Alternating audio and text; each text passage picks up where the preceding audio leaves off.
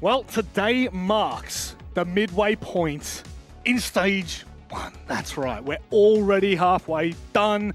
But the big important factor is it's bloody well Judgment Day. This is the day we've penciled this in since the very beginning of this stage. We did not think for a second that there was going to be any other game that we wanted to watch than today's matches. I welcome James, Dev, Marta, Stewart, and Vinny? Jenny. Oh, right, Jenny. That's right. Sorry, I forgot about that one. Welcome back to the desk, gentlemen. Vinny, obviously yesterday's matches, it is a super week. We've seen quite a lot of matches, but is it fair to say that maybe it's been a little bit underwhelming ever since the first play day? Yeah, a little bit. I think the second play day we saw a bunch of teams, with the 7-0s and the 7-1s really come back to the top of the leaderboard. But yesterday sort of balanced things out even a little bit more. Obviously, Outlast still on top, so something a bit unexpected. And but the games so far have been, as you said, quite underwhelming. Bit disappointing, Dev, but I don't want to agree with you there, Rob, actually, because while, we have had a lot of 7-0s, we've had a lot of one-sided games, we have, in a way, had the most competitive stage we've seen for a long time, particularly at that top level. There are some teams at the bottom end that have really struggled, some teams that have struggled to get more than one round in their first two matches, but at the same time, we're finally seeing people actually contest at the top. Teams like GG, the ex-Bliss roster, we're seeing Chiefs looking really solid, and we're seeing surprises like Outlast as well, who you already mentioned. They were kind of nobody's coming into this. They'd played an off-season tournament. They had one player who'd played in the OS League before, but they're actually looking really solid. They're still sitting at the top of the standings. They haven't truly been tested, but of course today we find out the answer to the question that we have been wondering this whole stage long. That we have. The big storyline of this stage is all to do with that GG Chiefs rivalry. Certainly is. You were talking about the ladder. Let's go ahead and have a look at how it's panning out. I'm so glad that we've talked about how competitive the league's looking, because there's only one outlier at the top. It's only Outlast that's at the very top of the league right now. And just a reminder as well for those playing along at home, Outlast have had 3 pretty decently competitive games. Maybe if you took Odium out of the mix from yesterday's match, you could probably go, then we look to more like the Antic game, and we look to what a performance has looked like from Outlast, which is consistent. They've consistently put up the number, and they're just looking really damn good, Vinny. Yeah, they are, and I think we'll talk about it a bit more before the first match. But I also might have to disagree with you a little bit. Please. Just because Antic and Supernova, or did they play against Reckless Fears? Are you talking Outlast? Yeah, Outlast. Outlast played against Antic, then they played against Supernova, then Odium. Supernova, yeah. So both of those teams are having quite a rough start to the stage. Yep. And I think it's shown that. And Outlast obviously playing very well. I think we said there was 7-4 for every game so far. 7-4. So they're considering the other games that have been played this stage, they're quite dominant results, which is good for them. And as Dev sort of mentioned, they weren't really big names coming into this stage. So just the fact they're getting this experience and are still able to take it to that level already, it's a good sign for them. Certainly is. Let's go ahead and have a look at the matches for today. Of course, everyone's attention will be dragged to the final game of the night. But I don't want to talk about that just yet, because there are more important matches. What am I saying? There's no such thing, Dev. There's no such thing as more important here. What are your thoughts on the matches that we've got this evening? Yeah, so the big one for me that's not the last game is probably going to be Prodigy versus Supernova. Prodigy were the lowest rated team coming into this league, right, Vinny? I mean, these guys had a really average performance in the Rivals, and then they were the last team to qualify for this event through those open qualifiers. They almost got eliminated. Supernova, on the other hand, these guys, back when they were Odium, the old Odium, they looked really solid. They were top 4 in stage 1. And for me, I think the storyline for both Supernova and Antic is, where is this previous form? Where has it gone? And are you realistically going to be challenged by the up-and-comers like Prodigy and Odium? Yeah, exactly right. I think I agree with you on that. I think the Prodigy Supernova game is going to be quite exciting. Obviously, Prodigy, we said, as you said, was the lowest rated team, but they've actually put on some good performances so far. I've been quite impressed with the way that they're coming into games and playing defensively, because I think, especially with newer teams, they might come in and play very passive, and against good teams like Chiefs, Gaming Gladiators, even teams like Antic, that can be sort of a trap that you fall into and then get run over on those attacks, where realistically, you should be winning more defenses than attacks. And with Prodigy, like we even saw them yesterday against GG go 4-0 up and 5-2 up at one point. They almost stole points away from GG. And for a really long time, it looked certain that they were going to take points away from GG on the standings. It took a massive reverse sweep for GG to come away with the full 3. Yeah, kind of scary, to be completely honest. But do you want to know what's even more scary, of course, is just the conversation about predictions.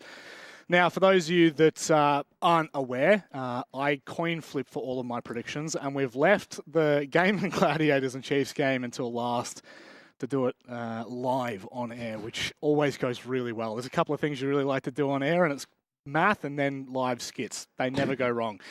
So I don't know how well you can see this, Streets. Streets is our camera operator.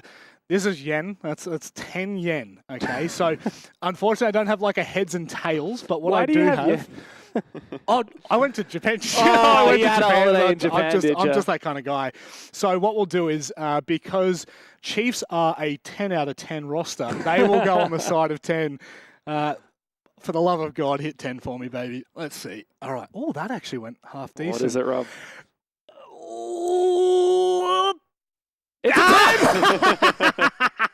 Let's go. We're out of here. We're with the Chiefs, and that's all that matters because the Chiefs have got this game in the bag. That skit went for a little longer than I intended. I didn't know how high I was going to bring it back, and then I realized it was tilted wrong. But look, at the end of the day, the worst part about me showing the predictions graphic is the fact that generally I stay in line with most of the people in this league.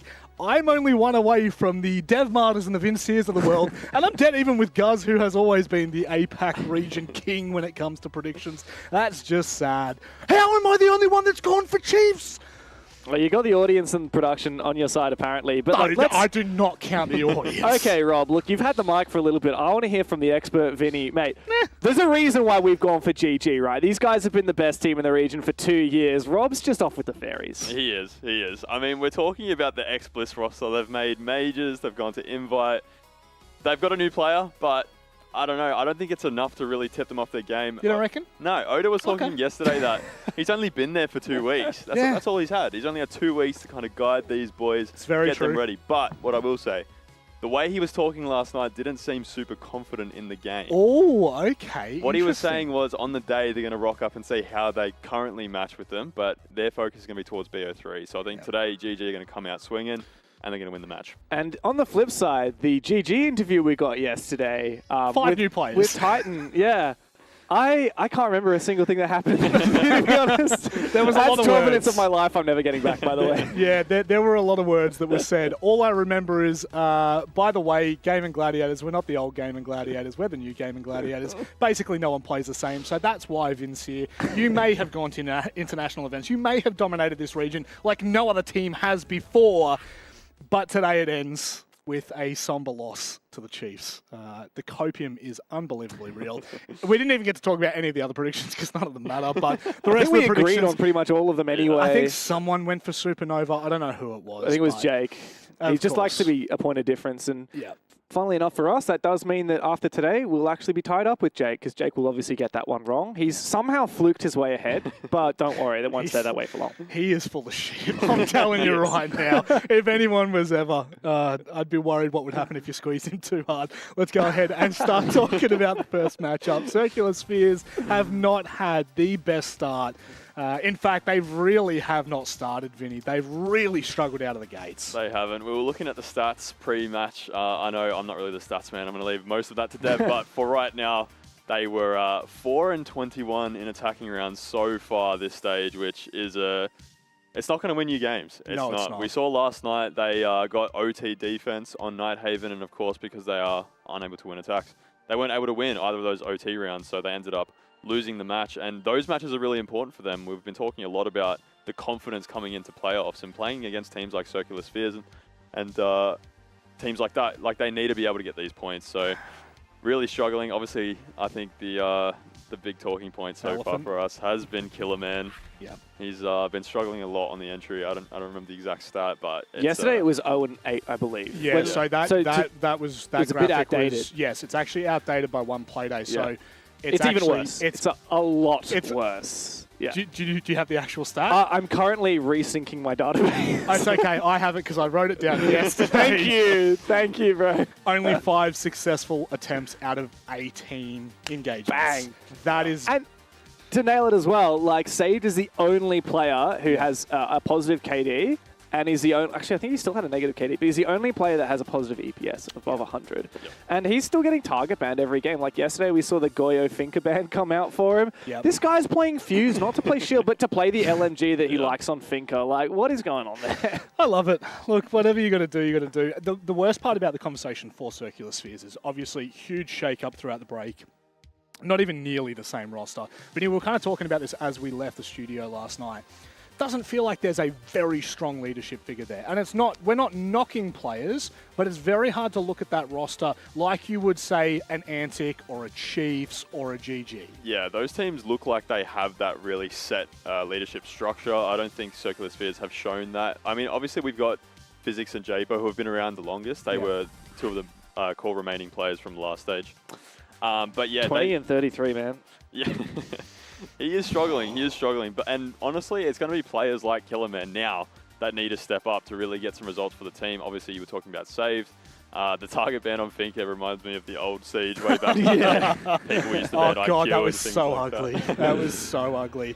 And, not to rag on Killerman, but we obviously have seen him at greater heights. So that's why it's always such a stark contrast to what we've seen, which is why we need to talk about it. Speaking of stark contrast, I mean, the last time we saw Bailey in the league, he was the villain of the league dev. Outside of Logic, there was no one that had a bigger name that people almost cringed at than Bailey. Very true. He's turned this around with a completely new roster for players we've never seen in Tier 1. Yeah, and players that have really surprised us as well. It's not only Bailey who's starting to redeem himself. Realize and ACOG are actually the 3rd and 4th best players in the league right now, which is unbelievable. Like at the very top, you got Tuhan, you got Quiz, you got ACOG, and Realize. That is, 2 of those are not like the others. And they both come from this team, of course. Real surprising to see how well these guys have done because, unlike you, Vinny, I didn't watch a lot of that off-season tournament. And funnily enough, the one game that I did tune into was the one where they got 14-0'd by Chiefs.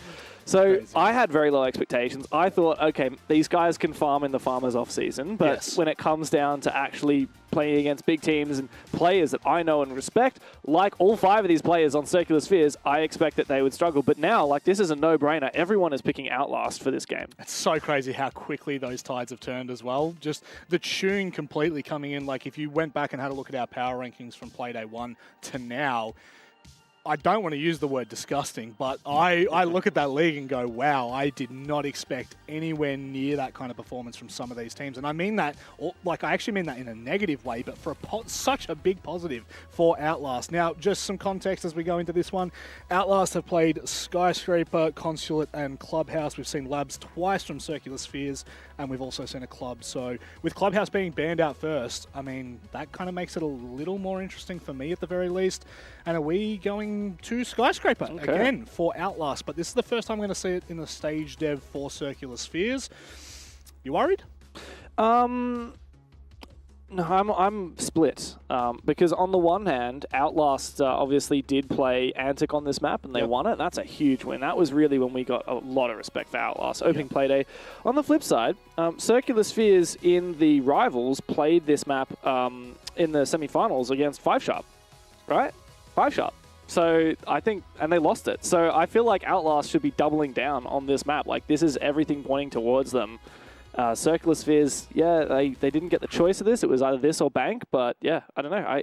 I'm trying to spin something to try and put something on the Circular Spheres side, but I'm actually having to work really hard for it. Yeah, I think that's right. I think it's quite interesting to pick the map again, especially after losing it in an off-season tournament where obviously they didn't have the best results. Circular Spheres, I'm assuming that they've gone back and watched over that game and probably seen where they can fix things up. Obviously, Outlast already winning Skyscraper this stage as well gives an extra VOD for Circular Spheres. But in saying that, I think Antic are quite a good Skyscraper team, so that result should actually be more scary than just something to watch. All right. Well, Outlast was humbled yesterday in their game against Odium. Let's hope it doesn't happen again. They're strong at the moment, 9 points on the trot. We actually have a budget increase for tonight, and we've got Michael and Xenox from the Jake and Ghost Show. Yeah, one day we're going to get a proper throw from you, Rob. One day. Hopefully it's sometime soon. Maybe towards the back end of the stage. But good job on the desk, though, at least talking about this game. It's certainly going to be a good one. Top of the table, Outlast. Looking for their 4th win in a row, Guz. And you are off the Circular Spheres. I got burnt last night, Jake. I Had got enough. burnt. 2 from 2 was not. I was heartbroken. Circular Spheres, what was it, 6-3 up. I called the GG. You did. And unfortunately, they went on to lose that game in the 15th round as well. So They'll probably win now that you've not they tipped them. probably will, which is going to be interesting. Only 8% of the audience believe and have faith in CS this evening. And I think rightly so. That was even before the veto, and I think the desk making some very good points that Outlast here on Skyscraper may be a little bit bolstered, and CS will need to improve upon their previous results. A lot of pressure as well on the likes of Killerman tonight, big talking point last night and in the pre-match for this game. Out of form at the moment, but we know how dangerous he can be. We have to go all the way back to the opening game of this particular stage for Outlast versus Antic, which was on Skyscraper. Outlast winning that one 7-4, Guz, after winning 5 defensive rounds in a row in the second half to get that win. Never seen before bans as the Blitz and the Montang will be banned out here, you would imagine. That's why they increased the budget with calls like that, Jake. Well, the Blitz was already banned out and the Montang's at this point Likely to follow. The interesting conversation I had with Vinci yesterday, though, is how much it opens up for other operators that, you know, typically in the past we would see get banned out. With the shields now being more predominantly banned, it does kind of open up the floor, at least for, you know, other prominent operators. Yeah, I mean, it means that Dokkaebi can make it through. I know she was nerfed, but I think she's still powerful. Operators like Ying. Nook as well as a pocket pick. Ying's certainly strong in the late round. And also in terms of a more specific target ban, Finka will be available for saved. He has been very much quote-unquote crutching, but performing well with the Finka LMG ACOG combo. Yeah. And that's certainly something to keep an eye on. We have seen a bit more fuse play, actually, based off the shield. When we do see bans like this, when the Blitz, the Montang, and now also the Clash are all banned out, you go to who's got a shield that's remaining, and it's the fuse. And we've seen it used actually to some decent success. So Karaoke Tea Room on the defense to begin for Circular Spheres. Winless, Gus. Winless for this roster. I mean, it's honestly quite staggering. I know you obviously picked them twice, but you go back to yesterday, lost that game against Supernova on Nighthaven Labs.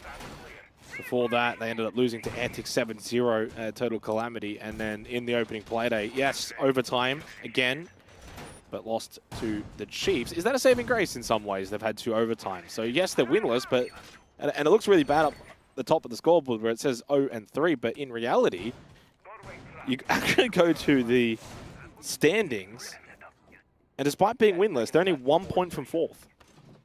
Yeah, certainly true. 2 overtime games, yeah, something. 7th looks bad, but in the BO1 format, pushing OT is always a mini win to some extent. And again, last night a great example of a match that really could have gone either way, and certainly probably should have been their win ultimately in the end. But overtimes won't count for anything if they're unable to finish inside of that top 6 and make the playoffs. That's what every single team is fighting for at the moment. And as Rob introed the show, we have now eclipsed the halfway point of the regular stage. Played a 4 of 7 before 3 days of GSL playoffs. The other saving grace is that it's looking incredibly likely Odium will be featuring one of those 2 bottom positions. It's just the nature of a team that clearly is not quite at the same level as the direct competitors. So for Circular Spheres, it's a matter of can you get out of that bottom 2. It's going to be a dogfight though. Supernova, Prodigy, some degree even Antic, all the other teams on 3 points. You would imagine Gaming Gladiators, Chiefs, and this team as well in Outlast Gaming should be safe from that bottom 2. Perilous position, opening kill for Circular Spheres. You'll take that. Ned will lose his life on the Ying. That's certainly going to make entry into sight a little bit more difficult for Outlast now. Not only down a player, but you lose out on the Ying. Over towards Geisha Balcony for Yentire on the Maverick. Double hard breach with Thatcher, Flores for those Roteros. But so far, I do like the lineup being brought here by Circular Spheres. Reloading. Outlast chipping away at control over towards Exhibition. They have the cutoffs in play, but the defense has already fallen back, and Japer with double the advantage for the defense. A nice Nitro cell onto Bailey, so hard breach compromised now as well. Relays also falls, and this attack never really got going for Outlast. Circular Spheres on the verge of a flawless opening round. And if they win this match, Jake, and I didn't pick them for once, I tell you what. Yeah, look, Killerman losing that battle, he's one to keep an eye on in this game. I think going into the second half when entries will be difficult. And the reason why I bring that up is, you know, for Outlast in this round, they struggled on the entry, didn't they? And I think that's going to be the telltale factor in this matchup between these two teams. It's going to be attacking half, who can enter better, who can start to get a bit of that map control, win those contact fights. And, you know, we speak about Circular Spheres a lot as the kind of team that's got the firepower. They're happy to take fights. They like aggression. And when you kind of play Skyscraper, even though it's defend-decided and, you know, in nature it's all about that kind of pure defense, attack, fall back, and kind of give up space as you make contact. I think that suits Circular Spheres a little bit more than other maps where it's more holistically structured. This gives Circular Spheres an opportunity to actually take these earlier fights, then fall back, take the next fight, then fall back. And I think that suits their playstyle a little bit better, provided guys like Killerman can actually win those early battles. But yeah, that was just a non-round. And at no point was Outlast even remotely looking like they were going to do anything. They do hover the fuse, spoke about it, shield play. Offers an Exhibition, not an awful sight for Fuse.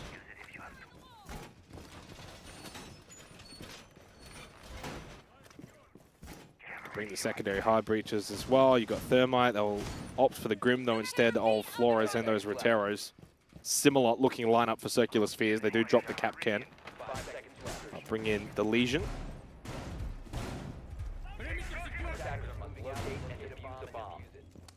It is crazy, though, how quickly the narrative will change for a team like Circular Spheres if they are able to win a game like this against Outlast, who's top of the table, undefeated. Yeah. Suddenly you get all 3 points, you go to 5 points, and then you find yourself only 4 points behind a team like Outlast, who, by the way, still later on in the stage will have to play the likes of Game of Gladiators and Chiefs.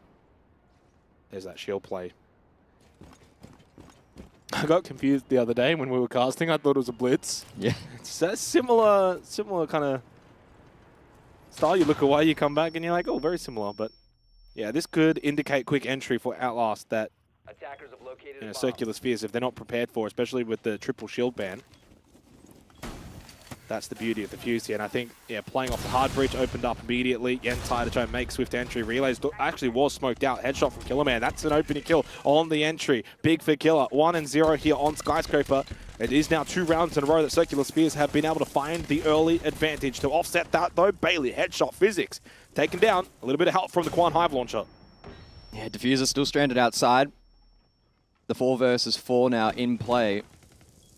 Killerman in a strong position to potentially make the play. Bailey goes for the plan. Japer denies, and Neptune as well in on the action. Killerman finally cleans that one up as well, and Neptune concludes the round. Strong defense. Yeah, really good positioning and repositioning as well. Good smoke usage, denying a lot of vision there for Outlast as they wanted to kind of go quick, hit sight quick, and they just couldn't really see what was going on. Yeah, intriguing round. Outlast obviously trying to play off of that Fuse shield, but I don't really think we saw the Fuse shield have any kind of impact that would suggest it was really worth bringing in that round.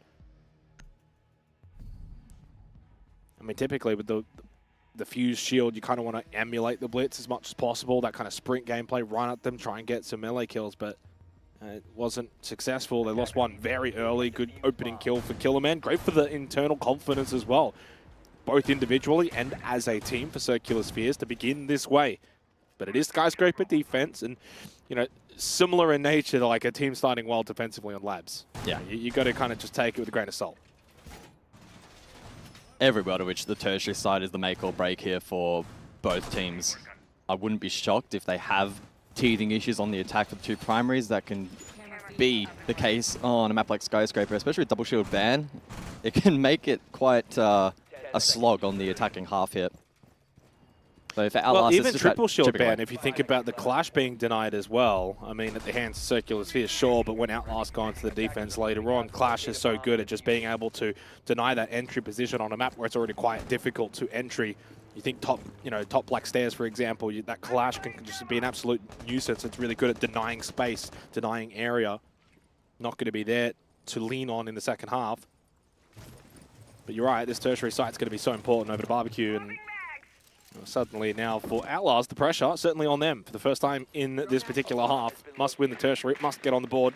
Otherwise, Circular Spheres can make it 3-0, go around the world, and I think promptly would force a tactical timeout from Outlast. Triple Nitro lineup for Circular Spheres this round on defense. No IQ to directly counter the Valkyrie here from Outlast. So Circular Spheres from below may be able to contest vertical pressure, but they do have manpower up above currently. Double Geesh stack, Physics and Killerman. Yeah, I mean, double actually towards Karaoke. So trying to get aggressive here, Circular Spheres, deny as much space towards that entry point. Oh, Physics is really aggressive here. Yeah, this is, I think he wants to try and maybe get to the side of ACOG here, if possible, who thinks he's then safe behind that Talon shield, but ACOG actually just rotates out, sticks the shield, and then decides to vacate the area. 90 seconds left in the round, by the way, and it's Ned who will play behind it.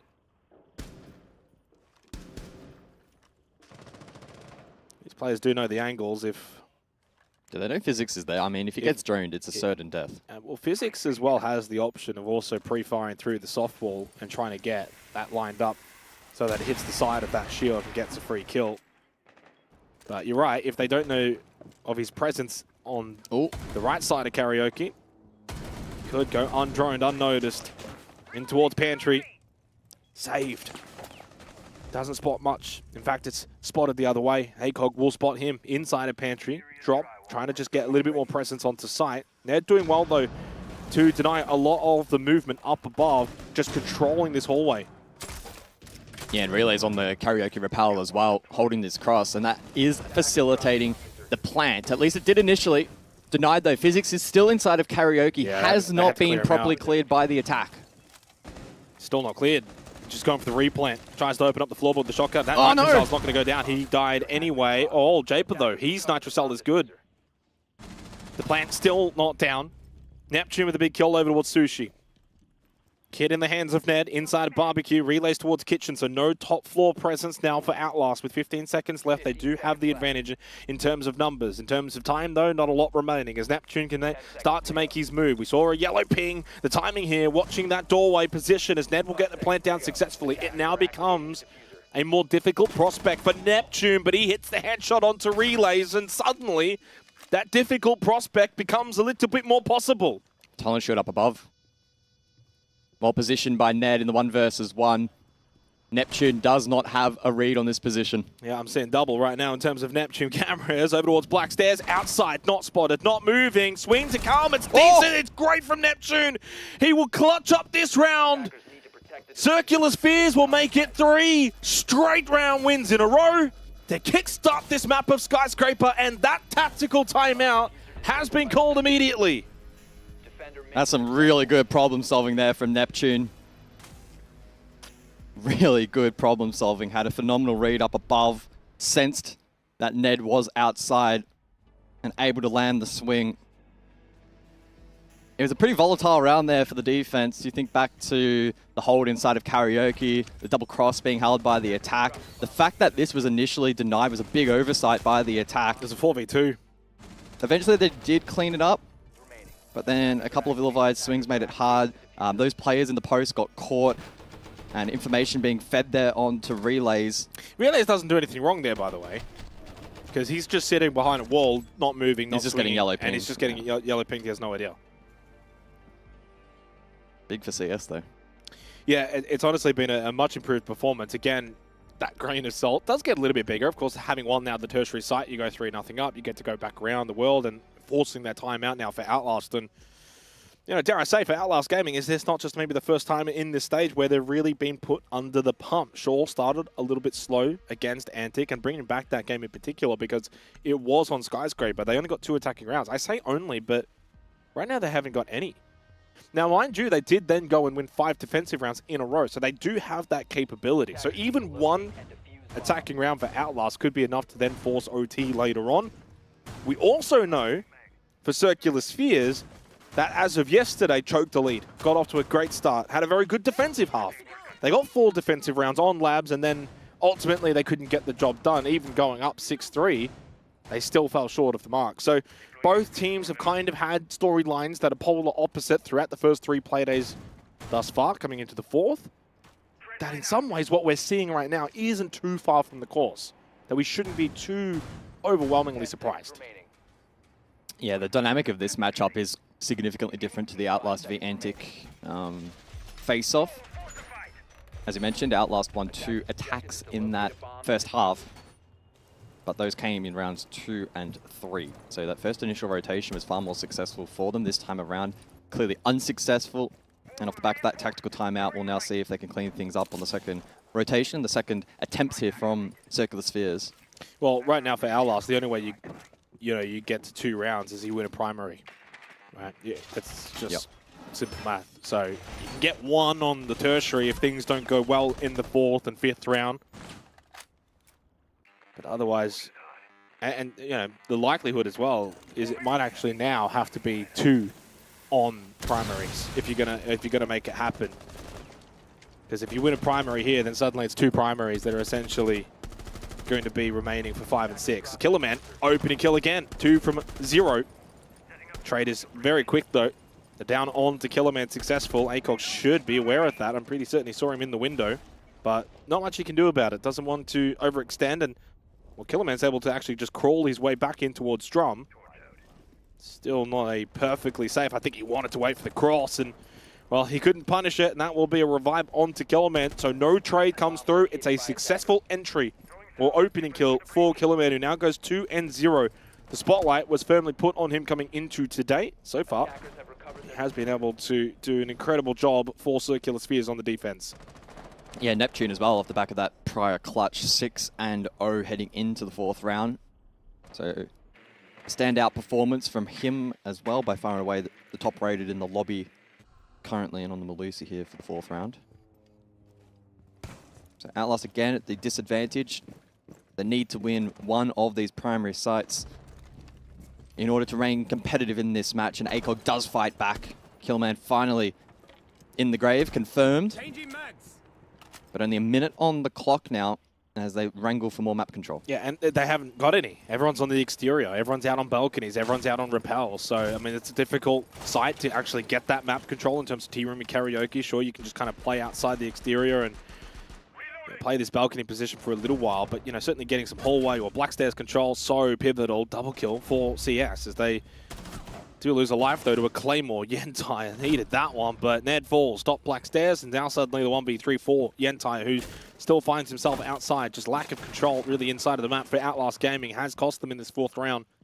No drum side pressure, no first floor pressure.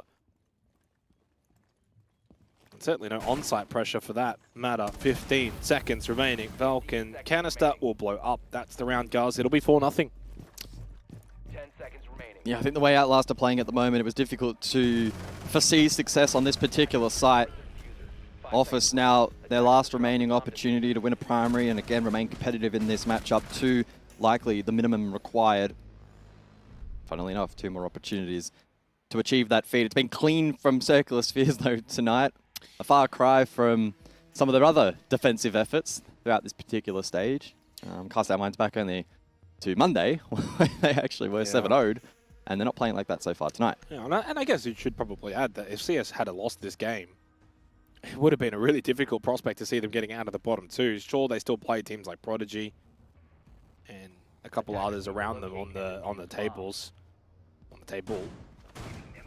but it would have been far more difficult. This win, though, if they can confirm it from here, I know it's after yesterday. I don't know if I can trust them wholeheartedly, but I don't. It would be so big for them. Goes to 5 points, would put them immediately into 4th. It would put a dent into the campaign of Outlast and their hopes of a top 3 finish.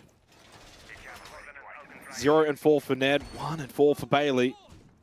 They just can't get into the game. Ned now finds himself onto the Deimos to maybe try and help find more information that they can play off of in these rounds. Credit to Circular Spheres, though. They haven't overstepped the mark. They're playing a pretty decent game of Siege here. They're not making any mistakes. They're certainly not getting too overzealous on the aggressive denial of entries. Sure, Killerman does get one on the jump out, but then immediately vaults back in. It's calculated, it's measured. He's 2-0 now in that department for this match. And certainly the most impressive performance we've seen from Circular Spheres thus far in the stage. But it is Skyscraper defense. It is possible for Outlast to win the next two, and it ends up being a decent half in the end, despite everything. It could flip that quickly. But who's going to be the one for Outlast to open up one of these rounds? It's not Bailey. 1 and 5, and Bailey's had an absolute stinker. Relay's also losing his life. Both hard breaches in the bin, only the Maverick remaining. There's the Deimos, a little too late to the party, despite 2 minutes on the clock. This round is just about over. Saved gets another one. Ned stays scoreless. Lovely headshot down the hallway. 3 in the round for Saved. And even with 2 minutes still remaining, it's done. It's 5-0. Let's skip forward to the next one, shall we? Jeez. Untamed aggression around the map there from Circular Spheres, winning every single one of those entry duels, and it's been one of their strengths throughout this particular half, and equally a weakness of Outlast, getting map presence, map control, map pressure. A lot of these fights have been on the fringe, and they just haven't excelled in that rappel game and exterior breach play. Hasn't worked out for them tonight. If there is any map in the pool, and this is just intense copium at this point, if there's any map in the pool, this is where you can make a 1-5 comeback, but it's an absolute must-win round at this point. And still, the way that Circular Spheres are playing at the moment and the sharpness inside of the server and the big discrepancy between the two, it's still an incredibly challenging comeback. This is not a case of a potential 1-5 scoreline where we look back and say, oh, maybe a few of those rounds of 50-50 could have gone the way of Outlast. It has not been that case. They've beaten them pretty well. No, yeah. They've actually beaten them quite comprehensively, and I think that's actually the most disappointing thing for Outlast. You could be in this position, certainly so. There's a lot of matchups where you go to Skyscraper or Labs, I think really being the other one. And you kind of look at the scoreline, you're like, not sure if that's fair. Maybe, yeah, you're right. A couple of 50-50s go very much in a lopsided manner, but this is a total beatdown. Outlast have just looked incredibly unconvincing on their attack. Big thing for Circular Spheres now is to not now get over-aggressive, start over-peaking, start getting a little bit too careless with their spawn peaks. The IP single wall not reinforced, probably not a problem. Tertiary site now. So again, for Circular Spheres, it will just kind of be that top floor hold, a bit of pressure in towards Geisha. Keep an eye on makeup. Could go for the jump out there, Killerman. He's definitely known for that kind of play style, and he was able to execute it well in the previous round. If there's any kind of information on this balcony, be prepared. He could go for it. Entire here to make a line with the Maverick, and Bailey will hold for a potential kill. Try and bait in the bandit of Killerman. Killerman is peeking into it. Tell you what, that window was prepped. While that Maverick was actually, blowtorching the wall, I thought maybe he could have gone back for that, but instead he tries to play the line directly, loses his life. Now 2-1 on the opening kill. Probably the first mistake of the half. Saved for the final round of the half by a Circular Spheres member. Outlast will punish. Yeah, the overdrive there from Neptune, identifying somebody droning outside over towards delivery. What a shot. My God. Not a favorable fight there from Ned from the low ground on the rappel, but he wins it out. Elsewhere, Neptune finally does find at least one here for Circular Spheres, but Japer also falls. They're just hitting sight here. I think they want this to be over as quick as possible. Relay's getting kitchen control. Yes, there might be still a couple up above for Circular Spheres. In this case, there isn't. We know that. Both Sushi and Restaurant now into pantry for Neptune. On the Solus, and lovely back push. And catches out Bailey from behind on the flank. Creates a 2v2, but more importantly, kit control now established for Circular Spheres, guys, with 60 seconds left. It now becomes a recovery mission for Outlast. Not sure where the plant coverage was there from Outlast. Wow. Big mistake. 1 versus 1. So much time still remaining. Ned inside a kitchen, swings it. Save will win it. This one's over. It might not be 7-0, but you may as well put a line through this one. Circular Spheres, so they will get a tick. They will get a check mark from their performance in that half. 6-0. So many question marks of this Outlast Gaming roster for the first time this stage, under the pump, under pressure, and they just cannot live up to the moment. This was a very winnable round. You got the first 2 kills. in quite strange circumstances. Up 4 versus 2, not for the first time in this half either, guys. So the issue for Outlast is 2 attacking rounds would have been probably good enough. And in 2 rounds where they had a significant advantage, they squander it. Nice. Good job. Good shit, wait. I'm really confused as to how Neptune, who has been playing incredibly well tonight, was able to even sneak into that position. That was essentially what broke down that entire attack from Outlast. Yeah, saved 8-1, Neptune 9-2. They've been the absolute catalyst for why Circular Spheres have played well in this match, and all credit to them. But also just as a team, Circular Spheres just look probably like the Circular Spheres we expect from, well, what we hoped, what we see in Playday 2 and Playday 3 that they didn't play like, where they got 7-0, they gave up a big lead. I'm sure they would have been very disappointed with their performance yesterday. They should have closed out against Supernova. They did not. They've rebounded well today. How good is this for the league, though? It's great. First versus 7th, and we're likely to see a 7-0 in favor of the underdog. That's pretty insane. What's the opposite of a Farmers League? The flip-flop league, as we... I think we coined that term last night. Yeah. That's good, though. You're right. I agree wholeheartedly. I think there's nothing worse than when you see these 7-0s, but usually it's first versus 7th, and first has the 7. This one might not be 7-0, though, as we do go to, of course, defense for Outlast. And I think it humbles Outlast a little bit. Oh, absolutely. And just reminds them that... Oh, they've been incredibly humbled from this game, though. Yeah. 2 ways about it, as ACOG will lose his life to save. I think just about 90, maybe 80% of the opening kills have gone the way of Circular Spheres. Now even into the second half, Killer Man, good entry. Gets rid of Bailey. Bailey has just been non-existent in this match. He hasn't existed whatsoever. And in the end, a 5 versus 3 for CS. I don't imagine that they're going to throw this one away shortly. Although, Gentai does get one on to Killer Man. 3 versus 4. Yeah, Outlast only winning the opening duel twice in this match. Funnily enough, both on the tertiary sites, which they were unable to convert, proving very costly in this match. It's a 1v3 for Ned. I think this game's over. I think this one might be. No one expected 7-0 territory in this matchup, on this map, with these 2 teams, but it is now formulating. Although no longer a 1v3 with the revival, although it hasn't actually been picked up. It's just Calamity. A mess all around for Outlast Gaming, but for Circular Spheres, they find themselves out of that drain from yesterday and suddenly into the top 4. They better hope that I don't predict them again throughout this stage, because I may be the one that has cursed them. Good bounce back from Circular Spheres. They really had to tough it out in the opening stages here of the second half of the year, but it feels like they're slowly starting to piece it together, and taking down first place in such a comprehensive fashion is one hell of a statement, and again, just sends shockwaves throughout the rest of the league. Maybe you are just like the Circular Spheres curse guys. When you predict them, they lose all hope. But when you don't predict them, when no one predicted them, quite literally, I don't think anyone did outside of maybe production that usually goes for the underdog, they stand tall. 7-0, I can tell you, no one expected that one. Isn't that right, Rob? Too right you are, Harry. A 7-0, that's quite circular if you ask me, Vinny. Not impressed. I don't know what happened. We spoke before the game. We were like, they can't win attacks. They're 4-21, and then they won 6 in a row. 4-21, Vinny. That is what their attack rate was. I mean, how is that even? How do you go from 20% and then? Yeah. Anyway, let's start to deep dive this one, Dev. Interestingly enough, we're kind of seeing, I guess, the fruition of the first couple of play days. The adrenaline, is it wearing off?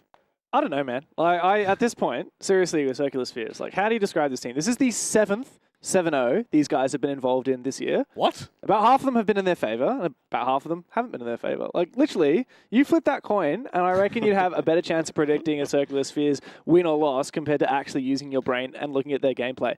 Like, whichever Circular Spheres turns up on the day, you just have no idea. Yep. Very talented players. Sometimes they just look shocking. Sometimes they look like they don't know what they're doing. Yesterday, they look terrible. Today, they look like they're just having the time of their life. Yeah. And I don't even know how to describe what I'm looking at in the game, because when they play well, you're like, oh, yeah, they're playing well. The players are confident. They're being patient when they need to be patient. They're seeing the gaps. They're pushing. And when they're not playing well, they're just not. I don't know how to describe it. So let me just let me sum up the Dev Marta waffle there. Please. Sometimes may be good, Sometimes may be shit. shit. That's just the way it works. Let's bring in Japer for an interview, an interesting one, no doubt about it. Japer, obviously I got the comms, you were listening for probably the last 30, 40 seconds there. I don't need to speak for it. I think it speaks for itself. You've had an average start to the league, but what is this? Like, how do we go from the start that we've had to a 7-0 against the team that hasn't dropped a map? Well, I think average would be very generous, to be honest. I'd more think pathetic would be a better term, but anyway, well, it's obviously a big change bringing 3 new players into our roster. I mean, 3 people leave, 3 new people in. Lot of change, new things to adapt to, Yep. Sure you guys are well familiar. So I guess it's kind of seeing what works for us, experimenting. We haven't had a lot of time to practice with these new players. So yeah, very much been experimenting. And I think today we've kind of, found a style that's, obviously seemed to work a bit better. And so very happy with the result today. Yeah. I think it, like, just to be honest, we're used to it on the broadcast because we've had to integrate Vinny and it's been tough. Vinny, anything from you, mate? I mean, we've sort of harped on a fair bit about Killerman this stage, and unfortunately his woes in the entry department. He obviously had a much better game today. Is his sort of mission during the rounds to sort of go out and be aggressive and try get entries? And how was that sort of formed part of your game plan?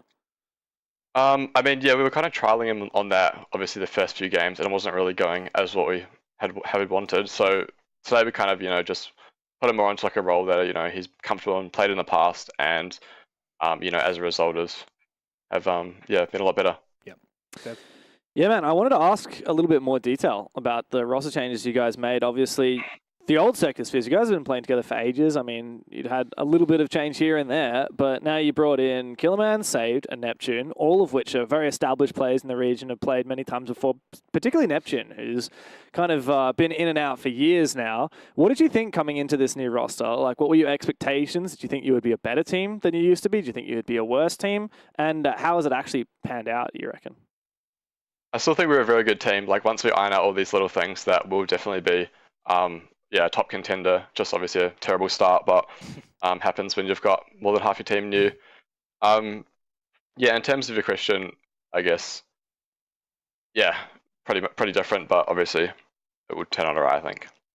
Now, one question I posed yesterday when we were just having a look at the roster is leadership roles and kind of who's taking over the charge in the server itself. Obviously, you probably have some of them. I would say it'd be between you and Saved have the most experience on this roster consistently, at the very least at Tier 1. Who is taking the leadership here? We don't really have a set IGL. It's kind of a lot of shot calling on what we see. I'd say, like, myself and Physics would be quite vocal, but everyone really talks except for Saved. He just shoots, and that's completely fine. That's all I've got him here for. But yeah. No, that's fair enough. Look, we'll give you the floor here as we usually do. JP, anything you'd like to say? Well, shout out to everyone who's watching. Shout out to you guys. Everyone who's believing us. Thanks. Been a terrible start, but we'll sure turn it around. Things always turn around, mate. Look at Vinny. Absolutely. We'll catch you later. Like We'll catch you later, mate. Cheers, guys. I like it because players get to jump in on the action as well. Yeah, it's not just me bullying Vinny. I thought once I joined the couch that would stop, but it's been it's been that was very naive of you, mate. I actually think it has gotten worse. It has somehow gotten worse. Has. Well, I mean, you got to realise we went from talking to you once a stage to once a night, so that's just how it works. Just thinking the same thing. I didn't win enough to get bullied. Yeah. I think the last stage probably summed up exactly what we were expecting. Dev, obviously, just an absolute stomping across the board from Circular Spheres. Yeah, funny little tidbit. If your headshot percentage is high, it probably means you haven't got many kills. And so that's the case with Outlast here, the only stat that they actually win out on there when it comes to the individual performances.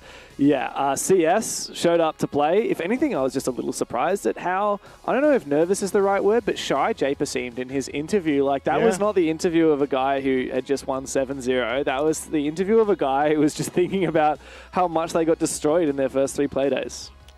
Yeah, I think it can kind of become like that. Hey, I mean, 3 play days in a row of really sort of mediocre results. I think he called them pathetic, which is that's tough. It is tough, especially considering yesterday they ended up losing 8-7 in overtime. So there's definitely some positives to draw out of their stage so far.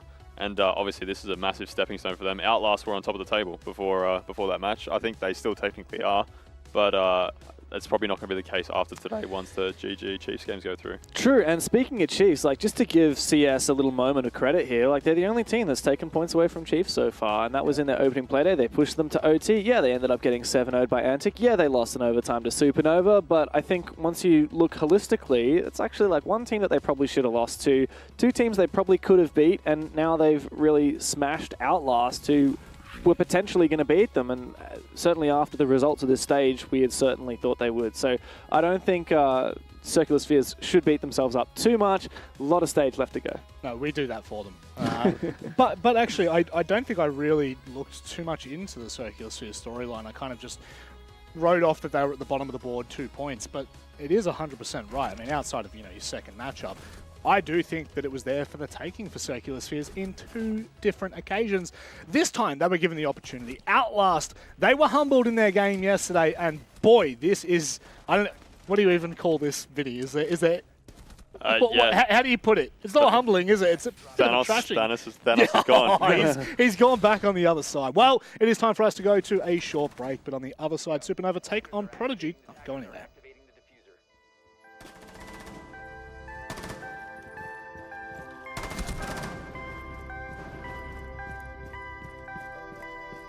Attack.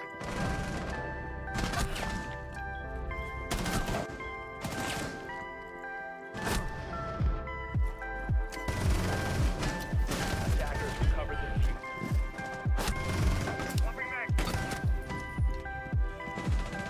Attackers have located a bomb.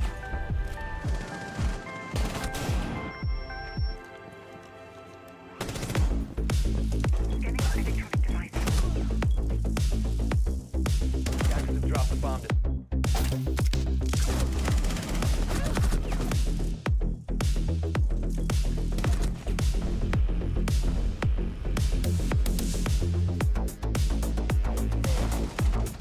Attackers have dropped the bomb. Attackers have located a bomb. I think it's a pretty good map. I did farm M80 on it at Manchester, so I'm going to put it in hard carrying because I do feel like against M80 I did do some hard carrying. Bank, you probably put in hard carrying. It's a map where you can have a lot of impact as a support. You can help your teammates out a lot. Bank, I'd put in good. I mean, Bank's hard carrying. One of the most fun maps to play, one of the bigger maps. Definitely fun to run amok on with the boys. I'll put Bank in uninstall.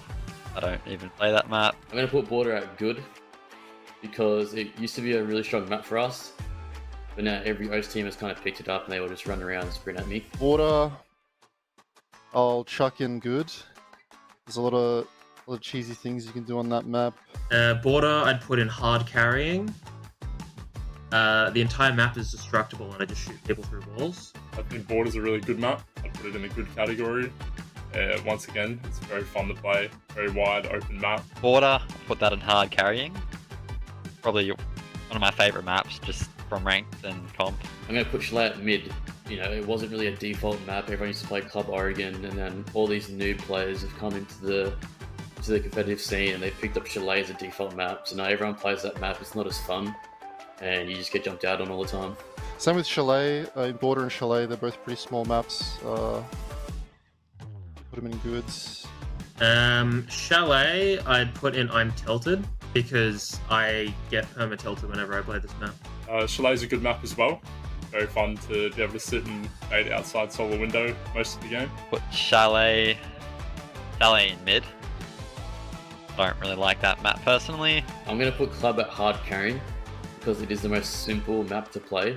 Club, I'm hovering between hard carrying and goods. I'd probably put in hard carrying.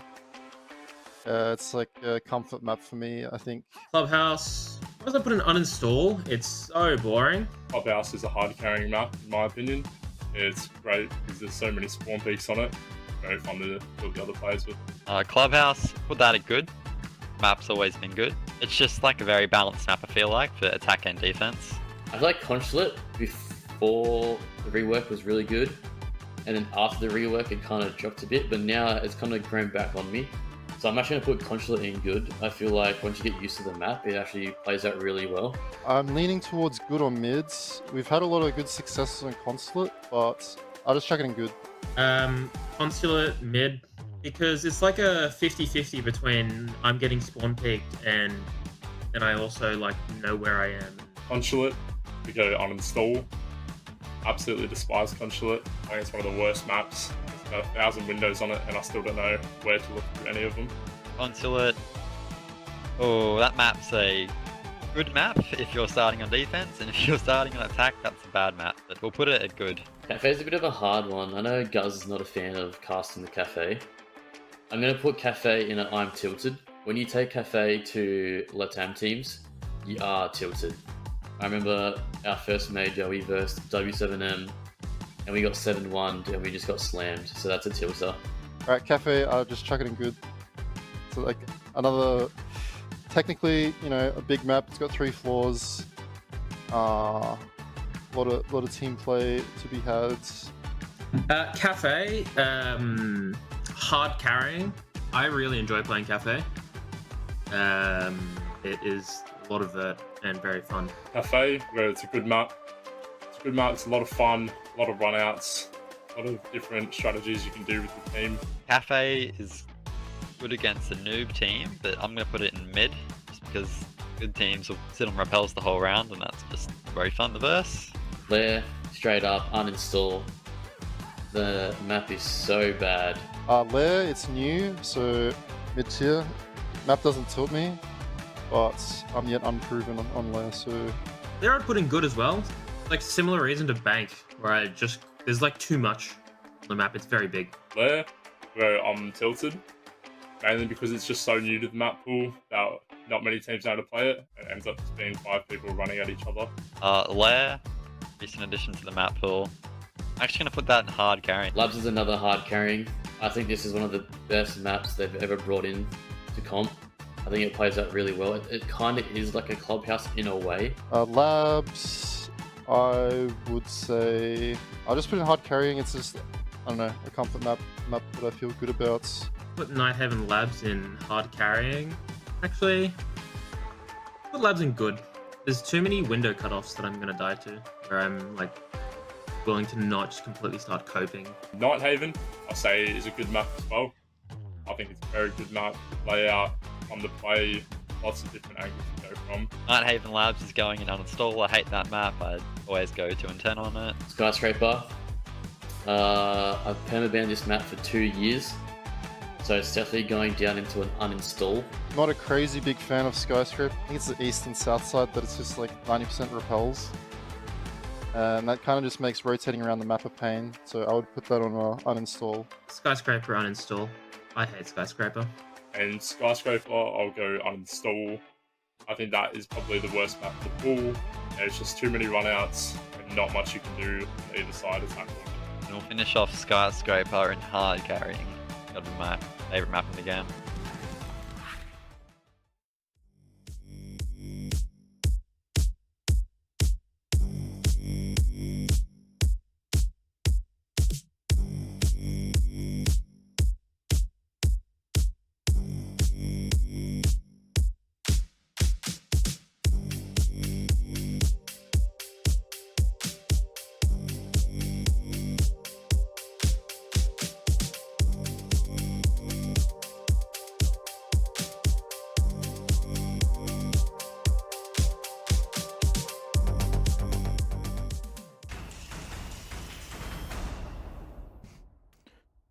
Right, the Ice League continues. We don't mess about here. We're nice and quick. We're sharp with it. And we've got Xenox, Venditti. Yep. I keep calling you Xenox Venditti. Venditti. Yeah. Why? See? Okay, I want to start a petition for everyone at home.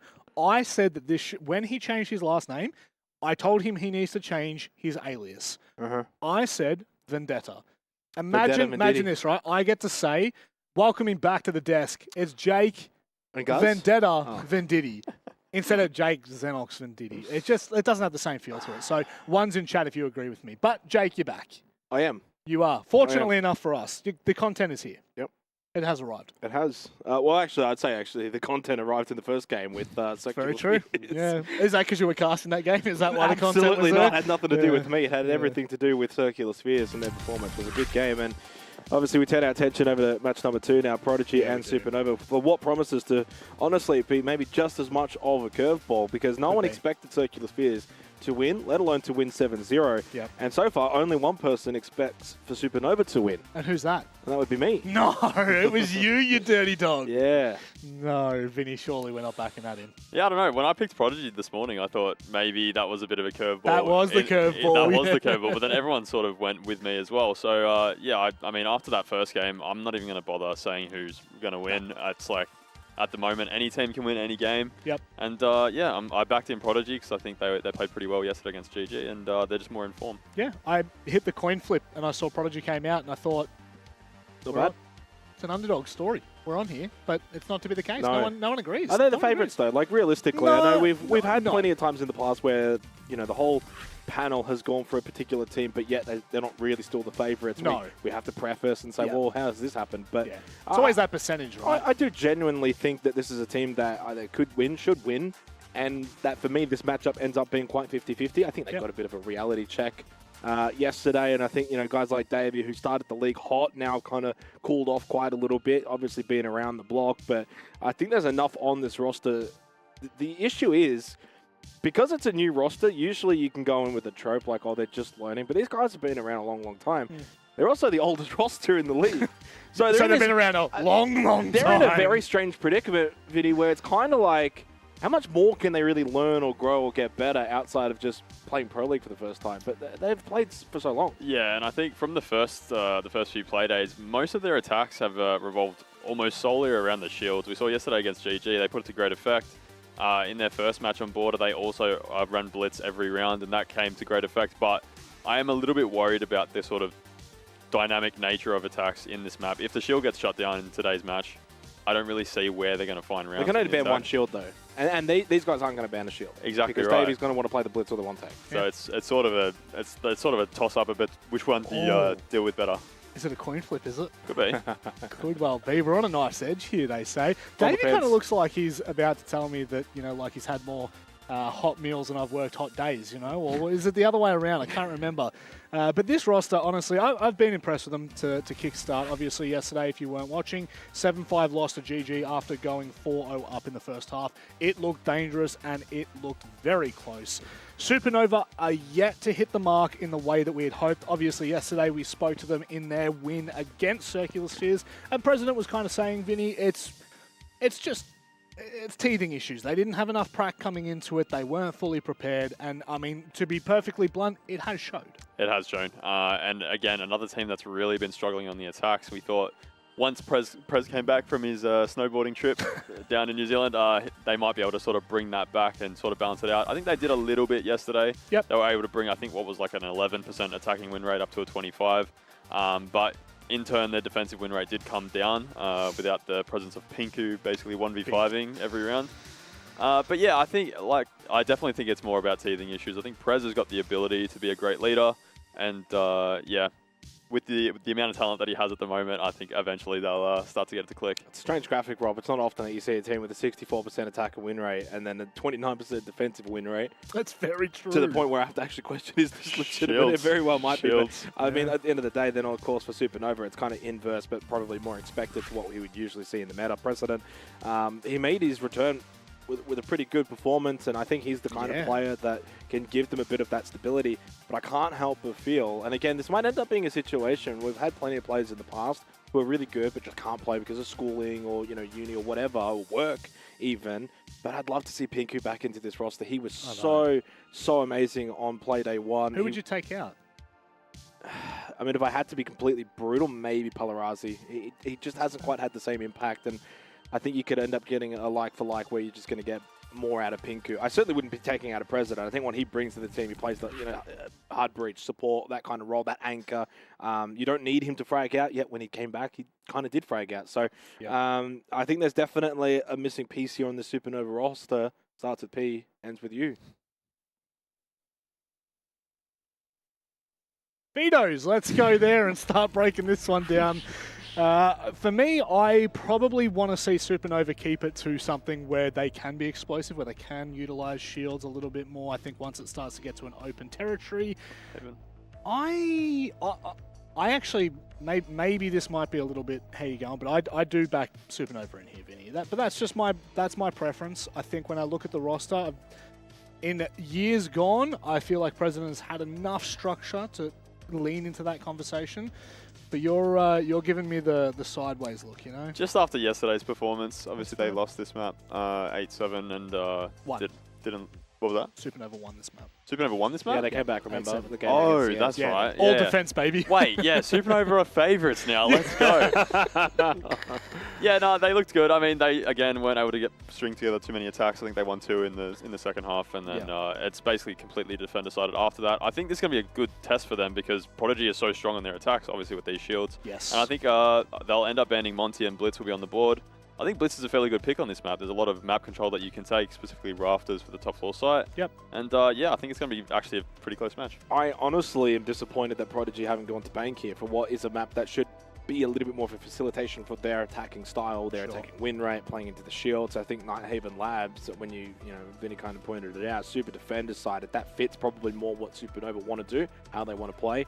And it means it's going to be a little bit more difficult for Prodigy to do and how they want to play. So I can't help but feel like, because they had the decision at the end that they could go to bank or Labs, and we obviously just saw Supernova on Labs yesterday. And look, the duality is they played quite bad for a large period, but then also brought it back. And that's not an easy thing to do, to regain that momentum, find a way back into the game, and then carry it home. And they did that against apparently a CS team that isn't actually all that bad after beating Outlast today 7-0. They taught him a lesson. I was going to try and find some cute little segue, but unfortunately my brain's not firing. It just doesn't work like that. Let's go across to Guz and Dev for the matchup. Thank you very much, Rob. You might not have a cute segue, but thankfully we've got 2 young strapping young lads here on the broadcast. How are you feeling, Guzzle?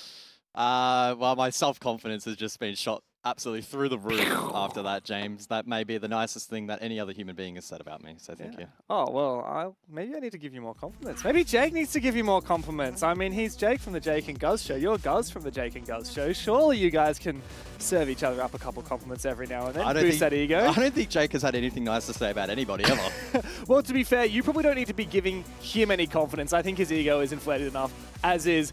And the same can be said for certain players in the Oceanic region. Unrelated, I saw a tweet from Logic today, which I thought was really interesting. So did I. Is it just me, or are some of these new teams low-key just better than the Burger Cans that have been around for like 3 years in 3rd to 6th place? Just a thought. Now we're talking about Supernova versus Prodigy. Supernova, a bit of an old guard team. They've been around the block a few times. Prodigy came out of nowhere. Is this time for the Burger Cans to learn what's up? I mean, maybe. We'll wait and see. I think Prodigy showed last night that they still have what it takes against even the strongest team in the region in GG. Yes, a 5-7 loss in regulation, but they played really good Siege, particularly in the first half. Unfortunately, then did unravel. They bring that kind of brand of Siege in tonight. I suspect that they will find some success, and Supernova still certainly with a lot to prove in my eyes, particularly on attack, which is where they kick things off. Their late round and some of their strats overall, particularly over on Consulate, have been a little bit mind-boggling, but here on Labs we'll see if they've cooked something up. Intriguing to note that they have banned the Monty out, target ban on to Davey, of course, who played the Monty quite well last night. So we'll see if maybe he transitions over towards the Blitz or maybe Fuse Shield here this evening. Doc will be banned. Backtracking makes certainly sense. Again, even in her nerfed form, still quite strong through the mid to late round. Valkyrie also off the board, limits some of the info gathering available to defense, and that will be backed up with Azami, leaving some sites a little bit more exposed than would typically be the case, namely top 4. Indeed, let's jump into Supernova versus Prodigy Esports. Guys, we have seen these teams play before back in the open qualifiers for this league. Back when Supernova were known as Odium, they defeated Prodigy 2-0, 7-5 on, get this, Nighthaven, and a 7-4 on Bank. So, in my eyes, Prodigy have said, look, we've lost to these guys before. We know how they play this map. We saw them only barely scrape away with a win over CS yesterday, and they looked pretty shocking doing so. Let's take them back here. So I like this from Prodigy. Even though they don't win the head-to-head history, I think they could certainly win this head-to-head matchup today. To locate and defuse as many bombs as they can. Well, you ban the Monty and he goes on to the Clash. Dave is a bit of a shield fiend. Trying to hide in the prep phase as well here, I believe. I like that. Graphic on the left showing the different permutations in terms of the standings, depending on the outcome of this particular match. As you can see, it shifts around pretty dramatically in that mid to bottom table, depending on how things shape up. I think that battle for the top 6 is very much alive, and it would be a pretty big setback for either of these two teams if they walk away without any points tonight, especially off the back of CS winning comprehensively tonight as well. It makes that storylining for the bottom half of the table very exciting. Yeah, the mid pack is starting to look a little bit closer than perhaps we expected.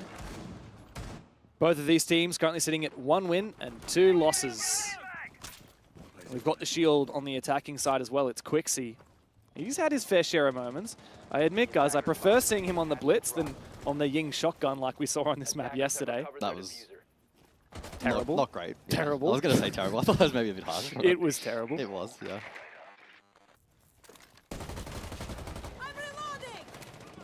Just having a look back and confirming my prediction, Prodigy for this particular game. And I think all of so us too did for except you. for Guz. Oh, sorry, Guz. Jake. Yeah. You guys are very similar. I forget. I can't tell you apart most of the time. Yeah, we are. Attackers dropped the diffuser. In some respects.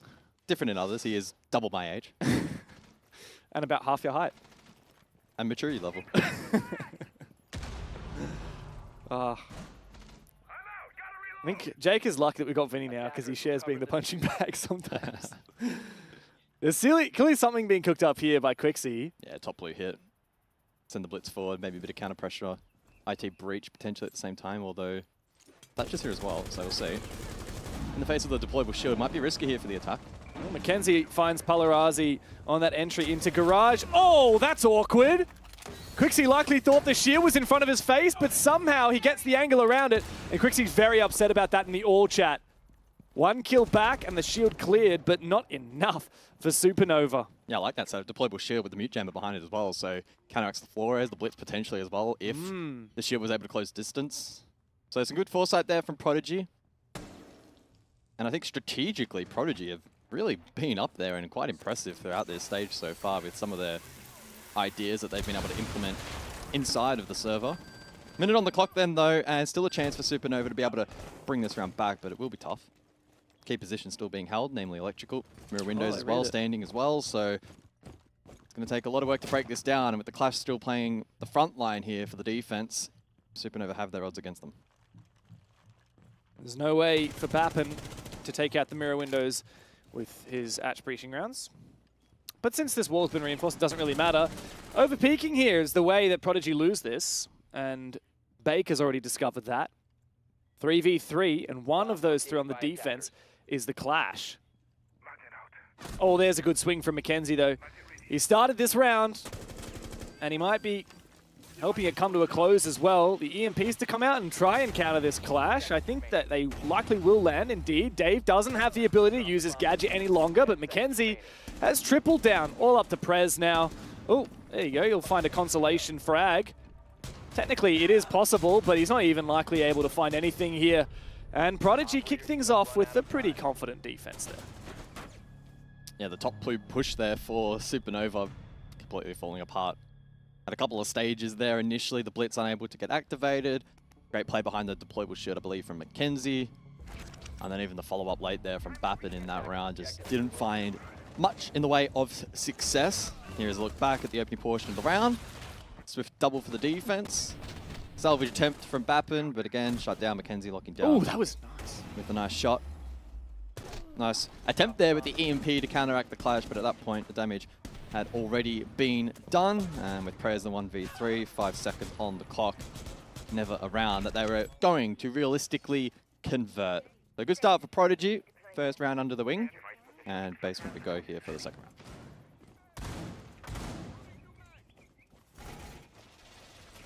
Is this just going to be another defender-sided game? I really hope not. The Supernova had ideas there, but I don't know, Prodigy just have solid setups. They play around them well. They don't make mistakes. And once you hit those 3 criteria, it's kind of hard to lose a lot of these primary and secondary sites.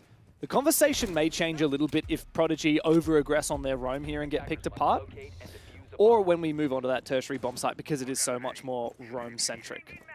And those more loose holds are the ones that tend to be a little bit more achievable for the attack at this level, as there are simply more times that the defense can make a crucial error and let that momentum flip. I think one of the biggest win criteria for GG last night against Prodigy was their ability to continually evolve over the course of the game and start to counter-strat pretty effectively against Prodigy. So I think for Supernova that could be a potential condition for them in this match, and they certainly have experience, and if President is switched on tonight and can lead the charge in that department, it could be enough to find success tonight. Good opening kill from the team as well here in the second round as Bake falls. Yeah, Bake was just making a rotation outside kitchen, just moving through the door into the hallway, and there was a window that exposed him. So good cutoff early from Palarazi. And Supernova, to their credit, have made really good progress here. Very good timing. Reloading. Still a triple stack on the first floor here from the defense that will need to be dealt with by Supernova. Deimos in a fight, Dirty taken low. Does narrowly survive. As more ground now gets taken by this Supernova attack. Prodigy not too eager to fall off for free though. Trying to find drones, maybe find one, fall back. But they need to be mindful that their risk management is on point. Good peek from Faulty, able to net a pick. But Bappin in the meantime does catch Davey, who last we saw was trying to get back towards site, so I'm not sure how he was cut off. But either way, a good moment in the round there for Supernova. And with 70 seconds on the clock, not too many threats still up. It's really just Mackenzie off site here over towards Cafeteria that could have impact. But he has been droned, and so Supernova have a read. Yeah, this is where it's up to Supernova to make sure that they've got crossfires onto him. Especially with very few drones remaining, you can't continue to just drone and not push this guy. We've got multiple ways he can be cleared out. There's crossfires. Flashbangs on President, but not on Quixie.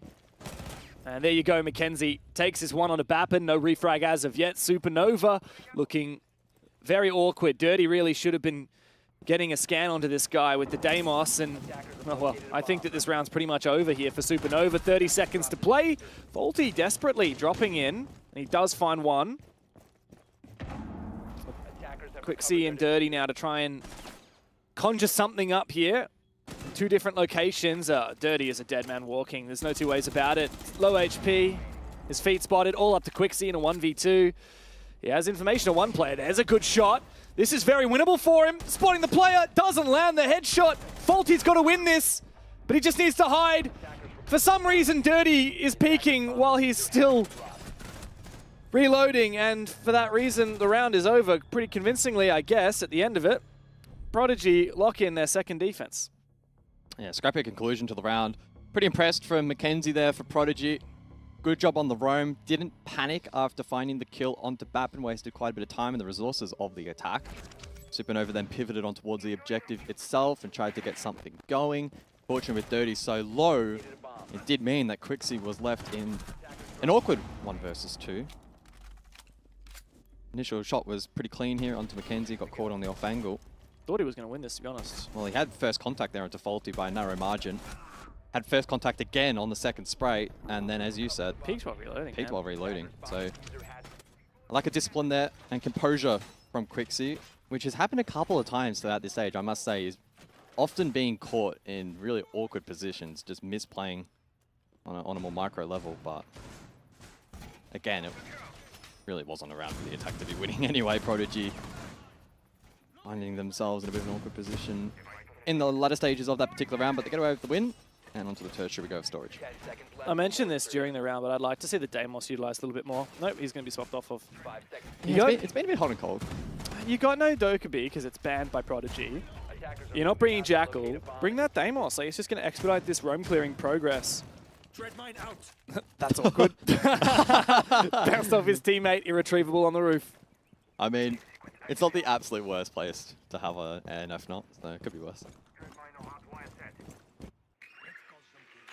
One thing I did notice in the prep phase is that Supernova actually had a really gnarly drone at the top of Warehouse. It's going to see a lot of deep lines of sight into a pretty crucial part of the map. could help them a lot find those kills in the mid to late round. So Quixie then off the back of losing that 1 versus 1 on the rain here for the 3rd round, looking to get control up above so that he can get those boogie auto breaches to work. Pretty comprehensive defensive structure though from Prodigy. Combination of the IT exterior wall and the bandit. You also have barbed wire and F-Nots from the Fenrir. Don't forget the castle as well, cutting down some of these lines of sight. So there's quite a bit to chip away. The floor is like aiding in that regard with those Roteros. And good clear on the wall for the IT breach. Quixie gets first blood. Mackenzie in the grave. Very impactful on the roam in the last round. But certainly won't play a role now for the remainder of this particular round. Yeah, you can see here the Supernova are looking to hold on to this top floor as long as possible. The Prodigy, rather, are trying to hold on. Supernova are doing a very good job of clearing it. That's their intention, to try and take this top floor control. There are still 2 players trying to support each other, but Quixie essentially has rafters for free. He wants to move on inside. Bake's gone down. Trippin decides, okay, it's time to peace out. And instead, it looks like Prodigy are going to try and play the bomb site from below. We do have Davey on the site itself, but he is likely going to die soon. Supernova have so many ways to kill him. Prodigy want to try and deny this plant from below, which means trying to hold on to this pressure below, but Palarazi is down here ready to cut that off. Faulty still has not fallen back, however, so Prodigy still have pressure on site, on the top floor, and in the basement. Yeah, I don't mind these positions from Prodigy, given the hand they've been dealt. 40 seconds on the clock, and Supernova need to be pretty precise here in the final stages of the round. Trippin makes his way back now over towards storage entry. Fight ensues. 30 seconds on the clock and the plant is being attempted. Can Davey deny it? Well, there's no one covering, and so Davey gets the freest plant denial of his life. Meanwhile, Faulty has made his flank good upstairs, all up to Palarazi. He was meant to be denying any plant deniers from below, but he now finds himself in a 1v2. And Prodigy look to make a successful rotation of 3 different bomb sites here. There's nothing to be done, and Faulty's above, Davey's on site. Even if Palarazi wins this fight, which he's not even going to push far enough to do anything other than a KD save. Big height there for the boys on defense. Prodigy up 3-0. The late round attack game from Supernova this stage has been really disappointing. Like, really, really disappointing. Who was covering the plant, man? And I think I said it in the opening stages of the match.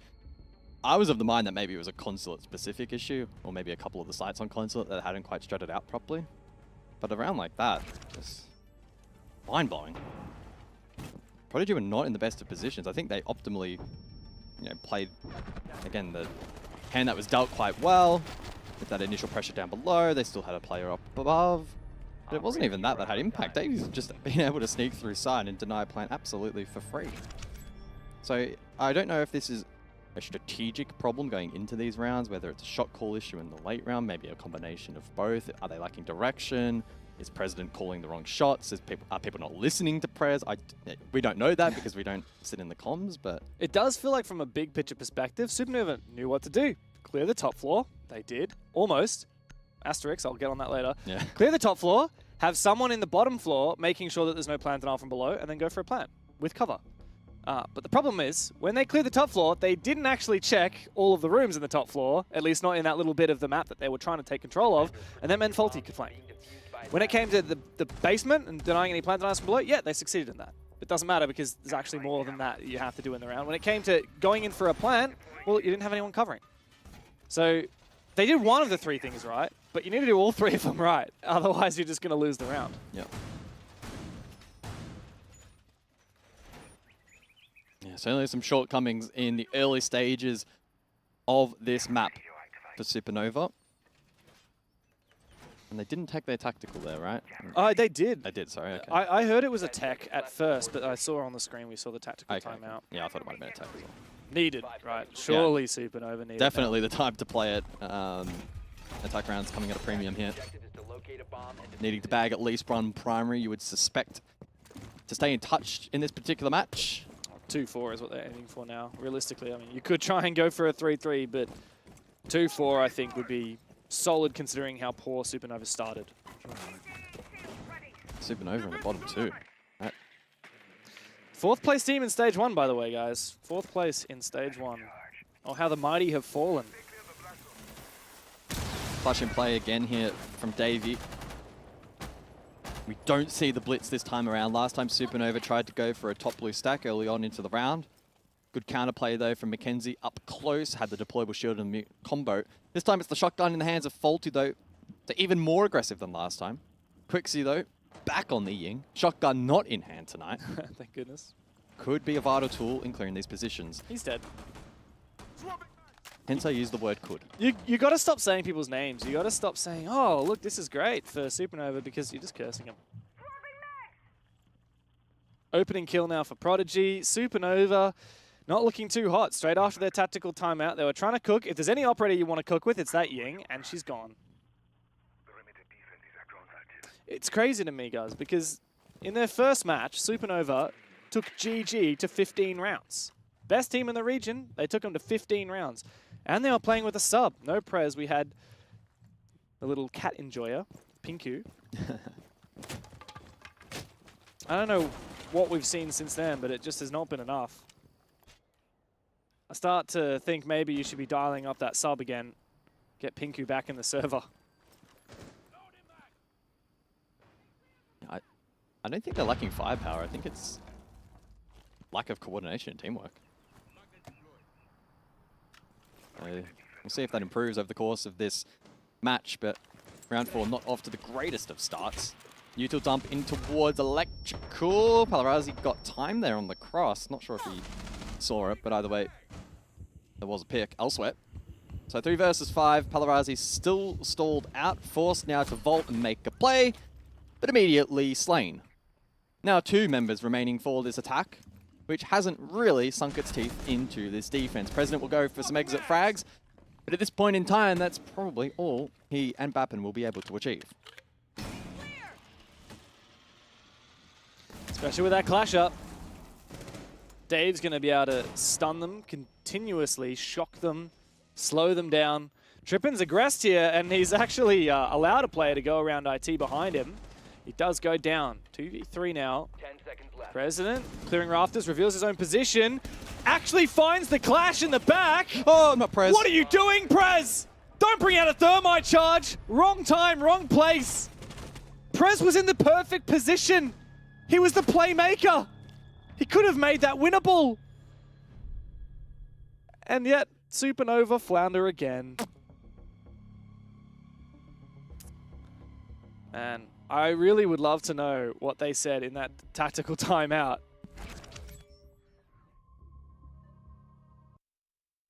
Maybe a combination of both. Are they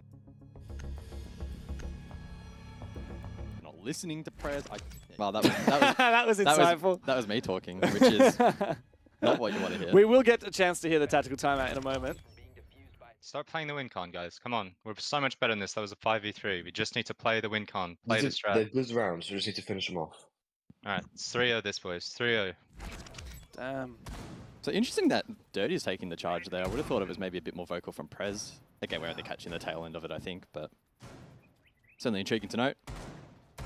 Yeah, fat finger from Prez there. An opportunity for the 2K to win the round. Bro, that's tilting. Was gifted on a bit of a silver platter. Davey got caught in that cross. Yeah, I'm surprised that Prodigy didn't expect anyone to rotate IT Breach. But they killed Trippin, who over-aggressed in con. That was credit to Bappen.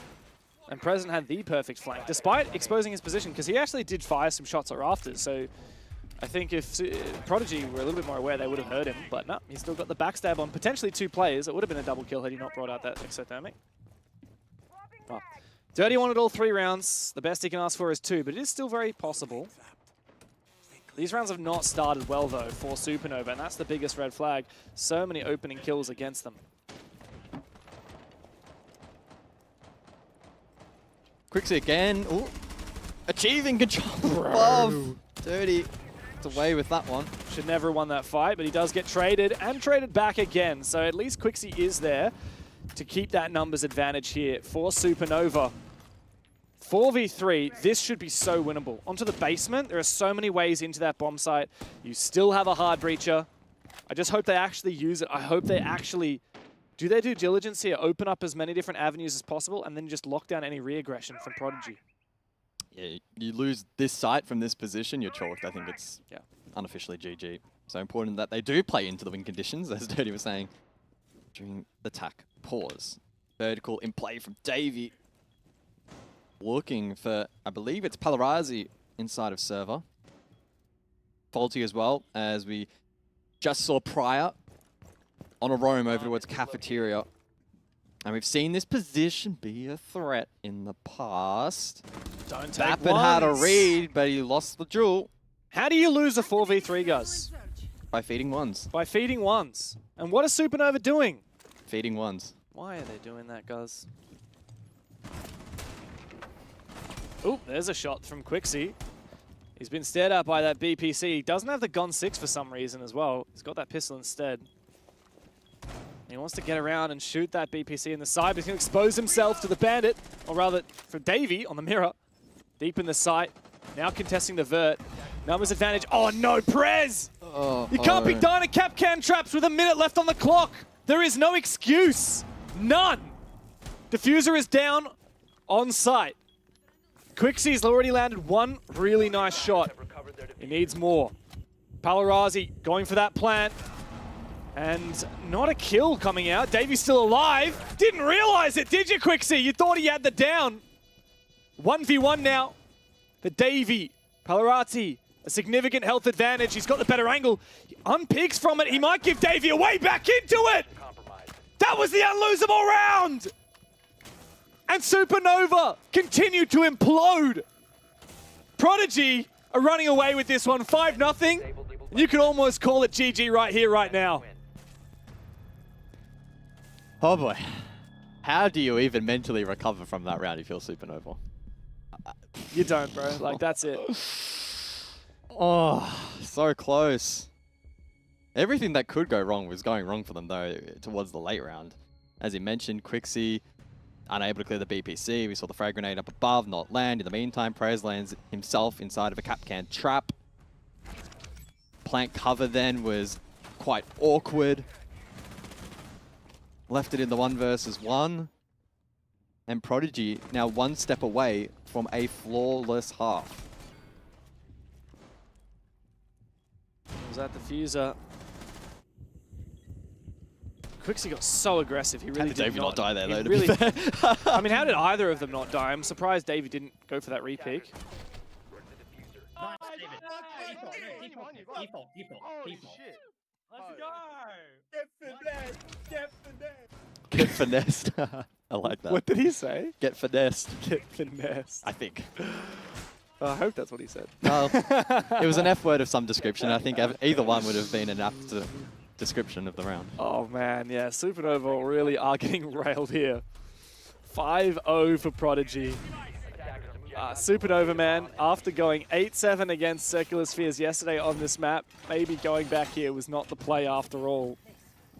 They got 2 attacks against Circular Spheres in regulation, if I recall correctly. And they'll be lucky to get 1 here, especially, as you said, after the chalk factor of that loss. This should be pretty run-of-the-mill close to the match here on from Prodigy. We have had some blowouts this stage. We really have. And yet, this is the Supernova that got 7 rounds off of GG, by the way. 7 rounds. If this is a 7-0, would it be the 3rd or the 4th of the stage? Well, we had 1 already today. I think we had 2 prior to that, maybe? Yeah, at least 4, I reckon. We had 2 in a row. And we only had 3 total in the previous stage. Didn't they all come in the same playday, though? Yeah. I remember there was one playday where we just had so many one-sided matches. Having a look now at this stage so far. There were 2 7-0s on the second playday, and we've had, if this is a 7-0, 2 today. So it'll be the 4th. That's wild. No wild play in Europe. Supernova get the opening pick, though. So something they can look to play off. Quixie to aggress now through server. Being droned forward live should be a free kill. Freebie. Bad timing. Come on, Quixie, you need this. Your team needs this so badly. Okay. Takes a lot of damage and gets traded as well. How's Mackenzie being allowed inside of IT unchecked? Oh, unfortunate that he's not able to confirm that kill because the revive likely will come out. Why are you peeking this Prez? Wait for your teammates. Wait for some util. Are you serious? Somehow Mackenzie gets another one with it as well. It is so damn over. Supernova looking absolutely shocking right now. But they still have the man advantage, so still every world in which they can claim their first round in this match despite a scrappy clear. Skeleton Key now can get to work. So too can any Roteros remaining from Dirty if there's util he wishes to clear. Namely those castle barricades. Plenty of entry points in towards site. Bake and Davey, can they hold down the fort? Bake does get flashed. He's being watched and shut down by Bappin. Exactly what we needed. Don't mess this up, Davey. Caught in 4K. Dirty turns on him. The first round on the board, finally, for Supernova. But it may well be too late. No 7-0 today, Guz, but they're going to have some miraculous defenses to make this look competitive. Yeah, miraculous for sure. It's just these little things, like the clear above. Great opportunity to play from Prez. Don't get that one twisted. Good opening kill, and then a live drone from Quixie. Again, clean siege. Mackenzie, though, unchecked, and they just peek one by one. Again, with the HUD, a little bit hard to really deep dive into that in terms of what utility they may have had to actually clear him from that position, but simply from a synchronization point of view and a tradability point of view, it was just really off. But they convert cleanly from that point onwards. They identify the win con, played into that advantage ultimately, and able to get the result across the line. So they have a buffer to work with. But Prodigy yesterday on their attacks against GG looked really clean. I was really impressed by their ability to play on the Monty. They don't have that this time around, but they did play the Blitz, that's fine. And the utility, like flash play and smoke play, probably some of the best in OS at the moment. It was really clean and really exciting to watch. So we'll see what gets brought here for the 7th round. No Warden as a direct counter from Supernova to kick off proceedings. And so we'll see if that's something that does get leaned into here by Prodigy. They do have 2 smokes available. Yeah, and you mentioned the smoke usage from Prodigy. That's really what it impressed me against GG even. Managed to be very impressive with the smokes. Cut off a lot of good lines of sight. They even use the Glaz occasionally. Spawn peek from Quixie doesn't pan out. You've got to have respect for these guys. I don't care that Prodigy are the lowest seeded team in this league coming into it. They've already proven that they deserve your respect. You can't be trying to spawn peek like that. You're going to die early. Quixie is the most hot and cold player in the league at the moment. Yeah. When he dies, sometimes he makes really great plays, and other times you just left scratching your head. I feel like he always does everything with confidence, though. So when he dies, he always dies confidently. Oh! Palarazi looking for a peek on the exterior. Lands a couple of shots, but not enough for the pick. And now pressure will mount for Supernova. Palarazi able to escape that warehouse from after position and reinforce next to the mirror window on site itself. So already looking to consolidate control. Mackenzie has identified that on the drone, and so somebody could look for a lurk late. Storage is being occupied by Bappin, and I think Mackenzie has calmed that based on his player cam. Oh, he knows. Yeah, ping below. Easy kill. Wow, that's good siege. That's how you do it. So good, so fundamental, so basic in a way. 5v3 when you got the blitz up. Prodigy could poke at any point of the bomb site that they like. The blitz is spotted there by Prez.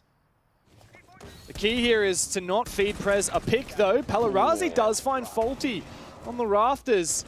2 players now watching for that blitz. A C4 above the door as well. A bit of damage there from the one tossed out. And now the blitz is taken on low. A little bit awkward now for Prodigy. This is where they're tested. And Palarazi wins his fight. Don't feed ones. Not again. 3 versus 3. Play off the blitz. Create space. Create pressure. No. But President able to counter that nicely. Some clean shots. And Mackenzie has been stalled out over towards IT for so long. No impact through the mid to late round from him. Falls apart at the final stage for Prodigy. Tripping now. CC stairs. 1 versus 3. I feel like we need to see more hard breach. We need to see more avenues unlocked because Supernova, to their credit, have played these crossfires well. They've won their ones in these long fights, and that's saved them for another moment here. Got to stop shortcutting the late round. They had the advantage. They didn't try to bolster that by maybe pressuring like a warehouse breach, for instance, or a lurk con. It was just, let's solo pick through IT while Davey gets stalled out.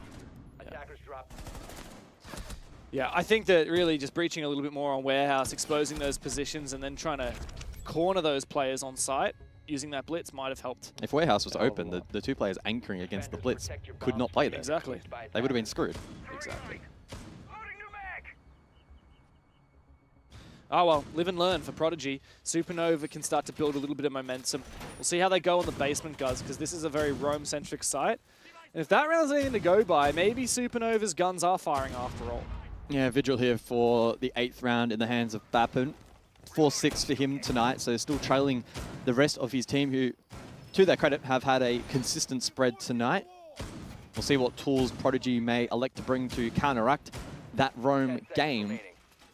But it looks like they're sticking with the fundamentals. The blitz, an expected staple for them in the half. They elected not to bring the likes of a Deimos or a Jackal, or a Dokkaebi or a Lion. Instead, again, centering the push around the double hard breach Thatcher combination. The blitz then, who could elect to play more direct on site or aid in the roam clear. But based on where they've initially spawned, I am suspecting a rather direct hit here from the attack. Always risky going for a direct hit on a bomb site like this. So many ways that the defenders can get back to site safely. A little bit of plant denial can always change the outcome of a round as well. When it comes to that plant denial, though, we have 2 C4s, one on Dirty, one on Palarazi. Really, that's the main thing I'm looking for for plant denial. No smoke on the board, nothing else to delay that time. Davies preparing for it. The Bandit is not able to juggle, and Dirty's forced back. Immediately the entry. I don't know how Trippin wins that fight. Gumine in foot, and it's a flood into the bomb site. Davey doesn't find anybody. He's just going to hold this position. EXO doesn't need to over-aggress. And there's the striker, the sentry taken down. The plan may have been denied by Quixie, but there's no doubt about who's won this early rounds. Supernova now have to try and find their way back into this one. Big shots, though, here. Unfortunately, Bappen not able to secure the kill, but Trippin is going to force that plant down, and now a retake is required. Bake finds one, traded on back, a 1v2, while Mackenzie's still on the floor. He knows where that diffuser is, but Trippin's got the long angle. Fire up, boys! Prodigy, they make the rush work, and that's match point. Yeah, simplify, go direct. Seemed to be the call in the prep phase, and it is the play that finds success. They didn't have the initial lurk up above over towards first floor, and that is what facilitated the plant to be denied. But they didn't let that stall them out. They continued to pressure site. They made it very difficult to retake. They eventually sent that lurk up above to find the late trade. And with so much pressure on the board and the blitz in the front line, that was a tricky defense for Supernova. Match point now for Prodigy. Plenty of opportunities now to close this one out. Yeah, and Supernova on their last legs. They're going to go back to basement because even if Prodigy don't finish it here, you'd expect them to finish it in the next couple rounds. And the Supernova are going to have to do a tertiary bomb site in here at some point in order to push this to OT. And now Supernova are second-guessing themselves again. At every moment, you're going to be like, well, we can't just full roam because we need to be able to get back to site if they go for a rush again. But if we overcommit to site, then we're going to give up map control for free. And Prodigy are bringing that blitz again, but they've also got the Jackal this time around, guys. And plenty of ingredients to go for a roam clear.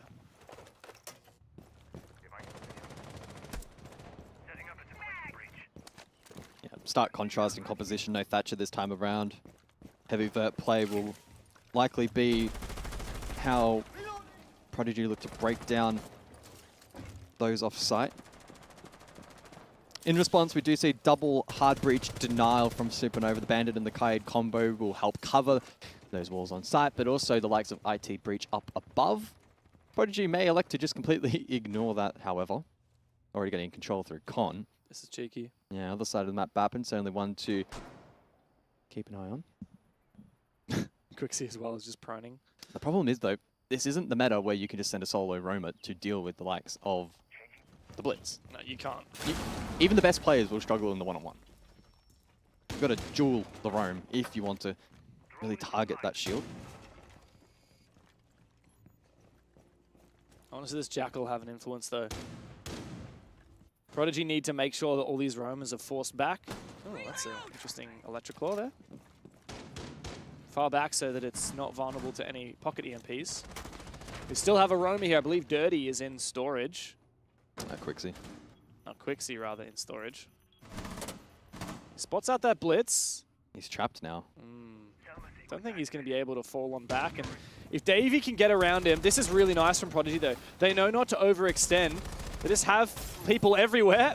Oh, this should be a free kill. Hello? I was going to say, where'd the play on the window go? There we go. Dave also probably could have gone for a hit there instead of just staring at him for a brief moment. But yeah, there you go. Roma down. Bappin still up and at large. Double stack cafeteria from the defense.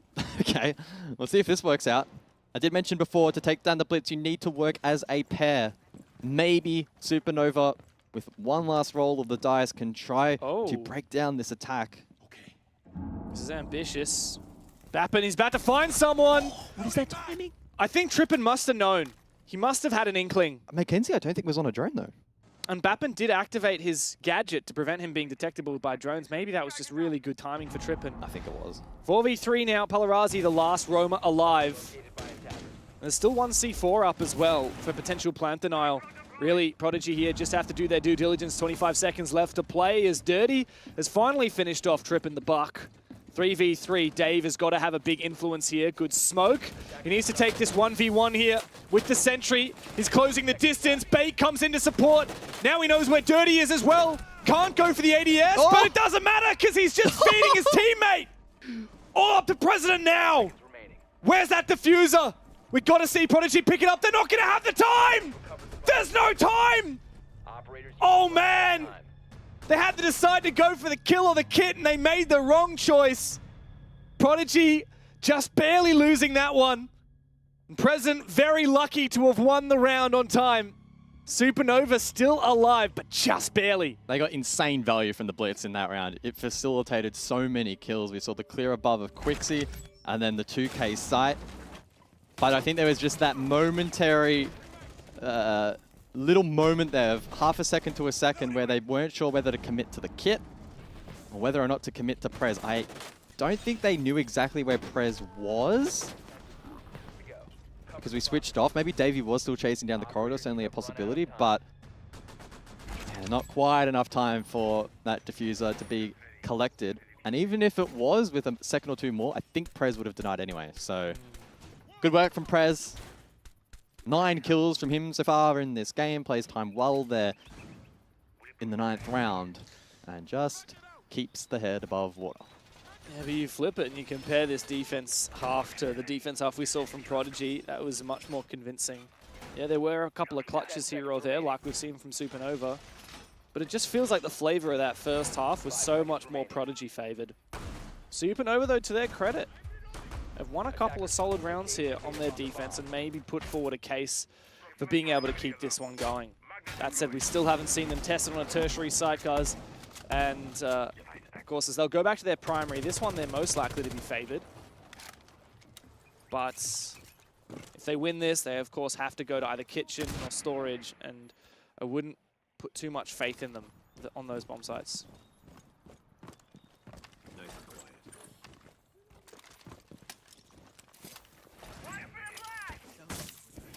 Bandit is in play this round, so due diligence from Prodigy.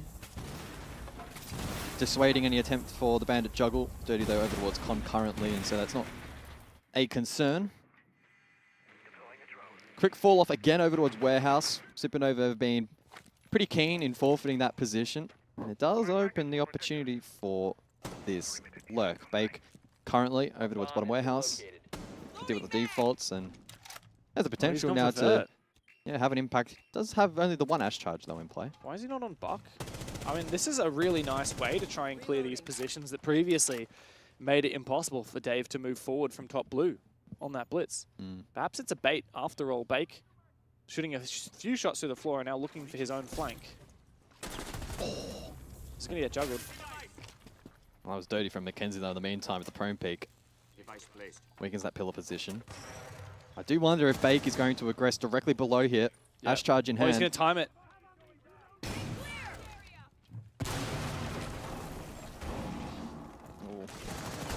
Oh yeah, this is very awkward. Yeah, Yeah, the positioning was a bit off on the S charge. Yeah, I don't love that, to be honest. But Dave is able to find one before being forced on back. Good enough pressure in the end. Yeah, they do find the kill. They've got that man advantage, two-player advantage. That's awkward. Quixie goes for a re-aggression. Massive from Quixie. Quick on his sticks, quick on the peak, and quickly the advantage falling for Prodigy. 2v3 now from the 5v2. Thanks to Quixie's heroics. A smoke to try and enable this. Good impact, but Quixie's down. Should be finished off shortly as well. The knife to confirm it. A C4 to come over. He will dodge that one as well. 35 seconds left to play. Prodigy are not going to have a lot of leeway in this one. They use both nitros there simultaneously. That may weaken the defense significantly here for Supernova, but they have the advantage of the cross. I don't think they know about Trippin. No one's watching his angle. And Dirty here has got a shotgun and pistol. Trippin can time this to perfection, get in sight. The reposition, though, is perfect for Dirty. All up to Dave now. One kill down, 1v1, 8 seconds to play. He's just going to run for it. Dave, you got a plant. But Dirty can toy with him. Dirty can double back, wait for the 0-0. All he's got to do is confirm the kill or force him off the plant. The latter is the truth. A 1v1 for Supernova. They are treading water right now, guys, but they've done so for a couple of rounds in a row. Well, Mr. Hot and Cold strikes in that round while the Iron's hot. Quixie, huge multi through that IT position. Caught one on breach. Bad timed reload. Left the other two over towards warehouse exposed. It was a very awkward fight through that warehouse breach. Again, teething issues for the attack on that particular position. An awkward couple of mav holes. They couldn't really play around it effectively. So credit to Dirty, who hit the initial bandit trick well. And then also showed good composure in the late round replay of that push from Quixie. Knew they were both there. Clean work. Awkward trade, 2 versus 2. For the credit of Davey, he tried as he might. Got it down to the 1 versus 1, which is a critical win condition for the Shield. Unfortunately, though, he just didn't quite have enough time, and Dirty made a very decisive decision. The moment he saw his teammate hit the deck, he ran. He didn't try to contest. He didn't try and take the fight. Instead, he got out of line of sight, and that's what won them the round. That was a good decision from Dirty, especially because he was running shotgun, right? It's not easy to land shots onto the blitz, and he had no idea how low Davey was. What I really think won Supernova that round was the moment where Dirty crossed from playing near the wall to rafters and then deep into sight near the A-bomb instead. Because there was a moment where Trippin could have just swung in through and got a free kill. And he unfortunately just was too late for that timing to work out for him. But Supernova only need 2 more defenses now to bring this back into overtime. We've seen them push OT on this map before. We've seen them come out just barely ahead. You get the points. Good hack from the Brava, though. Starting to grab all these Banshees on site. Loses the drone, but job done.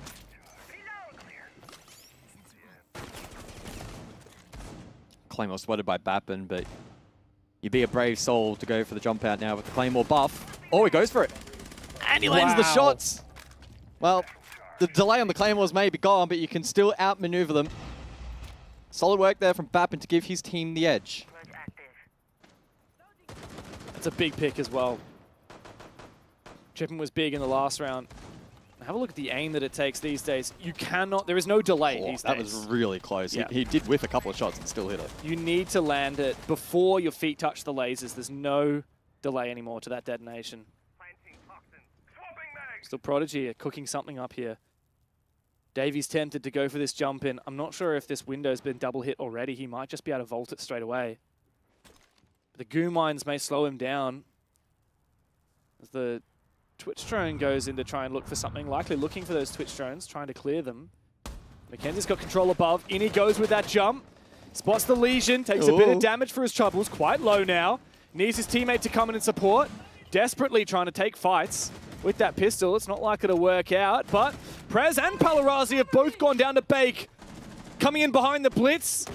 He conjures up what looks to be potential for a victory for Prodigy. 3 players up above for vertical control, and it will work out. Now they've got that plant denial, but Bake is big here with that DMI. His 3rd kill of the round. As now the attackers have to look for a safe place to plant. Not good for a 4th. for Bake. Up to Faulty now. And it's pretty much impossible to find a safe place to plant. He tries to use the pillar as cover. It's not going to be fully possible, but they're checking too late. He's going to be out of plant here.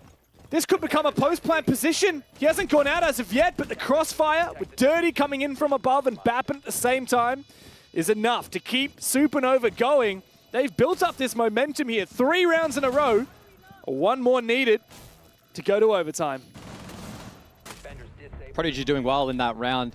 Again, playing off the space from the shield really nicely to clear sight. We saw that yesterday. Again, a common trend so far in this particular matchup. Unfortunately, though, it's on the one site where there is almost nowhere you can plant safely without being denied from up above. Ultimately, it was stuck, but Supernova reacted accordingly, and Faulty was unable to escape and play that post-plant from a safer position. So good work from Supernova, who continue to just chip away at this match. I think Dave was planning in the smoke, though. Or he was trying to. I think his feet were just exposed out of it. If he had managed to plant fully in that smoke as the blitz... Yeah, you think can't park there, mate. You can't play the Scopos. Sorry. Did he pick Scopos? Yeah. Okay, bro. I hope that this is considered a tech pause and they can't talk, because that would not be very sportsmanlike. Yeah. That's a little bit of a silly goose maneuver, Dave. Not whoever it was. Who was it? Dirty. I didn't quite say. It was a dirty move, I think. Now, we go to a quick rehearse, but we can theory craft a little bit because we know where we're going. We know it's tank assembly. Back to basement. Now, this is the only bomb site that Prodigy have won on the attacking side. However, it did come down to that rush. The second time, they very nearly won it as well.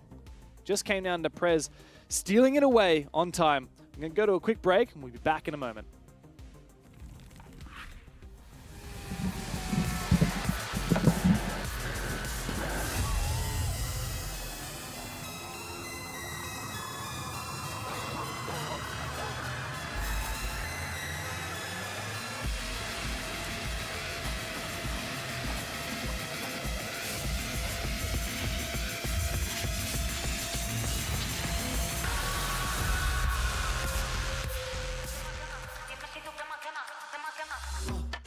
Tap, yeah, I want that.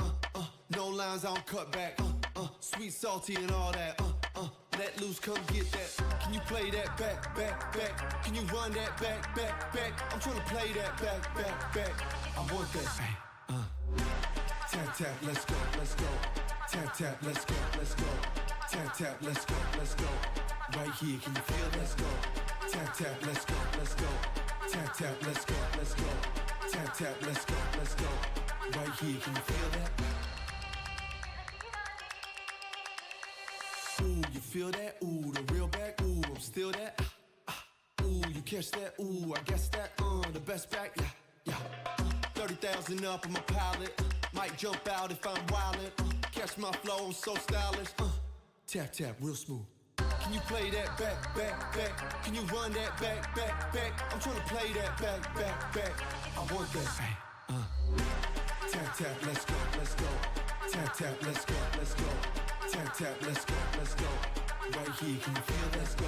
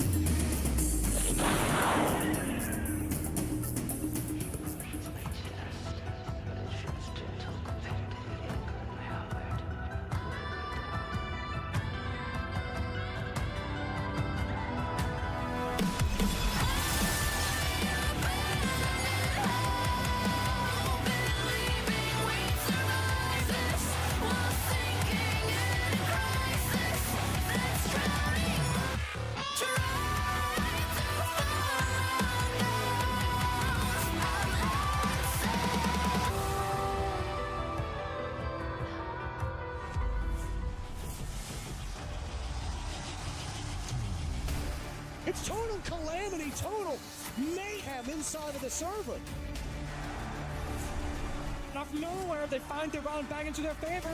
Holding up for the plunder.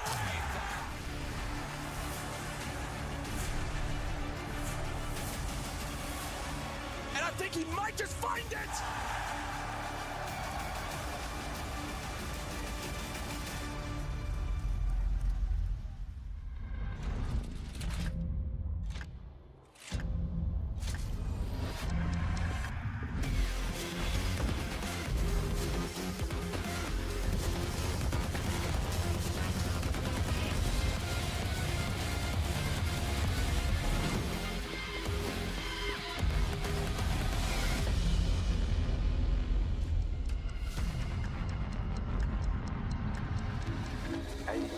Got you tulips in it.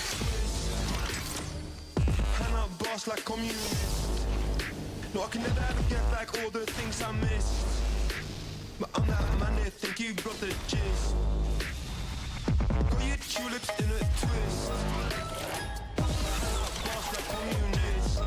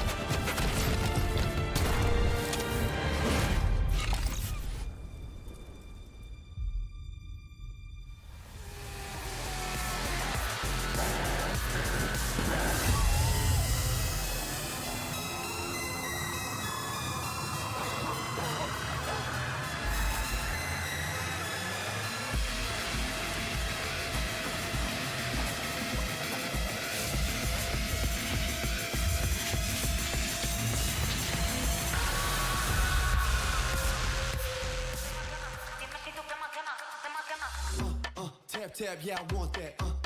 No lines, I don't cut back. Sweet, salty, and all that. Let loose, come get that. Can you play that back, back, back? Can you run that back, back, back? I'm trying to play that back, back, back. I want that. Tap tap, let's go, let's go. Tap tap, let's go, let's go. Tap tap, let's go, let's go. Right here, can you feel? Let's go. Tap tap, let's go, let's go. Tap tap, let's go, let's go. Tap tap, let's go, let's go. Right here, can you feel that? Ooh, you feel that? Ooh, the real back. Ooh, I'm still that. Ooh, you catch that? Ooh, I guess that. The best back. Yeah, yeah. 30,000 up on my pallet. Might jump out if I'm wildin'. Catch my flow, I'm so stylish. Tap tap, real smooth. Can you play that back, back, back? Can you run that back, back, back? I'm trying to play that back, back, back. I want that. Tap tap, let's go, let's go. Tap tap, let's go, let's go. Tap tap, let's go, let's go. Right here, can you feel? Let's go.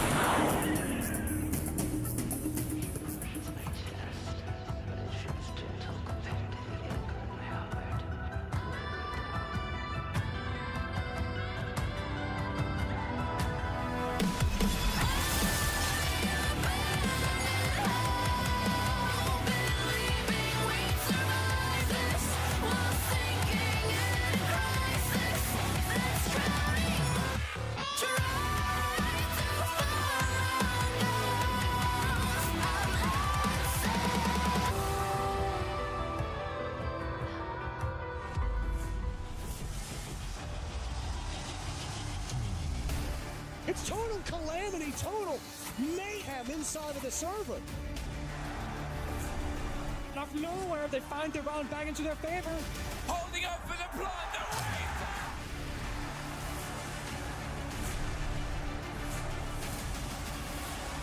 And I think he might just find it.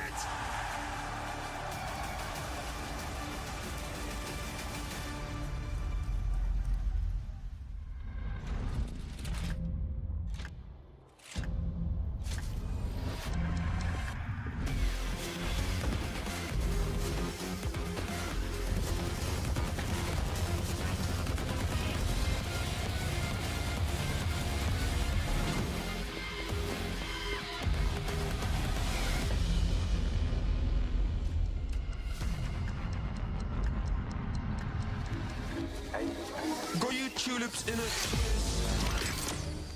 Hand out boss like communist. No, I can never ever get back all the things I missed. But I'm that man that think you got the gist. Got your tulips in a twist.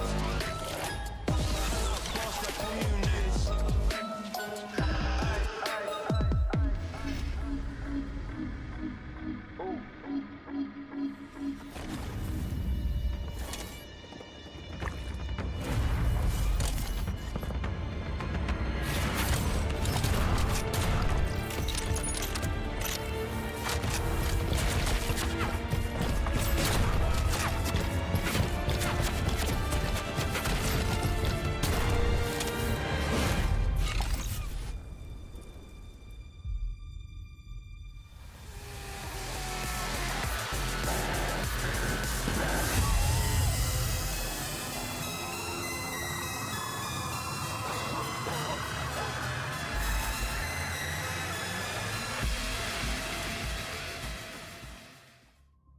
Hello, everybody.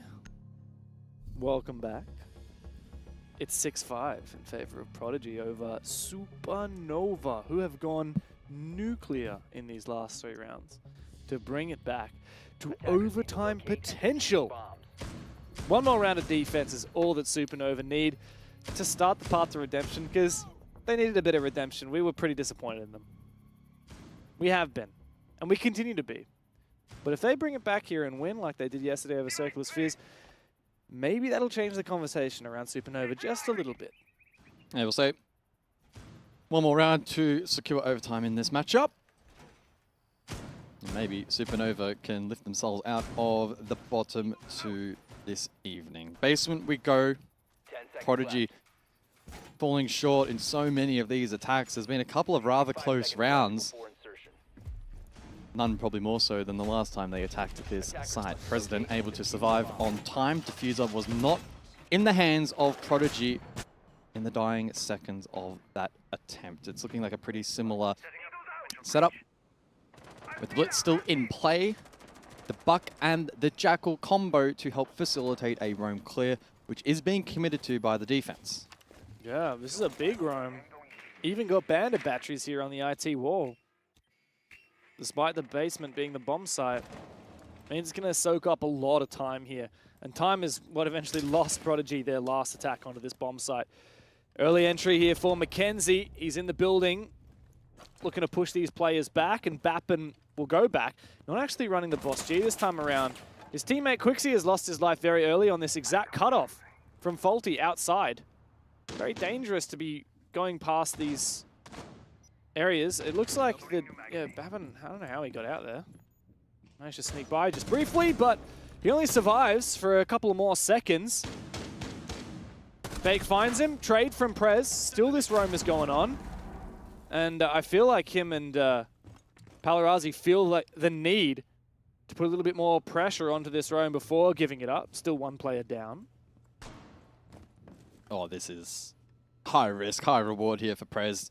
You get droned, you're in big trouble. If not, you go unchecked, you might be able to bring this round back, and he's going to need a hero play in the 2 versus 4. Prez! Hello, Blitz. Well, he gets out. Time to get the hell out of there. They should know that the roam is pretty much done now. Last C4 available for Dirty. He's going to risk it on the vert and not save it for the Blitz later in the round. And there is still quite a bit of round to play here. A minute to go. Prodigy have time to work with. But that's also time where they could overcomplicate. Nitro prepped from Dirty. Doesn't throw it. Too late. Won't find its mark. 50 seconds. Shield still standing. Potential for hard breach now from Faulty, but the bandit battery's cleared from up above by Trippin. And so that means that they can pressure the site. Nice. To go more direct. And there's now just so many different angles, so many positions for these remaining defenders to monitor. Prez needs to win this fight. Spotted, easy kill. All up to Dirty. 1v3 to save the game. But I think it might be GG for Prodigy. First kill isn't even going to come through. Faulty is there to lock it in. A big 3-point shot for Prodigy over Supernova. who continue to face strife here in the Oceanic League. Seems it is out with the old and in with the new. Prodigy, the underdogs, have done it again.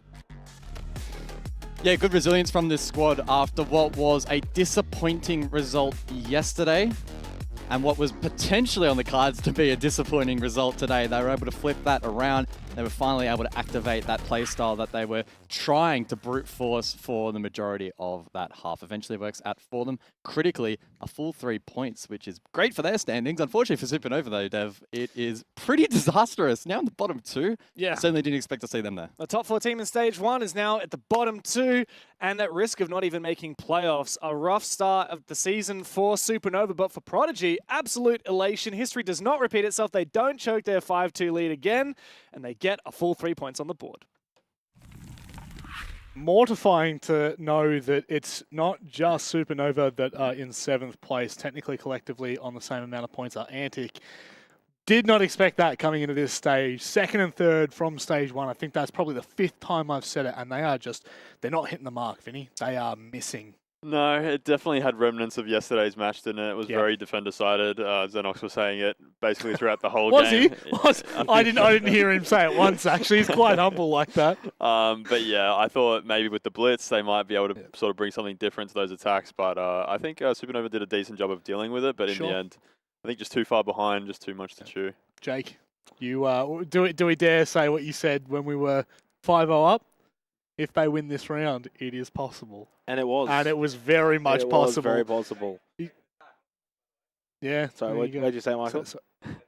Who can... Really? Prodigy can attack, Not from what I apparently. saw, That's I don't what think so. Michael Guzgari behind the scenes, for those of you that can't see, he believes that Prodigy can attack. But I think Nighthaven Labs, did we say it yesterday? It's the kind of map that you're going to be able to tell if these Yes. I think that was a you quote. Yeah, it was. In fact. See, there's not... He's catching on. Mate, I'm telling you. Very quickly. It doesn't take many play days to understand. I think that, firstly, shield play is just so impressive. And Dave is a great shield player. Yep. The Montaigne ban. The Montaigne ban obviously was quite relevant, but then the blitz is available, right? Yeah. So in the end, I think that was the difference maker. It's probably not a super large difference maker in the end. 7-5 clearly indicates there's not too much separating them. And I said, actually, as soon as we kind of threw to the peanut gallery, that if we had seen Supernova start defense, it's very real we could have seen them get off to a 5-1 start. Also, you can't say peanut around Michael. Just want to make sure we clarified that one. Let's go ahead and welcome in Dave for the interview. A performance that definitely left us a little worried toward the end there. A nice big old tech pause, and you come out and clean up what you were so close to doing in so many rounds there. I think there were 2 rounds where there's a 1v1, 1v2, and you're losing on time. But, I mean, obviously this one's got to feel good. Yeah, so good. We almost 3, but we kept it together. Vince here. Do you want to go first? I actually don't have a question yet. I'll give you some time, Thank Vinny. you. So firstly, Dave, congratulations on the win. The blitz play, obviously, something that you are quite proficient at, along with the Montaigne. When it comes to labs, though, I mean, I think Montaigne's probably a little bit more preferred. So when you do play that blitz, to me, I don't know if you really played it in the more conventional manner. When I think of blitz and labs, I think of like IT breach, rushing. For example, you guys like that kind of blue push wasn't working. Do you think you actually got the most out of the blitz in this game? Because I feel like there was another level that you and the team could have gone to playing off of it. Nah, we actually would have preferred Blitz over Monty that game. Okay. And he's just for the roam clear. Like, people don't know how to deal with him. Yeah. So True. we just run at them, and we get free ground. We get free picks. Like, shoot. I think Quixie got shot in the back like 6 times because he just wasn't looking. Well, what are you meant to do, Dave? If you sprint at them and they don't do anything, you're going to kill them. And then if you sprint at them and they turn around and run away, you're going to kill them. I don't know, man. Like, turn on your headset or play cross. Yeah, I guess I'll keep following that the Shields sort of questioning. I said before the game I wasn't super confident in what you guys would be able to do maybe if the Shields weren't available. Are you confident that your team still understands like the fundamentals of those attacks, or is it sort of like the results are coming from, you know, the ability to use those shields at the moment? Look, we're a shield-based team. And you can't ban all the shields, so we're going to run shields. And plus, like, we're not the most mechanically gifted team, so we strat and shield, and that's how we win. You, honest to God, this is the honesty I have needed for a very long time. It comes with age, doesn't it, Dave? Yeah. Yeah. I'm 28 next year. So hey mate, I'm already there. Look what happened when I turned 28, mate. It only goes yeah, I'm on the way, bro. Look at his hairline, bro. He's got the gold going on here. He's got the golden arches going. Look, one thing I actually do want to talk to you about, the oldest team currently in the league, and I think maybe even one of the oldest teams we may ever have seen at a Tier 1 level. Does the age at all start to play into the play style? Because it does feel as though there is an air of maturity on the roster. Yeah, I feel like we're one of the smartest teams, if not maybe the smartest, and that's we just lean on that, and it gets us round. Mate, that's just it. I don't disagree. I think, David, I think a lot of the times the way you guys line up your structure and your play style, being a new team to the Pro League level, when we see a lot of new teams come in, and usually they're the younger gunners, they're running around clicking heads. You guys don't play that way. You play to your strengths, and I think that's what makes you guys so fun to watch. What about that second half, though? Of course, you had a big lead. That started to get dwindled down. What were the discussions as a team? Obviously, there was a bit of a tech pause. That gave you a bit more time, but what did you guys kind of talk about to just get over the line? We were going to call attack, but we're like, what's the point? We're almost winning. We're just losing. Like in the final seconds, like it was 2v1. Left kit outside. Yep. See, Faulty wasn't meant to take the kit to the double breach. We know that. Rookie. That's why I took it on the last round. Rookie. But we made a mistake that round, but we fixed it. Mate, I got to admit, it's great to see some old heads in the game, and clearly, as you've said, the mechanics don't have to be there if the brain is, mate. Do you have anything you'd like to say before we let you go? Nah, GG's. Oh, I love it. GG's. Short and sweet, mate. Thank you very much. Hopefully we'll speak to you again soon. Thanks. See, Vinny, no excuse. No excuse No for being excuse. old. The shields weren't that strong when I was playing. Mate, Kelton's Could Knights you would have been on top. Could you imagine if the Kelton's Knights, with their experience, had the shield medal? Mate, you put Pat on that shield, and I don't know if anyone would have taken points off us.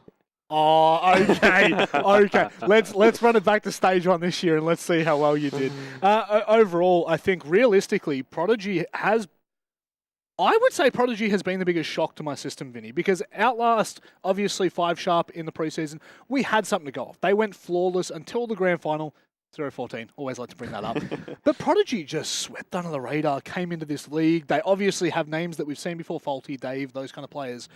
But my God, I mean, they're outperforming teams that have been here for years. Yeah, I think definitely, like we were just talking, I think the shield meta has definitely elevated this team beyond possibly what they were capable of coming into this stage. And it's definitely a very recent change. And I think a lot of other teams are struggling to kind of adapt to it since how kind of fast it's made its way into the meta, and we're seeing a lot of that. But I like the fact that they're very realistic about their game plan. Yep. Very open. It's very open. It's just we're a shield team. We know that this is our win condition. This is how we build our strats. Yeah. It's my favourite thing is ban a shield. We've still got 2 more shields. You have to still ban one, though, because then you take away the flexibility. Yeah. You think about maybe on this side we want the Montang, and then on the other side we'll play the Blitz. It's intriguing. Davey says to me that he actually prefers the Blitz there on that particular map, when I think Montang can certainly be either just as strong or in certain hands maybe stronger. But again, that's also something that as the opponent team, you might not be aware of that. Your first instinct might have been the same as mine, and ban out the Montang on Nighthaven Labs, and then they're just like, oh, we've got the Blitz. So it's a real strength of theirs. They're open about it, and obviously that means for teams they're going to have to actually put the homework in, which is a really good sign then in the respect to a team like Prodigy. If you were playing and you're going up against them and you wanted to take it serious, but compared to some other teams, we actually have to figure out how are we going to deal with the shield. We have to actually talk about this and formulate it. What maps can we go to that maybe the shield isn't going to be as strong on? So Prodigy, to me, I think are a really well-rounded roster, really well-rounded team. They don't rely necessarily on just the shield. Other players on that roster can certainly perform. But in terms of Supernova, lost pretty much every single category. They ended up obviously giving up a huge start. President once again played well, but you can't be reliant on Prez to be your fragger, right? Bappin, Dirty, Quixie, they've got to be playing better. They've got to be the one getting the entry kills. They've got to be able to outperform. Quixie, what is that, 1 and 4? On the first kill entries, not good enough. Palarazi, unfortunately, I said it pre-show, and I was hoping I was going to have to eat my words, and maybe it wouldn't be about bringing Pinku in, but I don't know Pinku's status. I don't know what his situation is, but if he's ready to go, I'll be bringing him next week. Yeah, it definitely just gets Otherwise, it's bottom 2, Rob. Well, I mean, at the moment, it's them and Antic that are in that conversation, which is just absolutely bizarre that is where it stands. One thing for Prodigy, this might be their biggest test yet. I know I say that a little bit maybe lightheartedly, but they do go up against Outlast, Vinny, which are both rosters that are new to the scene, that are new to this level of competitive play. I'm actually really looking forward to that.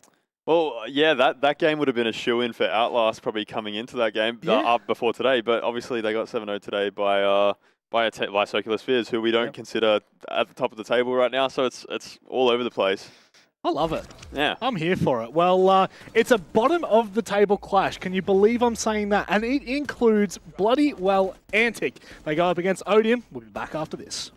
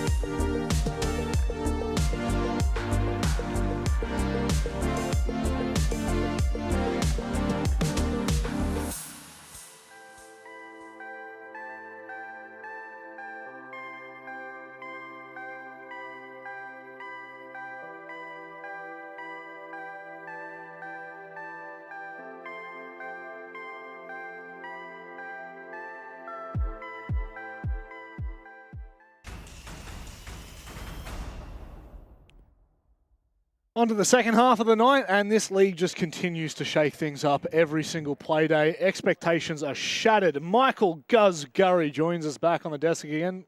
You don't like your own name? No.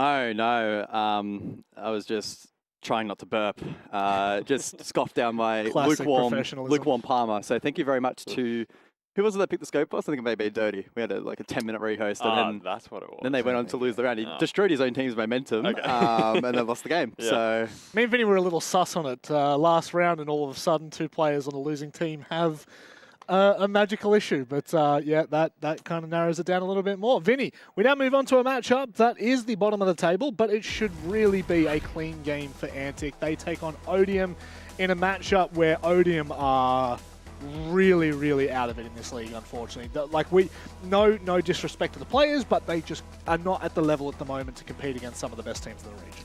Yeah, and it's probably a little, not unfair to them, but it's like we've got 2 or 3 other new teams that have come in and have obviously made more of an impact on the league. So we're definitely comparing them to Odium as the new team as well. But yeah, like you said, not quite up to the level at the moment. Obviously, they had a better game yesterday against Outlast, but Outlast lost 7-0 today, so who knows what's going on at the moment. And you said it's the bottom of the table clash, but really, I don't think Antic are in that sort of realm at the moment. I think they've had a few poor performances early, but I do think they're definitely going to work their way out of that after this week. It is a technically speaking kind of moment. Just in fact of them being at the bottom, it does suck because we had such high hopes coming into this stage with the roster shuffles. Oh, Jason Oxenden, he's just a different beast, isn't he, Michael? Oh, he's an absolute prick. Looking across at this Antic roster then, excited to see what these boys bring inside of the server tonight, as Vinny's kind of alluding to. A little bit hot and cold at times, and the stats actually reflecting that Hunter, the only player at the moment currently above a 100 EPS. That's kind of horrifying. By the stats, 4 of these players underperforming at the moment.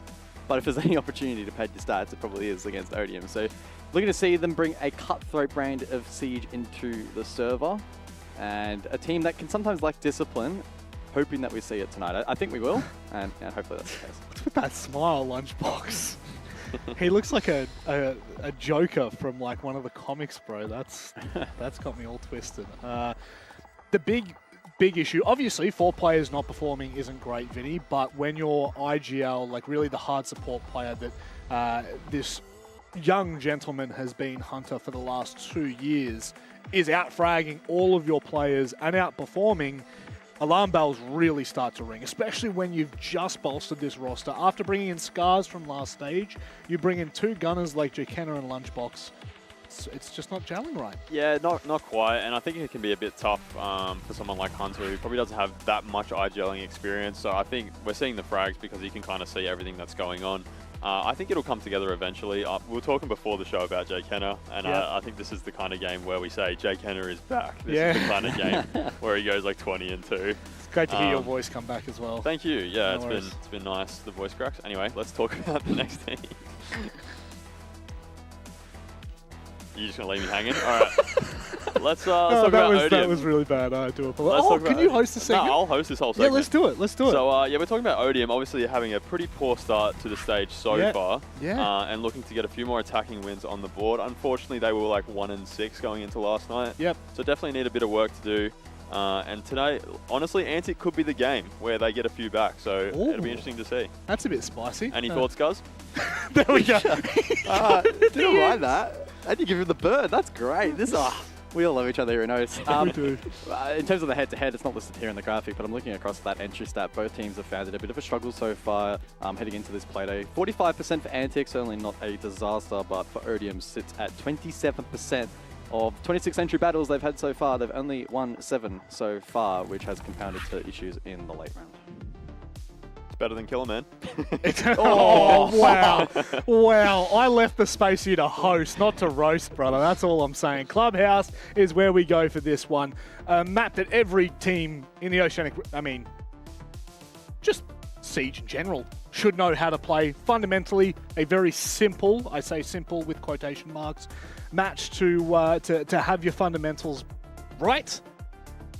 That's where I start to worry a little bit though, Vinny, because the fundamentals haven't been there for either team. No, but they had a pretty good performance yesterday against Outlast, so I think they'll have a pretty good performance today. You reckon Odium will back it back up?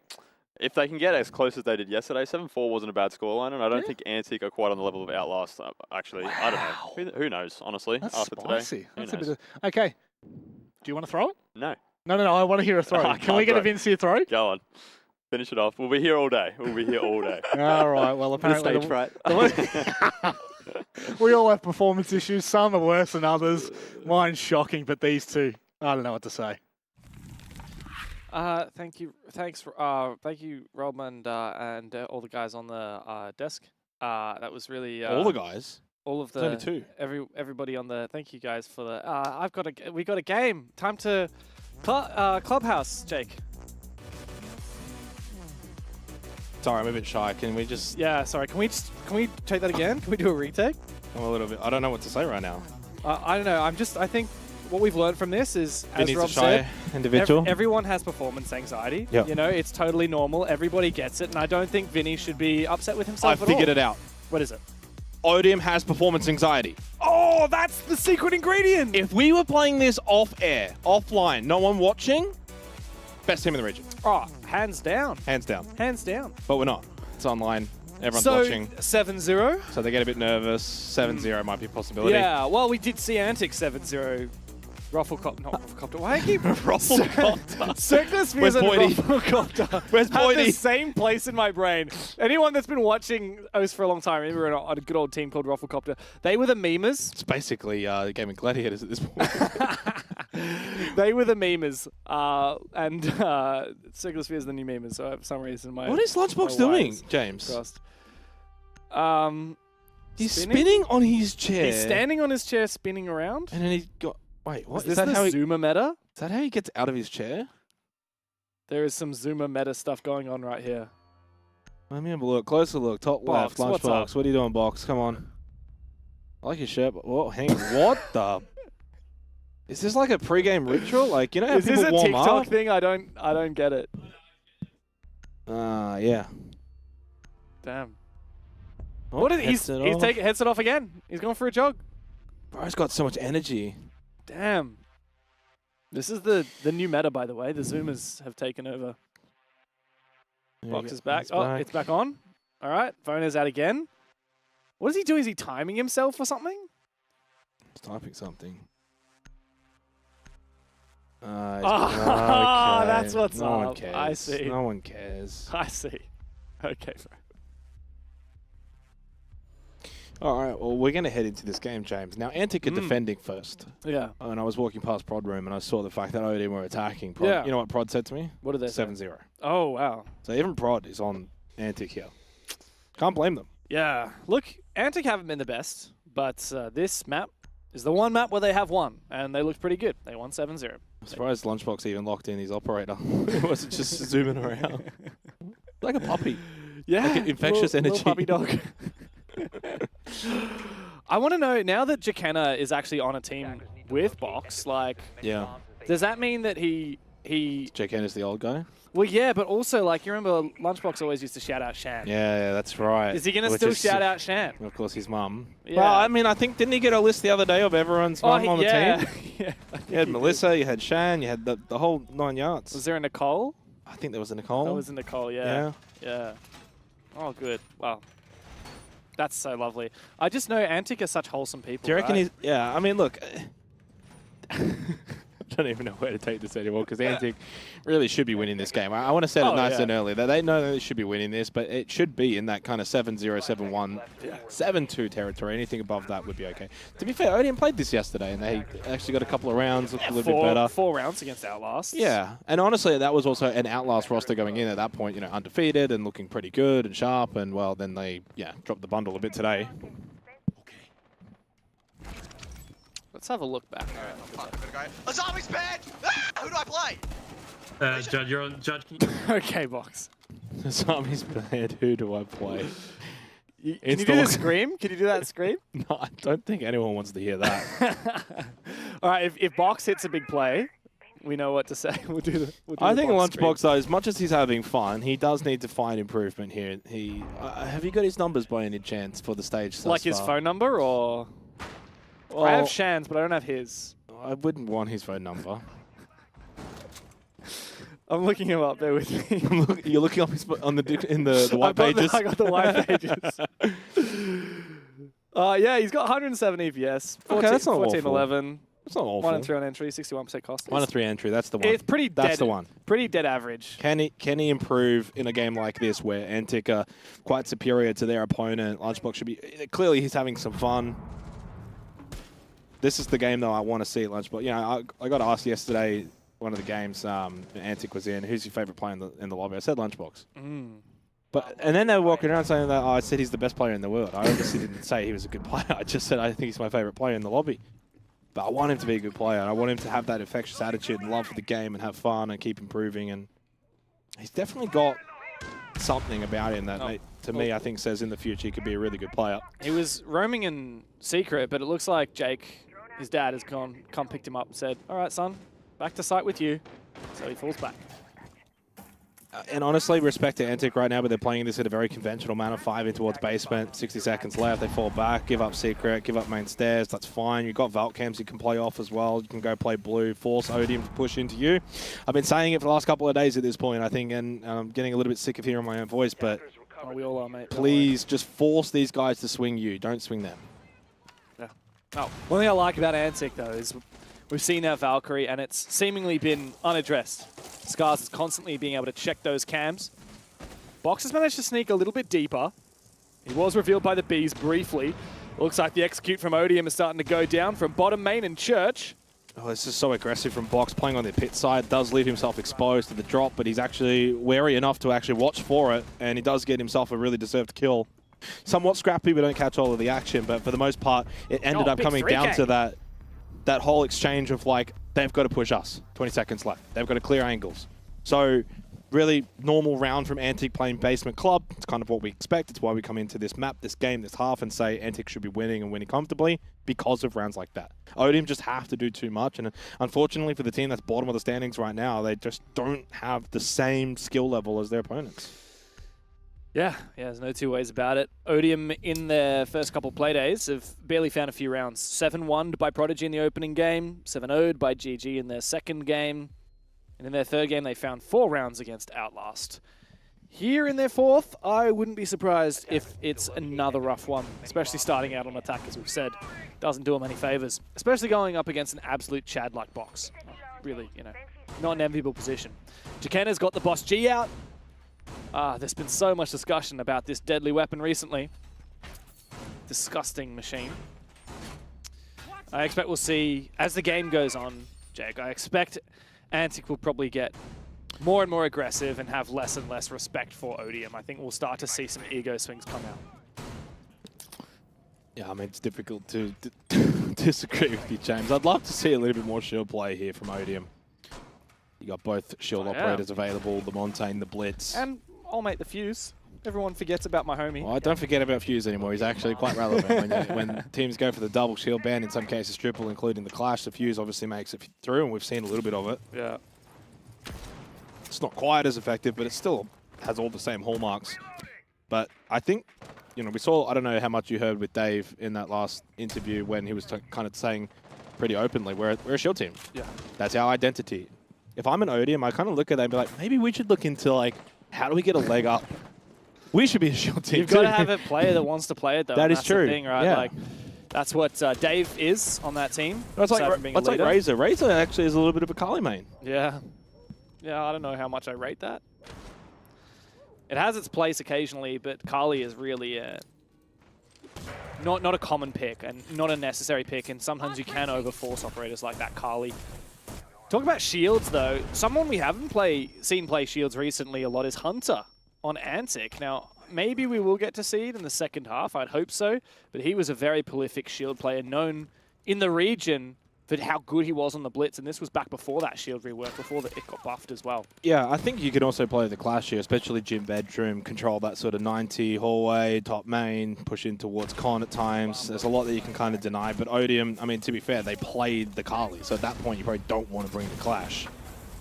Jacuzzi finally getting opened up. 90 seconds. Still a bit of pressure there because you've got the mirror inside a bathroom, I imagine, watching over towards Jacuzzi. That was actually well played there by Odium. They used the Kali, supporting the Ace to ensure that breach went down by covering that window and preventing the Bandit Jungle from going down. Jake's in an awkward spot.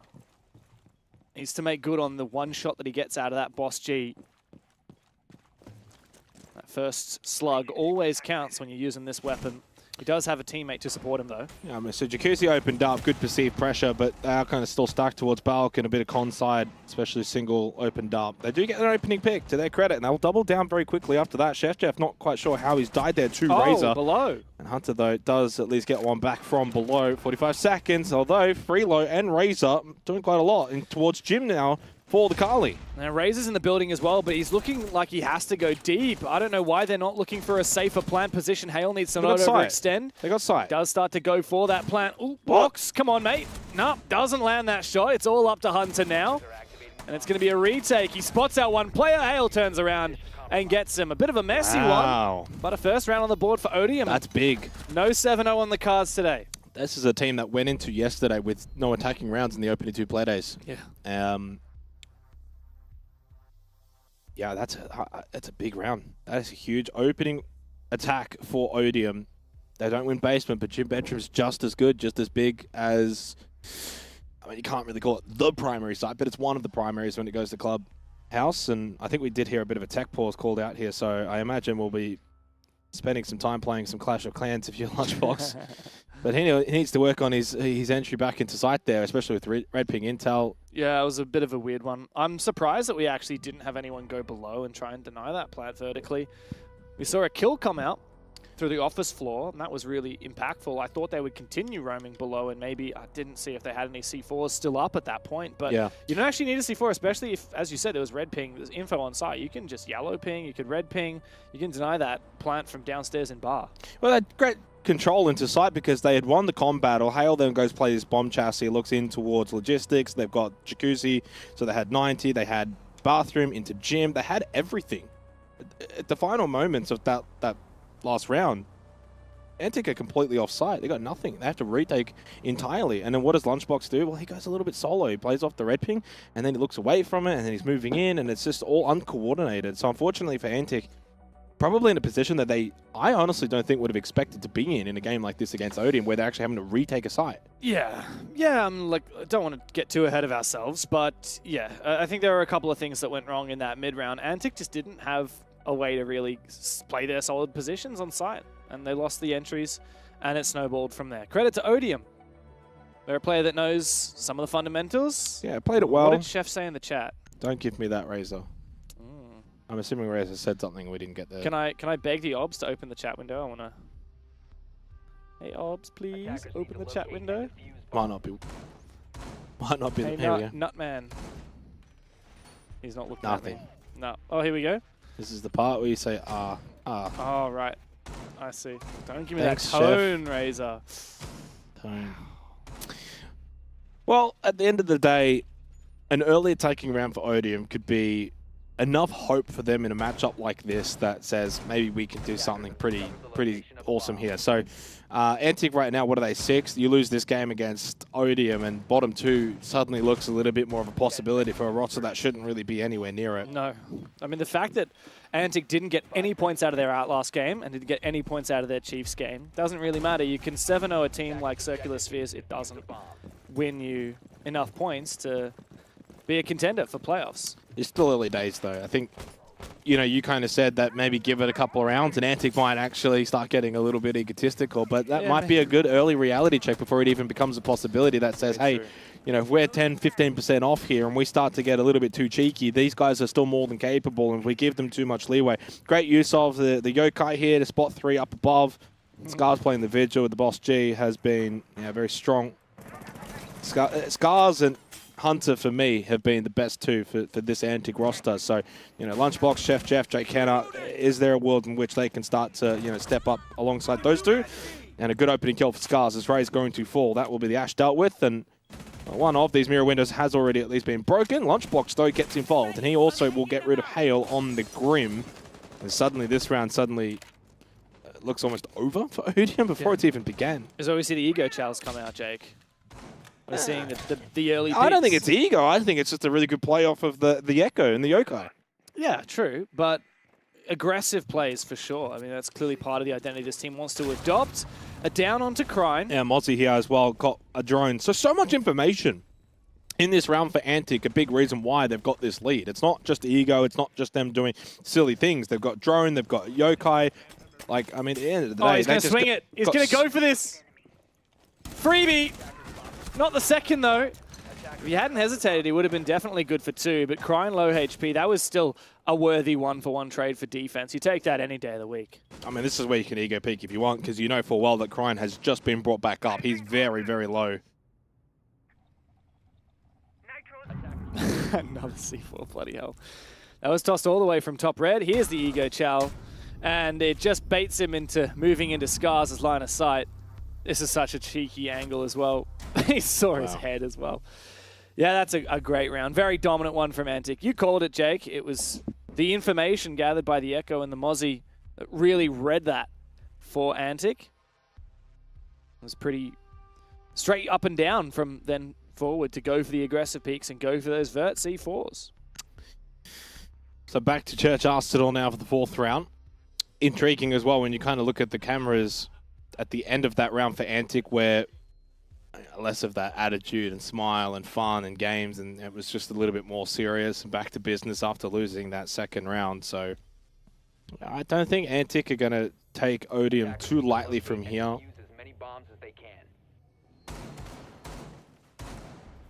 Yeah, I'd hope not. Back down to the basement, though. This should be a real lock-in. We are seeing the shield teased out for the first time for Odium.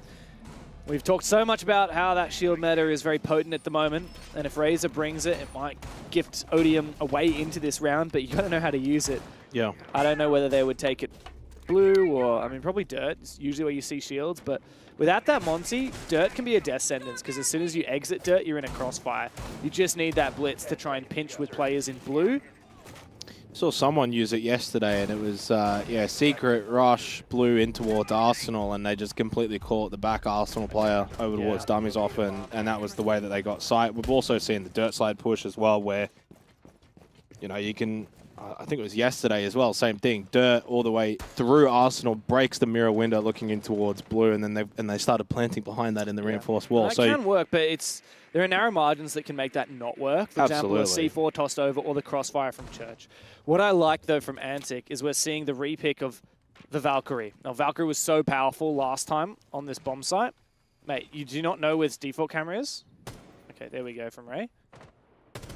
Nothing annoys Guz more than defaults not getting I believe that. That's his pet peeve. I believe that. But in bar, there is a Valkyrie camera as well, very close to that default camera, well hidden as well in an LED sign. So Odium have to be careful. I don't think they took down any of the Valkyrie cameras last round. Yeah, it's actually in that neon sign above the double door right now that you might have just seen for a second there on his screen. I think this round's too slow right now, though, from Odium when you've elected to bring the blitz. Now, mind you, just because you bring the blitz doesn't mean you have to hit sight at the 2-minute mark, James, but fundamentally, you're also then taking away... Is that Valcam? You can see it on his screen. From some other operator. He's just standing right next to it. Such a good default cam, by the way. It's just hidden inside that little skull on the LED sign. This is feeding Antic so much information. Yeah, I mean, are you going to be able to play off it? Right now, everyone's spaceman. Well, that's fine. The point of that camera is to know where they're going to push from so you can restructure where you're playing. Oh, absolutely. And at the moment, they're seeing 4 players stacked towards kitchen and main stairs. Like, there's so much information. Yeah, this is worth its weight in gold. Yeah, you can also see the moto drop as well when that happens, and then you know they're already down. And There's Keno gets the kill onto Crane. Razor's already in towards Arsenal, but that's an easy Nitrocell. Still got Razor, but he loses his life. Headshot angle found from Scars. Ray with a double. He's basically playing catch-up at this point. Yeah, okay. 2 of these players are Antic low HP, but even Hale here is on camera. There's a cam just outside of Dirt on the little light fitting, and that's giving him information on any player inside of Arsenal, and they know that that diffuses down as well. So this might be a 1v3. But hopefully Antic don't feed. As I say that, Ray picks up his 3rd. He can win this. Could be an ace. Hunter's low. And he does have a way to get into Arsenal now. However, there's still a camera on that position. This really comes down to Antic. You just have to not make any mistakes. You've got the information. It's going to get Kit. You can play together. He's on cam right now. They know exactly where he is. There's no excuse for making a mistake here, Antic. They know he doesn't have the fuser as well. They're not peeking, and there's the long angle from Hunter to put him in the dirt. Yeah, good call with the Valcam inside of Arsenal being a big difference maker there at the end. And also, the one in towards bar, just so much information for free. And it's, in the end, too much for Odium. As soon as they hit sight, it's not going to be a surprise hit at all. The Blitz, in the end, I don't really think did a whole lot. That was that camera, by the way, on that little light fitting. Those ones are really hard to see. I don't know why. There's something weird about cameras on light fittings, because it looks like a little light globe. You can see it on his screen right now in the top left-hand corner of the screen. He's staring straight at it. The idea of the push there was that, you double drop, Blitz pushes in, so it denies that Arsenal player from being able to then deny the plant from going down behind you. Yeah. But all it takes is you just throw a Nitrocell over the top, and then the Blitz also is a bit more exposed than, say, a Montaigne. That push only works if you have the element of surprise and the information. Also, why would you not, if you're going to go for that kind of play, why would you not bring someone dirt as well, then just triple it down? Yeah, dirt is usually quite imperative in a push like that. I feel like the dirt player could have done enough to maybe make that work. But yeah, look, in the end, Antic played that well. The Valkyrie was a really big turning point, and I think the usage of the Blitz certainly wasn't the way I expected it from Odium. 2 rounds to go in the half. They're going to change things up again. They'll go with the Striker this time, and Gridlock over the Grim. Carly once again for Razor. He does like to use it on this top floor. And prefers it over the Thatcher. Yeah, I mean, the main reason that the main way that you're going to deny the Bandit juggle anyway is by playing on the window. Like Carly and Thatcher. Yeah, there isn't in this case. There was last time they played this gym site. And that was what we saw Razor play on that gym window and look to pressure the player who was just don't see it. Well, like, do you need the Carly in a round like this? No, you don't. No, you don't. And I guess especially with Kaid being down, like your Carly is only going to be against Bandits and Mutes. Oh my god. This is a disgusting spot. This is such a Jay Kenner thing to do. And look, he's actually managed, I don't know if this is just client side, but the PCs look still intact as well. So he's managed to sneak in there in a very convincing way. He loves this angle, Razor looking in towards Con. Yeah, I forgot about this. Which is not a bad idea because, as we know, when it comes to Gym Bedroom, the extension towards Cash and top red, usually you then play Con on the way back. So he's kind of just posted up there to try and deny them rotating. Probably not going to land that shot, though, in terms of the reaction time. However... Crying at the window, though, does. Yeah. Why is Lunchbox challenging that, though? Yeah, I think he was staying on for a little bit too long. Ray is the dead man here. This is just about how long Jakenna will take. Man, that's crazy. He knows one player has walked past him. He's about to get Hale walking past him as well. If he plays the time right, he's good for 2. But he needs to hope that Hale doesn't check him. Hale's actually peeking the angle. No! He didn't see. This is Jake's moment. He has to go now. Oh, Ray. Ray's looking straight at him. Ray. He walked right past him! Ah! He walked right past him! No way! 1, 2. Only 1. No, only the 1. He didn't check the gridlock right next to him. Well, they're going to win. And Odium's won the round. For all of the hilarity, although Scars has been able to find quickly too. So from a 1v4, he now makes it a 1v2. Nitrocell into logistics. I thought he was about to run into it, James, but just falls back. Razor still outside, by the way, on that Carly. So inside of the building, it's a 1v1. And Crane will lose his life, and suddenly the Carly needs to pull out the SMG and get into close contact with Scars, who's now looking to clutch up from 1v4 to now 1v1. There's a bulletproof in bedroom. Scars has picture-perfect information on this. Razor doesn't have kit. He doesn't have a clue. Oh. A little bit of a shoulder peek. He can play off the default. Still up. There's still information. Razor wins it! And he needed to. So damn badly. You can look at Ray. Sigh of relief there for Odium. And Scars has played that so well overall. Yeah. But right at the end, pushing down, man, you give up that high ground and then looking down so much easier to hit the headshot. And that's exactly the difference maker. Yeah, I mean, hard to say how he could have played that differently. Should he have stayed at top main for longer? But... You clear me. Yeah, of course he's going to clear you. Well, he's not going to just grab kit, start planting, and then expect nothing to happen. He has to kind of clear you. And there's so much time. That was the thing. There was like 50 seconds, James. It's not like there's 10 seconds left. I don't know how... You know what it is? I don't know how he only gets 1. He only gets 1. He didn't go for the kill on the gridlock for some I think Hale must have like just looked around at the No, he just reacted to the one he player reacts dying. that quick? Yeah, it's just... I reckon he should have gone for the kill on the gridlock first. That's the problem. Anyway, yeah, so look at this. The gridlock looks straight at him. That's client side, by the way. Yeah, I mean, he's not actually looking at him, though. He's checking, like... No. He's checking, like, Rafter's side. Yeah. He's not looking at him directly with his eyes, but, yeah, on... It warms. If a free-for-all warms you up to get shot in the back. Yeah. Rough. Great spot though. JKN is always great for those little hidey spots. One and done is not worth it though, as you said. And especially because Odium found a few others straight on the back of that. 4v1. JKN was the only one to find a kill that round. But it's also the clutch potential. As great as that hiding spot is, right? You don't actually even. I can't believe I'm going to say this, but you know, the two players outside on the balcony, you can just calm that and then you can start pushing cash. Yeah, I mean, there are a lot of things he could have done differently. There's so many ways you could play that. But at the end of the day, he should be just killing the two players balcony and dying.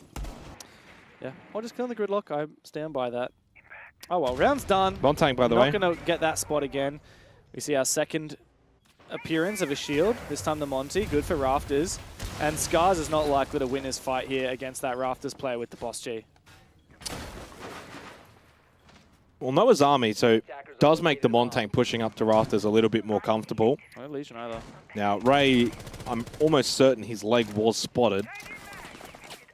Starts shooting anyway. Position well and truly known. Now, Lunchbox in oil pit. It does have Nitrocell. Really, the way that they counter Monty here is just crossfires. I think we saw Bleed play it this way, if I'm correct, in terms of leader in pit, and then they kind of like tried to bait the Montang going up the stairs. No impacts left though, which is a bit deadly. Scars is able to find one with that Boss G onto Razor. I think that was at Breach. Ooh, big pick for Ray.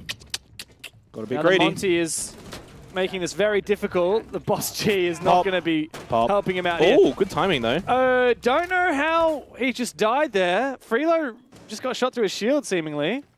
1v2 now for Jakena. And as he was meleeing him, I think the shield just comes down a bit and the head's a bit more vulnerable. Oh, it's one on the rappel. Round's over. Odium have got another one. Yeah, and that was not too shabby as well. Honestly, I don't even think the Monty should have died there. That should have been an even more dominant round. Really? You don't think the Monty should have died? No, I don't reckon the Monty should have died there. Why? Honestly, I think he got bullshitted. That's what I mean. Well, we're going to watch it back here, but it's literally as he is bull. There's. Oh, he's looking down. He's like looking down as he's meleeing him. Did Box kill him? No, Chef Jeff killed him. From in CCTV? Yeah. So he's looking down, right? Yeah, but his shield should be in front of his face. What is this? There is no way Chef can land a headshot on that angle. There is no way. I don't know. If I was playing that position, I'd be tilted, but you know, the game dictates what happens. It has to be something to do with the actual hitbox of the shield has moved while he's There's no way that he shot over that shield from that angle. Your shield doesn't actually lower in front of you when you look down. I would have loved to have seen Chef's perspective there. Yeah. But I don't think we have it must have just been like a tiny pixel of the side of him that was visible, but yeah. Anyway, my point being that wasn't close. Not that it mattered, apparently. No, exactly. That wasn't close. Odium won that fair and square, and they would have won it even more dominantly had that shield survived, which it probably should have. So that goes to show how dire straits it is for Antic right now. We expected this to be a 7-0. 3 attacking rounds too, right? Like, it's not as if they've gotten 3 on defense and making it just competitive. Settling in the first half. Yeah. This is now them actually looking to keep pace with Antic pretty well. I mean, if Odium win this, Antic might disband tonight. Oh, I mean, the old Antic would have, for sure. And they did. Antic the Org would be like, not again. We're done. We're done, man. I mean, yeah, this roster is capable of so much. Obviously, roster changes probably not helping them out, losing Player and Cairo, probably 2 of their best players. I think that's been part of the reason why this roster has struggled. Nothing against Scars and Jakena, both great players, but... Well, Scars has been playing fine. Yeah, but it's not the same as having Cairo and Player. Very, very different players. Well, we'll see if they can turn it around on the attack. They're certainly capable. Solid dirt push. Well, Ray just kind of holding in dirt at the moment on the Warden means he will be set up certainly if they do go for an Arsenal hit. Lunchbox on the Grim. They've got the IQ as well. No counter for that mirror, by the way. Best you can do is Ibana. Oh, almost a freebie. Yeah, we need to see this motor hatch open so that Razor can be pushed back. And then we need to see that mirror counter with the Hibana. But yeah, not having an Ashe, not having a Kali doesn't make it easy to clear that position. Even just lacking the ace as well. You're relying on the tin can openers and the Hibana for everything. They're even going to be able to put a lot of pressure onto Triple as well. Kind of limited themselves by only playing the one hard breach, but it does now put an emphasis on the likes of the Deimos to get involved. Where are these death marks? Where's the pressure? The IQ scanning out, finding a bit of information, but there's 60 seconds left. I do like that death mark, though, onto the warden because he's inside of dirt, so it gives a bit of information there over to Antic. One holding dirt. This is actually going to take the challenge. There's the 1v1. Well, you're the Deimos.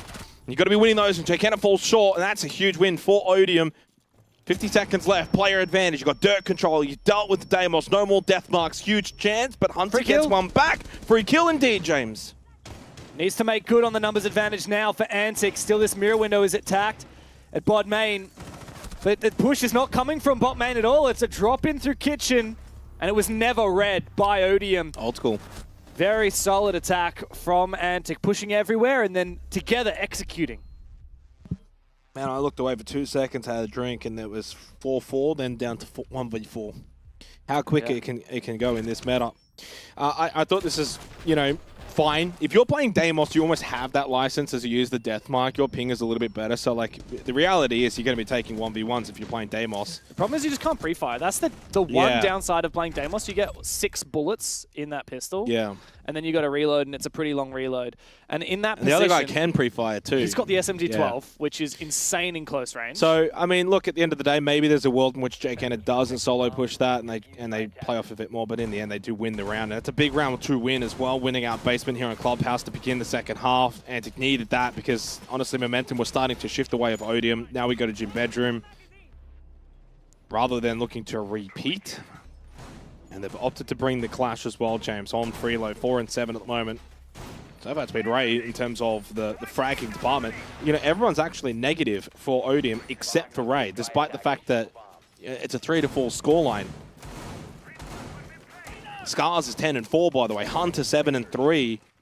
I don't even need the stats in front of me. They've been their best 2 players on Antic this whole stage now into the 4th playday.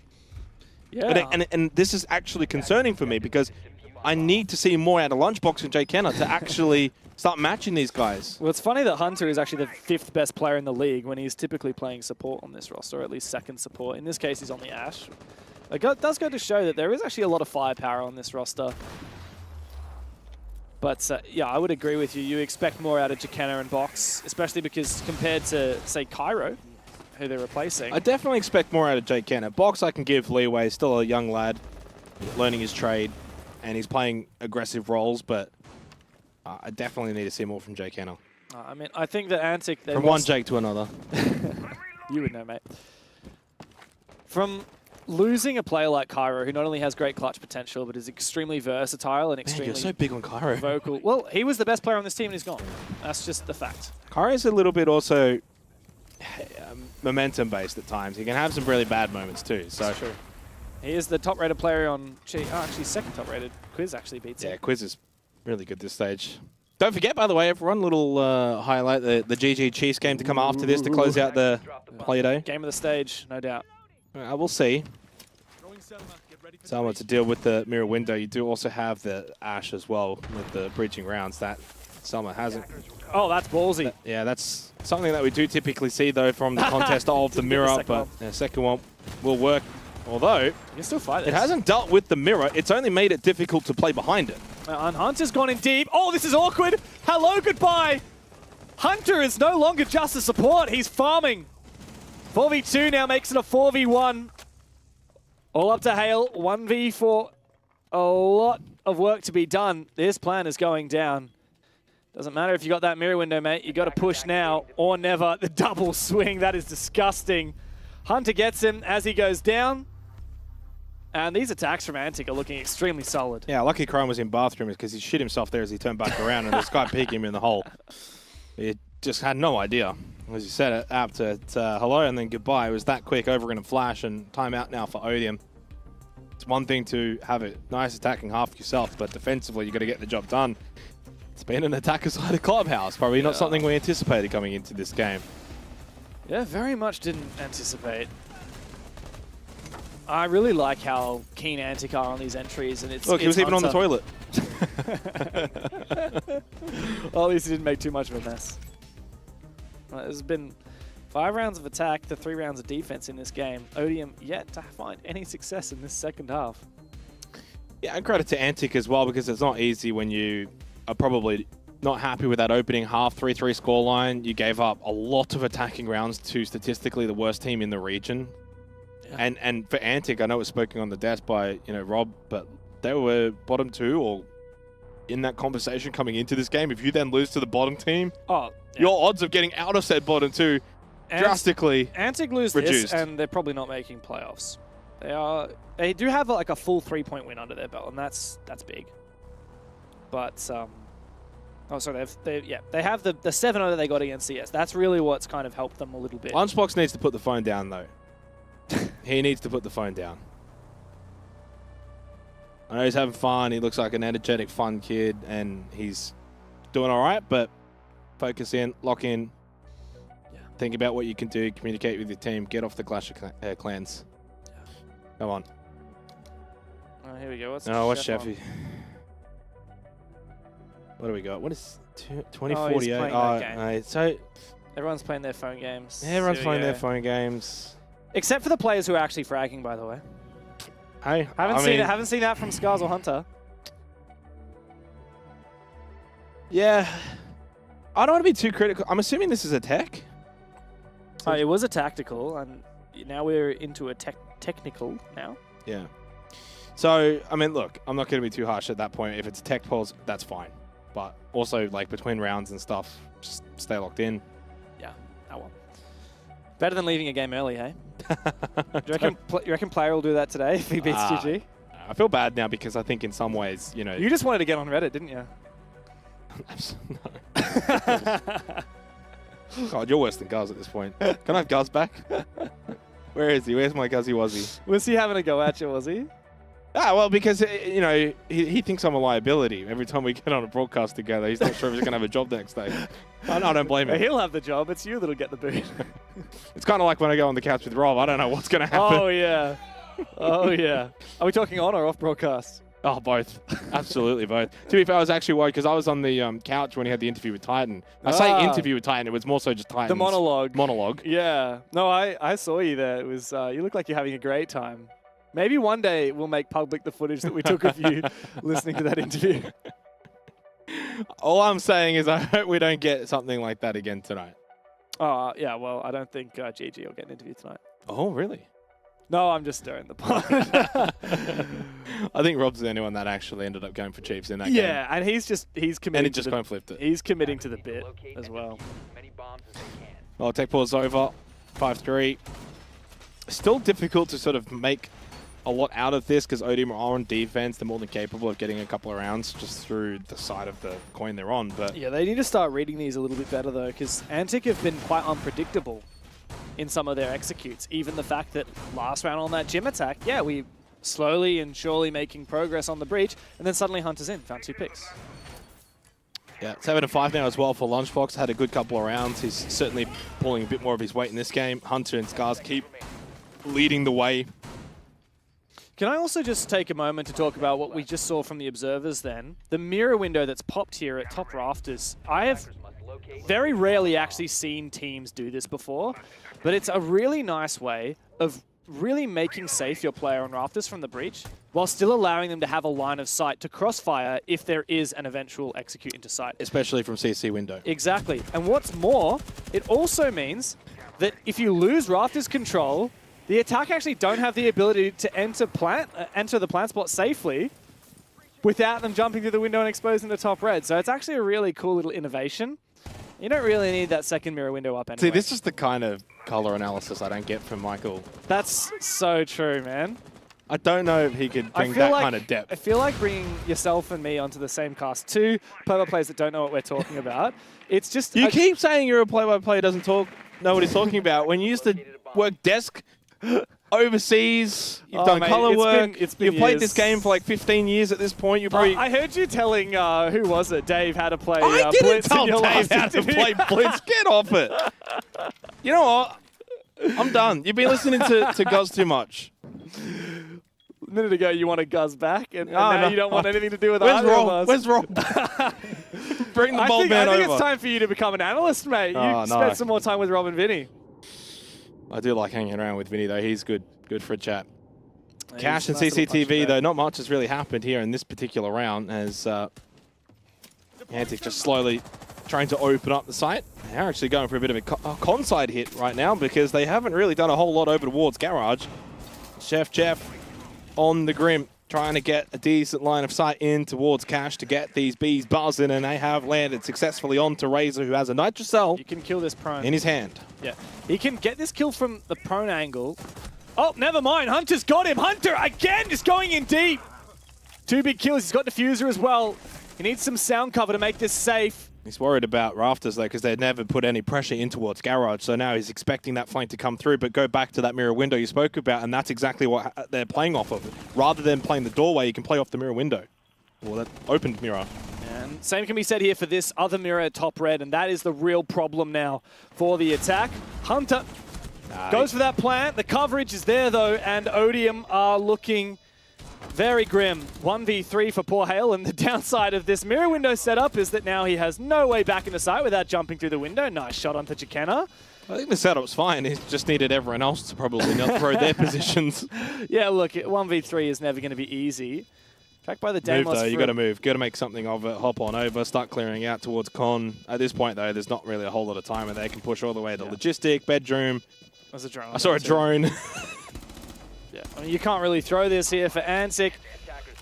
Again, Hunter, MVP Deathmark of the and round. probably getting yellow pinged as well Box right is now. just trolling him at this point, and the round is over. There's not even any point in getting back on it at the moment. Try and pad the KD, and there you go. Round is done. Another MVP round for Hunter. He goes back-to-back 4K so good, into man. a 3K. He's at peak form. How old is Hunter? Do you have his age? Is he a 2006er as well? He's not. He is not. No. I think he's probably about 22 or something. Let's have a look. 21. Okay, so he's still pretty young, I'd say, and I think that he's definitely showing that this might be his best stage statistically, and he's becoming a real linchpin for this roster. Just the ability to push in. I love this, though, still. I don't even dislike the fact that a lot of players would have just tried to stick to plan as soon as possible. You're in deep, you get in deep towards Cash, but he's expecting the potential swing because he knows full well, game sense-wise, we haven't really put pressure towards Garage, said Rafters as well. That is where the next potential swing can come from that could potentially deny me. He's watching, waiting. Obviously, he doesn't have that coming through, but then he sticks to plan. So really well worked around from Hunter. He goes 13, but also only 3 deaths, James. And that's also probably as impressive as the 13 kills. One of the best we played score 9 lines rounds. we've seen so far, yeah. He's survived in the vast majority of them. He's got the least deaths in the server and the most kills. And he's also their shield player and their second support player. Like, that's what's just so versatile. So gnarly. Yeah, and he's the kind of player that teams could look at and find a way to slot him in. Like, as in, like, if we've got a spot, we need to pick someone up. Hunter's the kind of guy that could probably play multiple roles. Absolutely. And he's really good at the role that he does play on this team. Is this my new Geo? Don't get too excited. What happens when you start cheering on a player in OS? There seems to be a bit of a trend that they start to fall down. Yeah, well, I'm hoping to buck that trend with the next one. And who is the next one? Is it Hunter? Well, it might be Hunter at this point. I've been really impressed with the games that I've been able to cover for him, and he's just always been a difference maker for Antic, and it looks like he's going to be the difference maker in this game. Where are you going, bro? Where are you going, Blood? Oh, he's dead. Razor, you are so dead.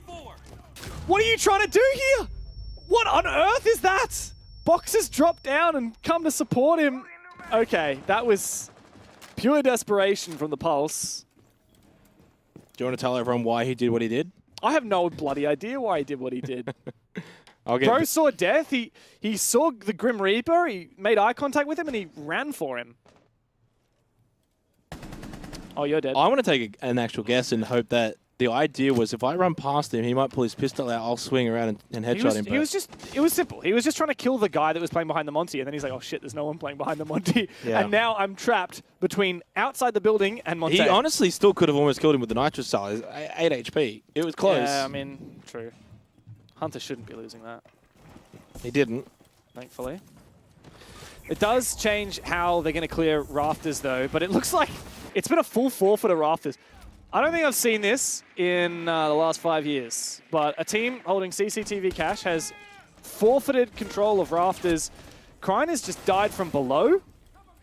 Hunter has secondary hard breaches, so he can actually breach into Also, the side itself. I'm pretty sure Hale just shot Freelo in the Achilles. No, I think it was he shot the drone that was there. But I don't know, I saw Freelo's health and I was like, wait, did he just pop him from behind? Someone else has also just popped Freelo. He's getting popped in all angles. Okay, here we go. Come on, finally give me something. Oh no, Sheffy's up with the shotgun, but he does not cook. Wow, he's cooked that himself there. 1 HP on Hunter, by the way. This is somewhat winnable if they can deny, but I don't think they will. No. C4 would have made that winnable. Ooh, Boxy. Get him, Boxy. Yeah. GG, but like, I'm terrible. Yeah. Yeah, that's true, Chef. That is very true. Maybe get off your phone. Stop playing 2048. Hunter is 1 HP. So technically, this is kind of possible. He just needs to land a single bullet of damage. But then Chikenna is not going to get up in his face. Oh, he sees the feet. Yeah. That's Chikenna dead. 1v1 with 1 HP. Don't go for the kill! He's going You could try and win the round, but you go for the kill instead? Oh, why did you go for the kill? Why did you go for the kill? All right, well, you deserve to lose this one, mate. Hunter's going to toy with him. See, Hunter's not even going to go for the kill. KD. Hunter doesn't even care about the KD. Shaking his head. GG easy for Hunter and the boys. Stellar performance from Antic. And Jake, you've fallen off your chair. Odium have fallen off a cliff. Antic back on top. Oh, that was a meme game, James. That was a bit of a meme kind of game. I don't know what happened there. 7-3 in the end on Clubhouse, where the vast majority of rounds won were by the attacking team. There was a brief moment there where it looked like we actually could have had a good game on our hands. Yeah, 3-3 at the half. Yeah. I thought that as well. I was thinking maybe this could be, a bit of a shock result, but to be fair to Antic, they were always better when, the rounds themselves were there to be won. They just had so much better firepower, better execution. Hunter was great, Scars was good, and the rest were, I don't know, having some fun. Jakenna's still somewhere in CCTV. Yeah. You know that really popular TV show where they drop someone down into somewhere and then they have to, run away from the police and, the professional investigating team that Cops? are no, it looks like this team just got hunted. What was... I'm really upset that you guys said anything there. There was an opportunity to just stay completely silent. I can hear Xenox. If you listen really carefully, I can hear Xenox going.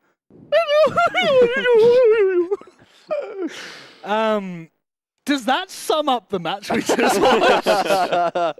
I'm really not sure. I will say I was really fortunate. Isaac, so our replay operator, GOAT by the way, he managed to get me a very quick clip of Lunchbox. I don't know if we can get a close-up of this one production on the solo shot, but it does look like we've got really pretty much everything we need here from Lunchbox. That is his incredible play today. His output level on the scrolling wheel, unbelievable. I don't know what we've just witnessed. I'll be completely honest, gentlemen. Vinny, I think maybe if we just stick to the positives here for Antic, crucial 3 points on the board. Yeah, crucial 3 points and flawless on the attacks, which is always a good sign. I think the ability of a team is determined mostly by their attacking round wins, and Clubhouse is, as I've said before, an attacking-sided map if the defense plays very passive, and that's what we saw out of Odium. They sort of gave all the map control they could to Antic, and then Antic just took that and was able to execute on site with like a minute and a half left, basically every round. Guz, I know how much you love talking about these games. I'm really upset you weren't casting. You would have really brought the entertainment. It would have been bad. I'm glad I wasn't. Yeah. I don't think I've watched a Clubhouse maybe ever that lacked so many fundamentals. It was honestly extraordinary how many plays that Antic were able to get away with. And also how many they screwed up. The worst part is we threw to the game saying how simple Clubhouse can be if you've got your fundamentals right, and I don't think we saw. I will say, Prodigy on their attacks early on, they had a 3-3 half. They were actually quite good. The start. Odium. Odium. Who did I say? Prodigy. Apologies. Yeah, they were quite good at the start of their attacks. They obviously understand sort of where everyone needs to set up, at the start. It was once they got sort of the external walls open and some of that map control, they sort of lost. They didn't know where to go from there. Yep. And that's probably the next step for them going into the rest of the stage. Well, the next step for us is to welcome in Jakenna for an interview. The last time we saw this man, it ended in a very interesting scene. Jakenna, you look absolutely elated from the victory. Yep. That's what I expect. Look, 3-3 first half. Things are looking close. What's been kind of posed on the desk is nothing short of a shit show. How did it feel in the server? The game plan going into that one was we're going to throw a couple defenses so we can practice some game day attacks. So hope you enjoyed the show. You didn't just confirm you threw. No, he didn't mean that. No. That was a joke. For legal purposes. Yeah. Cool. Yeah, I mean, I'll keep going with that. Obviously, 3-3 on your defenses, which is a bit of a difference from the norm. What was like the idea going into your attacks? Obviously, flawless. Was there an overarching sort of mission today, or was that just sort of the way you guys play your attacks? The plan was to keep it pretty simple. We weren't versing the best team in the world, so we wanted to keep it simple, but Hunter decided to kill everyone and leave no kills for the rest of us, so it was pretty much how it went. Now, Jake, this is back-to-back play days where you've been given the rat license on one of these defensive rounds. Yesterday on Border, over towards Office. Today, CCTV. Both of them questionable in terms of what you were able to get out of them. Who's making these calls, mate? I silently do them. Like, I just get to do that, you know what I'm saying? Like, if you talk to anyone on the team, I don't even say anything. Like, I just end up in those spots, you know what I'm saying? We do know what you say. We are. Bit of creative liberty, Matty. Come on. Mate, we gave you creative liberty on the last bloody interview, and look how that one ended. Look, there's a big conversation being had right now as to Hunter's impact on the roster. Previous to this, the conversation about Hunter has always been he's a fantastic leader, really great IGL, and obviously an all-round good player. But he is now stepping up in a tremendous way as an individual fragger. Have the roles started to shift a little bit? We've spoken to a couple of teams and they're all saying, leadership is no longer with one or two people. It's split across the board. Is that the same sentiment on this roster? I disagree. I think leadership should always be one person. I don't think you can spread it amongst players. I think if you were to look at any industry in the world, you're obviously going to have the leader at the top and then the people who do the jobs below them. So it's an easier system when you have someone you can look up to who says, yep, his word is law, we listen to him.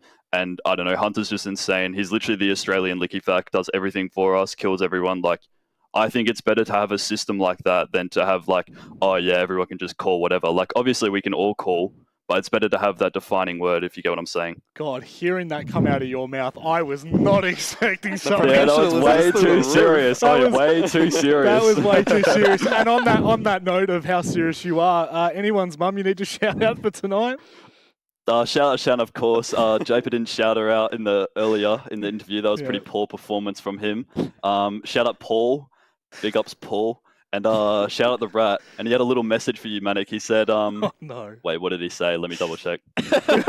His message was the rat sends his regards. What is he, a fucking Lannister? What? Oh, God, Jay Kenner, you always make us smile, mate. And sometimes the performance doesn't need to show it. It's just your face. Thank you very much, mate. We'll speak to you soon. It. Thank you.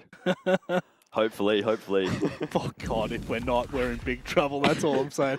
That is a very rare unit. The biggest thing I've taken away from that interview, Jay Kenner, the biggest shit poster in the entire league, shout out to people's mothers in the interview, is saying that he believes in a hierarchy system. But does he listen, though? That's the real question. It doesn't sound like he's getting much information. He's just off doing his own thing anyway.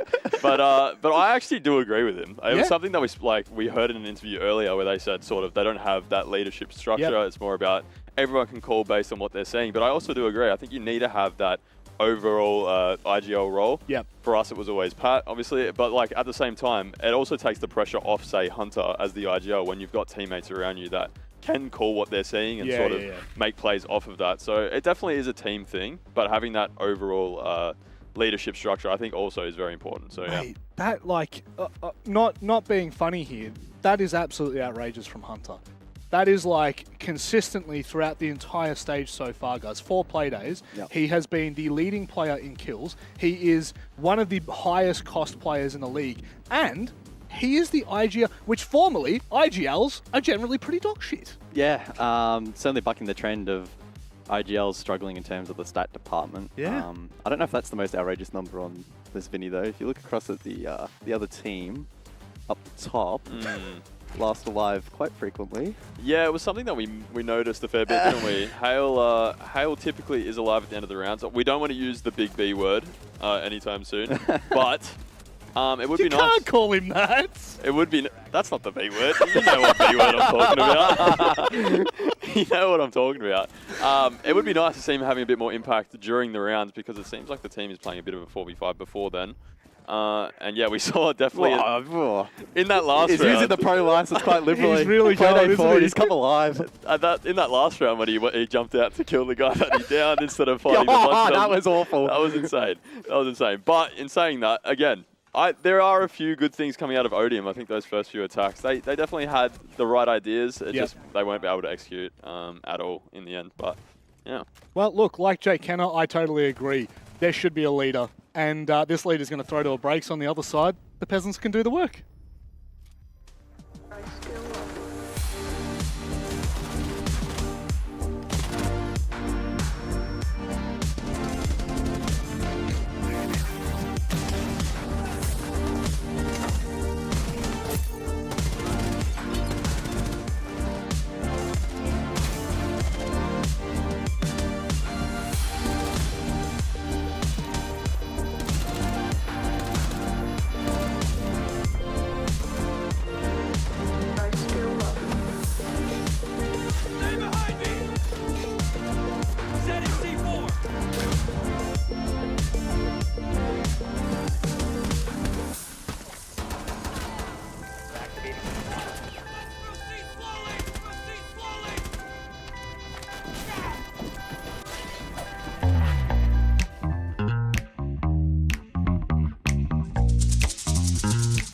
Honestly, my expectations coming into this stage is to win it. I think this new team I've joined, they have the talent and the potential. I think I've brought a lot of experience to this roster to be able to get them ready for the stage and take down a team like GG. Our expectations coming into the stage, pretty similar to like all previous stages. It's just going to be like, try to play our best, as always, no matter what sort of like team or like playstyle that we're coming up against. As long as we're playing good, I think the results will come with it. I'm expecting it to be a big gap between bottom 4 and top 4, and the top to actually be competitive. My expectations are that we definitely learn a lot. We get a good few wins on the board as well, and hopefully come closer as a team. We definitely expect to make playoffs. I think that's very easy this stage, so pretty disappointed if we didn't. You obviously go into it aiming for the best result possible, so we plan to beat everyone we come up against, but I'd say we're going to get top 4 at least. I think what makes our team unique is that we have a lot of players that have kind of played all over the shop, and I think me coming from a top team and bringing this experience means I have a lot of young talent that is hungry, and I'm bringing all this, stuff I've learned from, a world champion coach. I played at LANs, majors. So I think bringing all my experience back to a young roster that's kind of been everywhere, all over the place, I can form them into a roster that can compete in this region and internationally. What makes our team unique? I mean, I think in our region, like, our experience is probably the most unique feature about our team. Just how big Jake Kenner's forehead is. I think that is like a really hard bar to reach. Makes us unique is that at the end of the day, even if we weren't playing Siege, we're all a good group of mates. I think that brings a real good bond to the team, which helps us do well. The team's original concept was just picking up 5 people who are sharp at the game, like we're 5 sharp. So, I don't know, I guess we're just all crazy players. I would describe my playstyle as a more passive player and kind of looking to outsmart my enemy rather than just taking raw gunfights. Because I think gun skill in this game isn't that important when you can outsmart, your enemy and put yourself in these advantages, then it doesn't matter how good of aim they have. See, it can't really be put into words. I think it's going to be up to the viewer to sort of interpret that on game day? My playstyle individually, I'd describe as very human and normal. I think that I do things that a lot of players would typically describe as very meta and very normal. Well, my playstyle is definitely a bit slower now than what it used to be, because I've been put on IGL for our team. Slow, and I try and help coordinate some of the young fellas and what they're doing. A lot of teamwork, playing together, all good friends. That transfers onto the server. Always refragging each other. Well, I was going to bring it back in a maybe a piss-takey way, but there's nothing piss-taking about this next game. This is not game of the day, not game of the week. I don't even think it's game of the stage. I think this is game of the year. This is the grudge match of grudge matches. We have so much going into this. We're all hopeful for a competitive game, Vinny. Are we going to see it, though?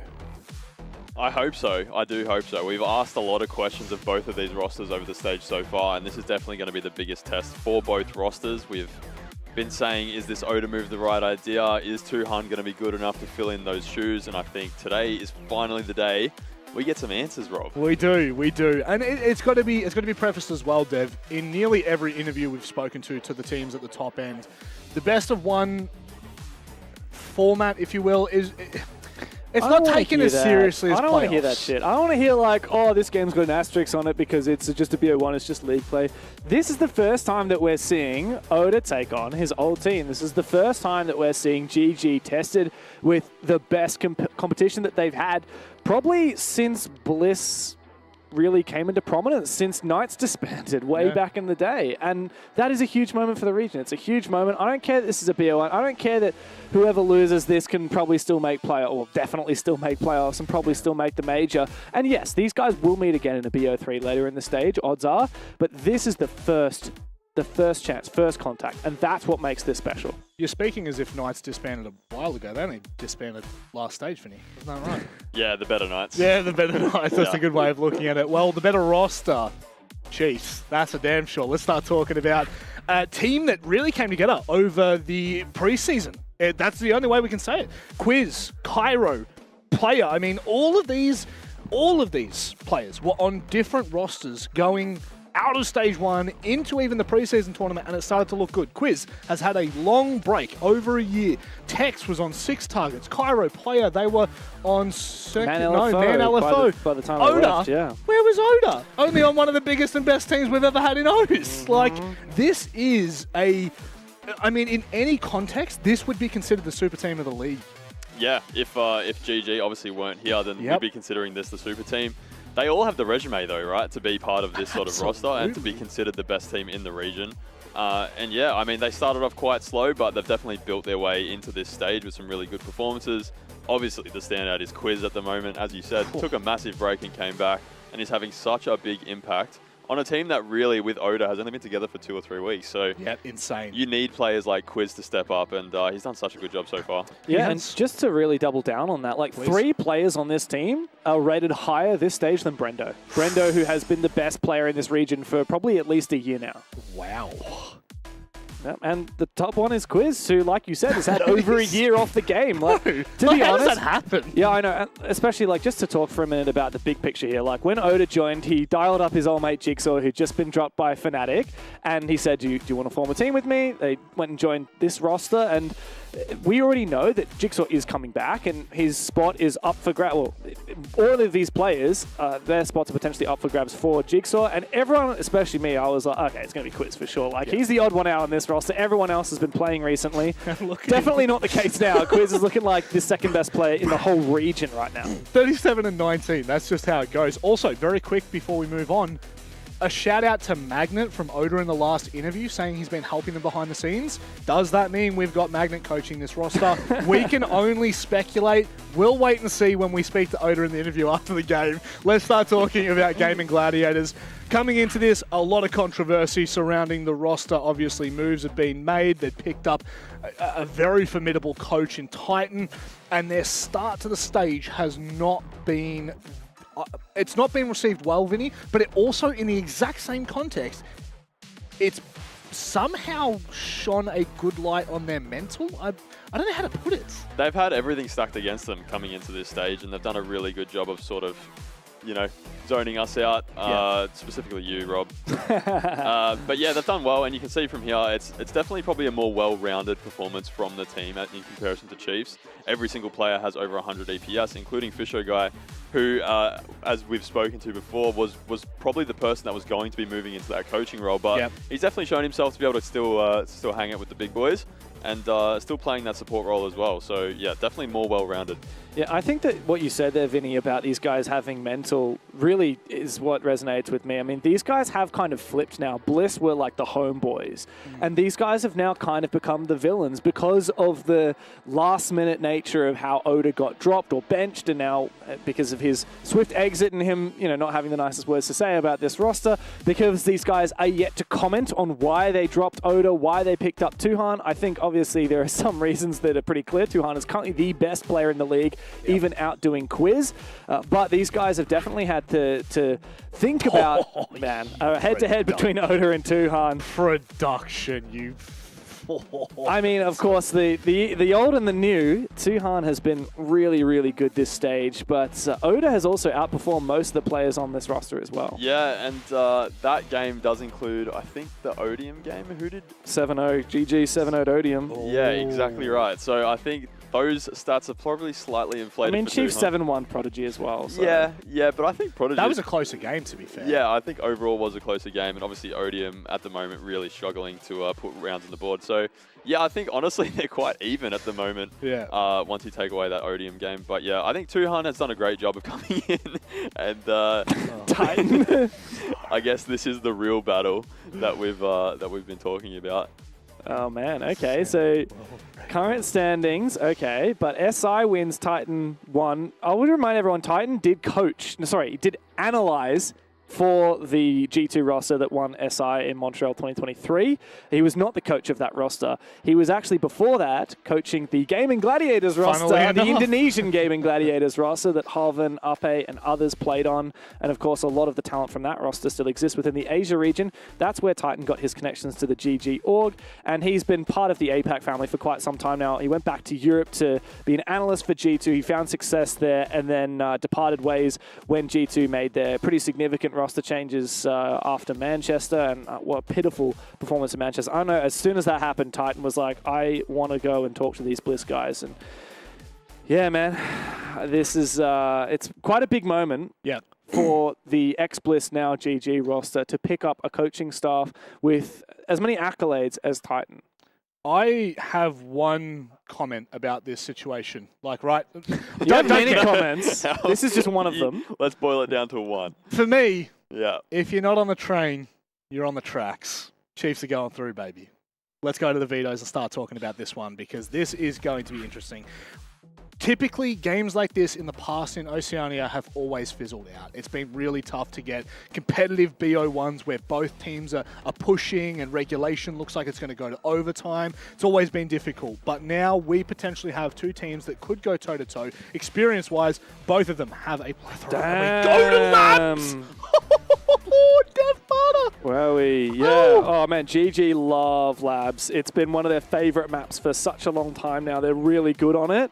But they haven't been perfect. It wasn't that long ago that in the EWC Grand Final, they only beat Antic, the old Antic that is, by one round on this map. Chiefs also not perfect here. I mean, they got taken to overtime by Circular Spheres, who have since played this map and looked pretty rough on it as well. So I don't know where I stand on this. I've seen both teams have good results and both teams have poor results on this map. Wow. Yeah, also pretty interesting to see how late Lair got banned out. Yeah. I get we can talk about this.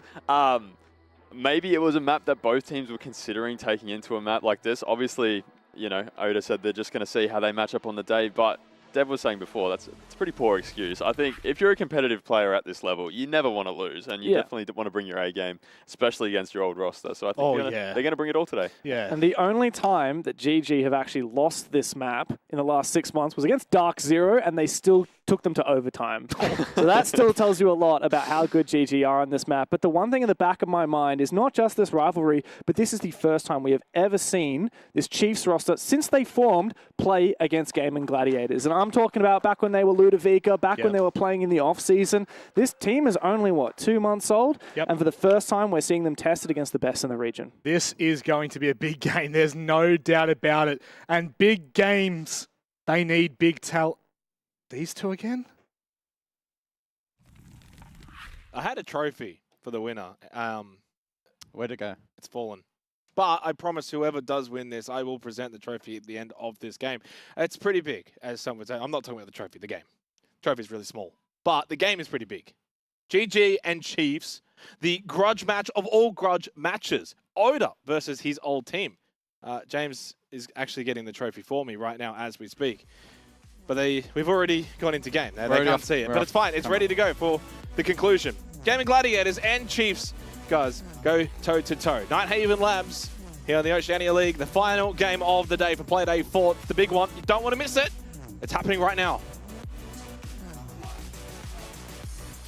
56% in favor of Chiefs. Whoa. Social media trolling going into this one. GG, surely don't lose Labs. I think Jay Kenner has done some voting manipulation here. Why does Jay Kenner cop it? He was the last one on the interview. Very mature interview. Fresh in the mind. Yeah. And actually, speaking of Jay Kenner, this is why I do my job, because I can segue it in. He, speaking on said interview, said, too many cooks in the kitchen, no bueno. He likes the hierarchy. Has been said. And that's, of course, referencing Titan's interview yesterday, where he described the fact that this new iteration of Gaming Gladiators, they all get to comp. Ooh, do they? Apparently. We got to take pause, by the way, so we're just going to prolong this a little bit longer. Just got to... Oh, Oda versus his old team. Now, Quiz. I don't know if you heard in the last game, but I'm pretty big on Hunter. I'm even bigger on Quiz. Quiz is my new Geo right now. Well, I'm fairly certain he's the top-rated player. It feels like it. He could be the one to circumnavigate this potential matchup against Gaming Gladiators and unlock a lot of rounds for Chiefs into the veto process, of which we're going to see our second Shield-Up banned out clash along with the Montang. But I think we still remain in a tech pause after this. Indeed, we will. So nothing has really changed other than the finalization, of course, of the operator veto.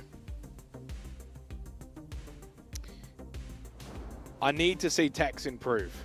I need to see Tex improve in a game like this. Oda has to play well.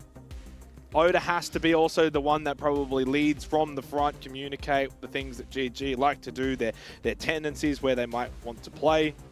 Of course, player, there's been a bit of controversy over the last couple of days, but perfect opportunity to present yourself as one of the top players. And he has been playing well this stage. Cairo. Feels like this is a perfect game for Cairo because you know why, Guz? Why? He's been in grudge matches before against Logic. He knows what it's like. How'd that one go, though? Not great. In fact, it was 7-7 in a 1v1 against Logic, and he lost.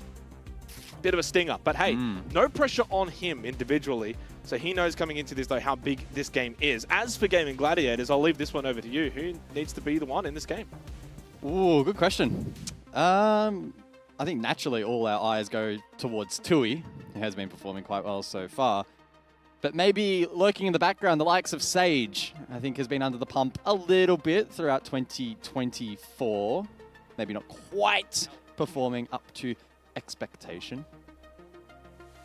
But very much expecting a team effort from GG tonight, who are looking to prove themselves as once again a very dominant threat.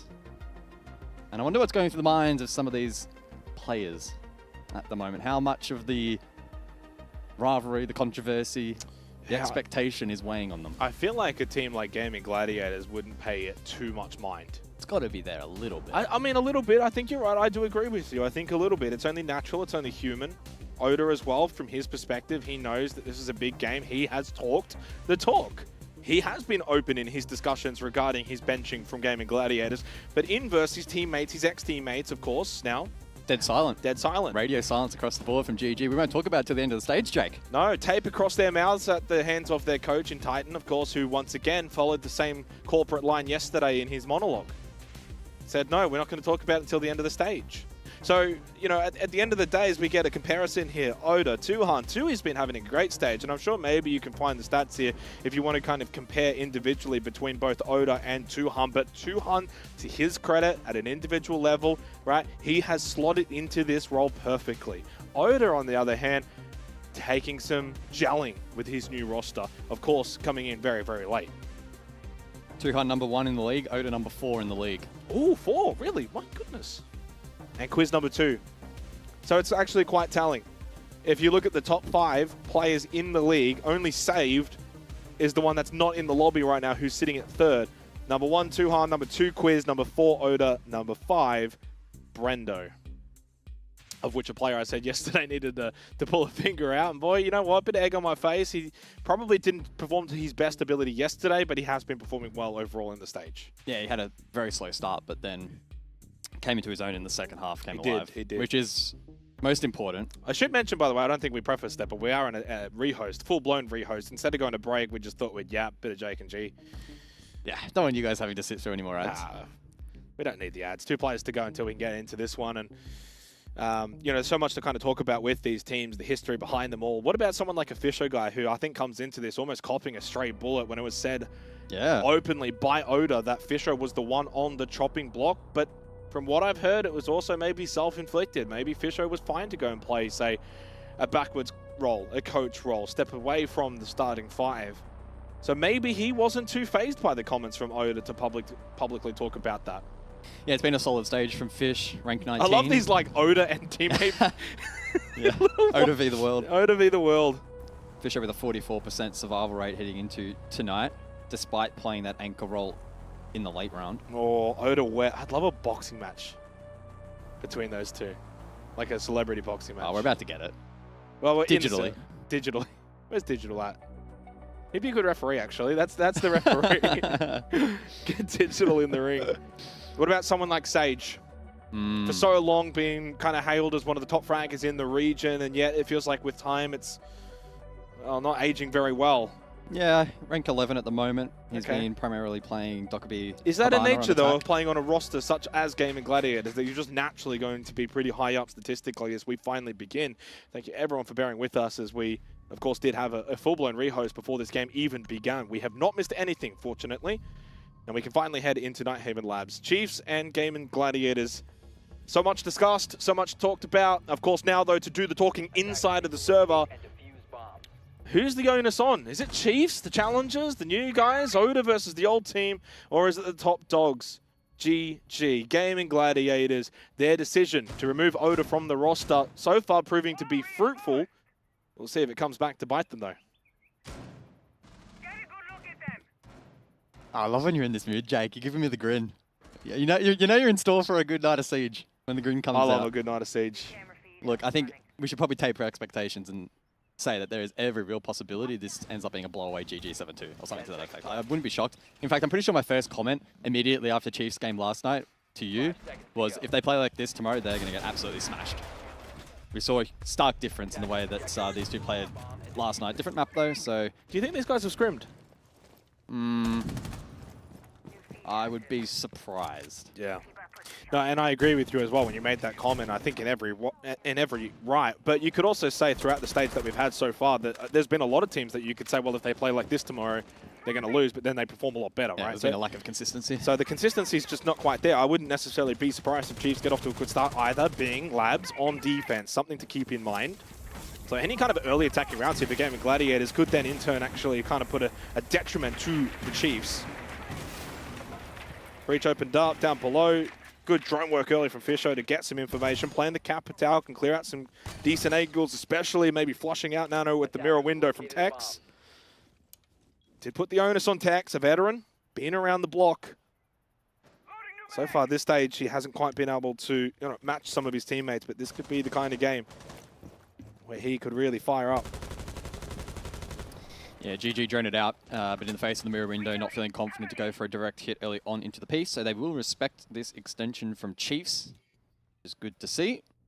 Oh, I wouldn't. I'd love the first kill. Oh, what a tone setter.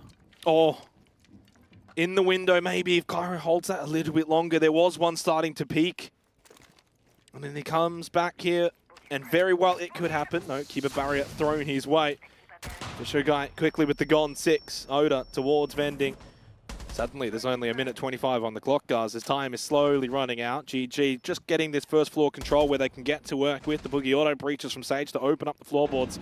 They're doing a decent job, though, just kind of forcing Chiefs back, getting them back onto site where then they can try and play the vert. Well, it's just too hard in the building at the moment. Everybody's still on the exterior trying to cut off the roamers like Cairo. This is a big play, though, for Cairo to hold in kitchen here on the Azami to delay time to try and find the opening kill. Brendo, shoulder peek, takes a bit of damage, expects the hallway swing to come through the doorway. Indeed, there will be a player there. It is indeed Tuhan who loses his life, and Cairo does spill first blood.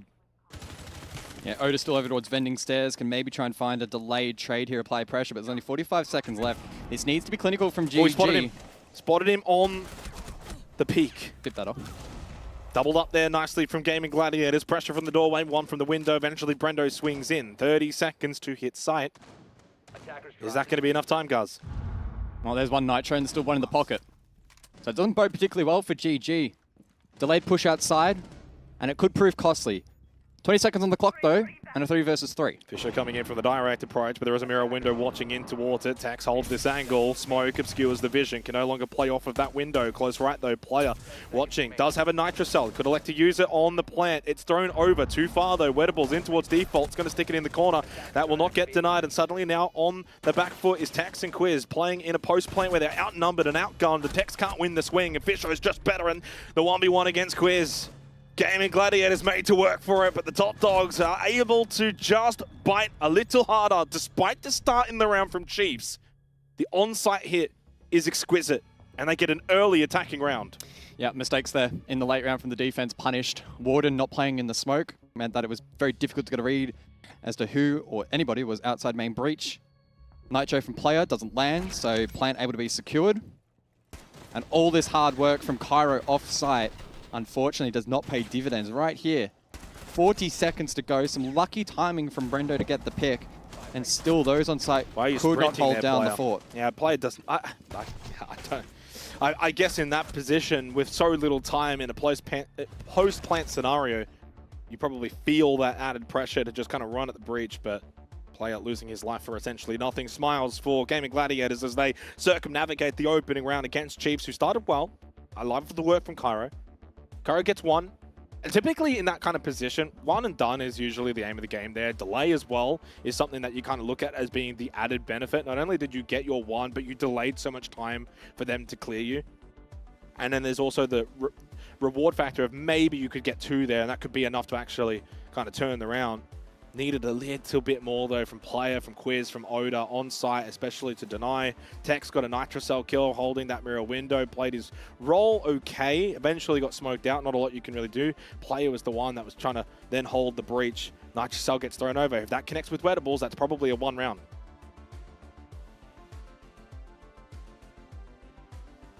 But hey, it's 1 round. Yeah. The only issue being it's an attacking round win on Nighthaven Labs. Yeah, on basement, which is... Well, it's interesting, actually, you know, because I was speaking to Vinny on the couch earlier today when we had one of our earlier Labs games, and he posed the question, why is basement not the prior pick here on Labs defensively? How often do we see Command and Server be the site that teams go to first and foremost?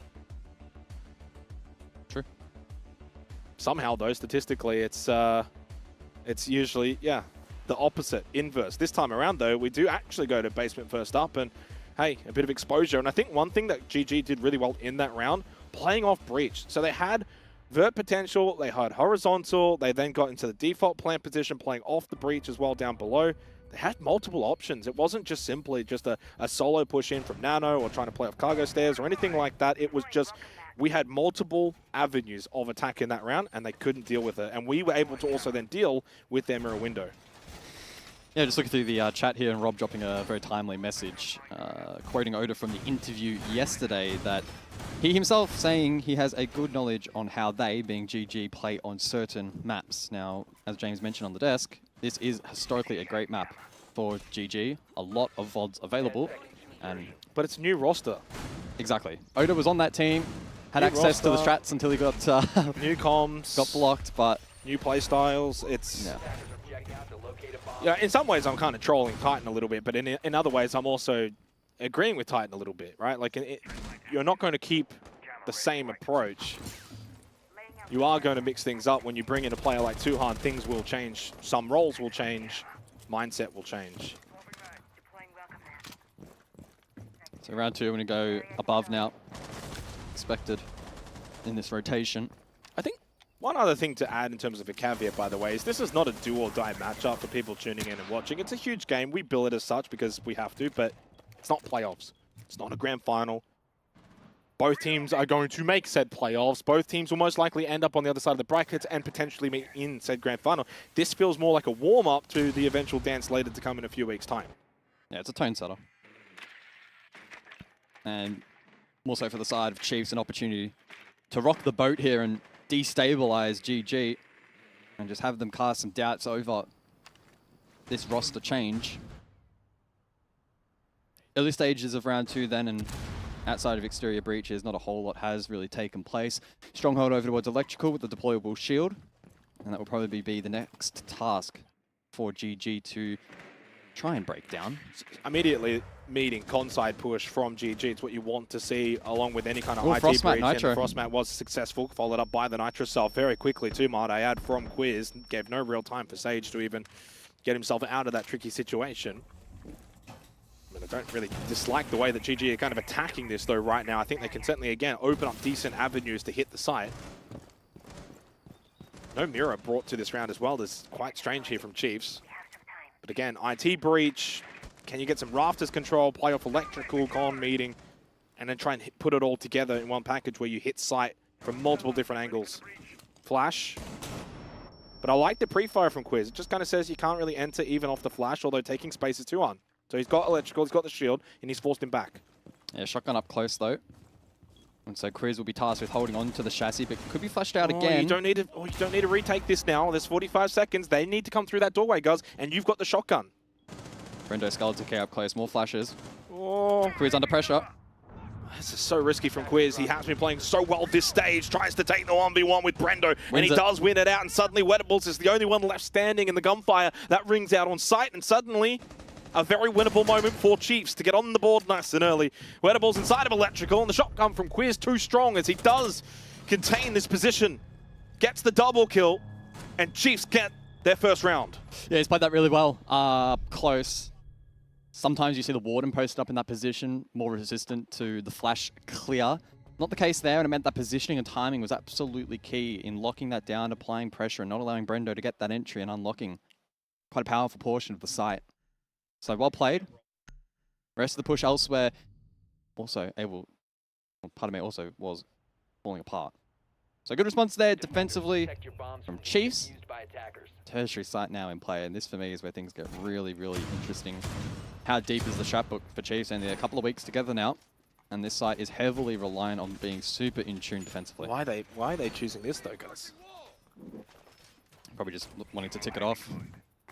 Maybe get some momentum from it. Feel like it's going to have to happen either way. If we do go back to basement, win that, we have to go here. We may as well go here now and just see how it goes. Yeah, sure. Take the momentum of a round win like this, then into basement, then back up to command server. Could be a good way to sort of snowball some of these defensive rounds. I mean, what's your view on storage? Because I think a lot of the way teams kind of approach this site is in terms of attacking sense, play the window, go for a quick plant on the pillar, but then it means defensively teams will hold up above. They've got decent vert that they can kind of look in towards that plant spot. So to me, it says, even if you want to go for that quick attack in towards the window, you do still need to take above. It's so important for the attacking team to clear that second floor. Setting charge.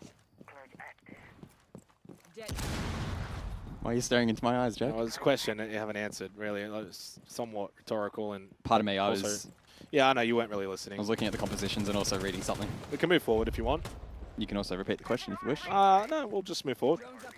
We'll see how this round plays out, and then I can maybe go back to it and either look really smart or look really dumb. Sure, let's do it. It does look so far that GG very much want to get IT opened up, put some pressure up onto this top floor. They do have the clutch drones, something to be mindful of at the moment in towards cafeteria for Wettables on one of those. Once again, the Mirror brought into this round, but they do have the Ash.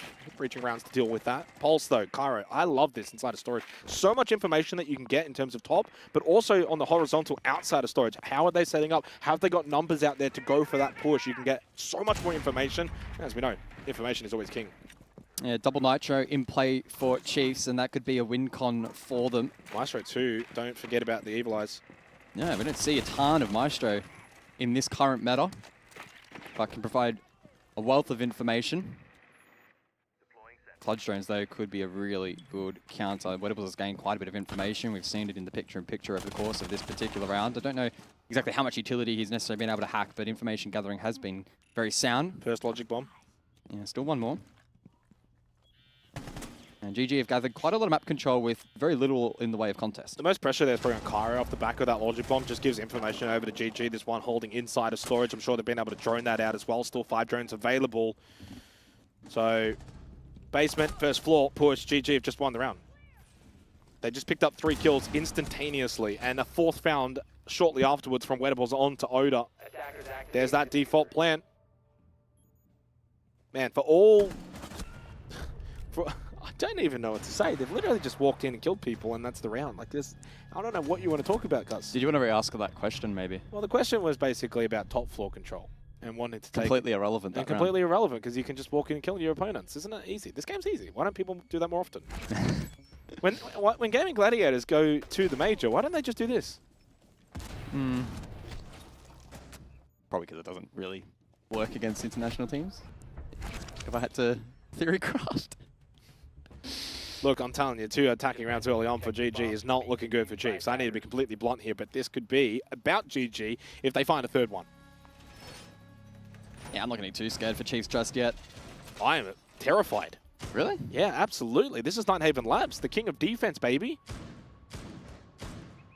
You do not want to be giving up 3 attacking rounds on Labs. And also, speaking quite honestly, I don't know if Chiefs have the same attacking prowess to break down a GG defense on Labs either. Right now, to me, 3 rounds in, this is already a bit of a beatdown, and also the way in which that last round was won, very convincing, flawless, cleared out above, hit site, default plant, killed everyone. Every way in which you can win a round, Gaming Gladiators did it. So, Chiefs need to respond now. There needs to be a rebuttal over the next few rounds, not just this one. Yeah, to play devil's advocate, the last basement round was rather close. Just a culmination of a couple of key errors made from Chiefs in the late round that proved very, very costly.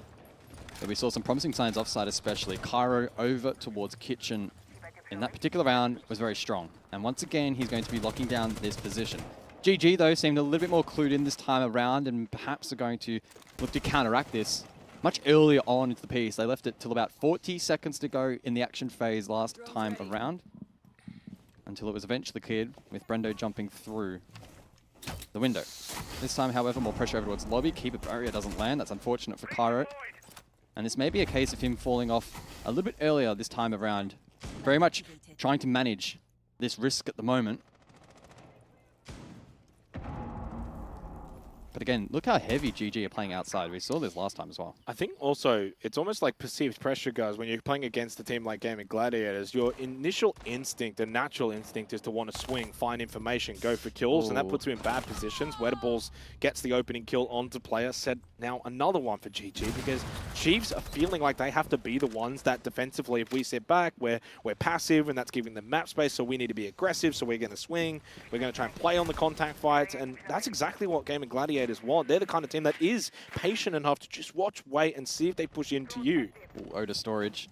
Ping above. Does he have intel to play off? Probably a Valkyrie cam.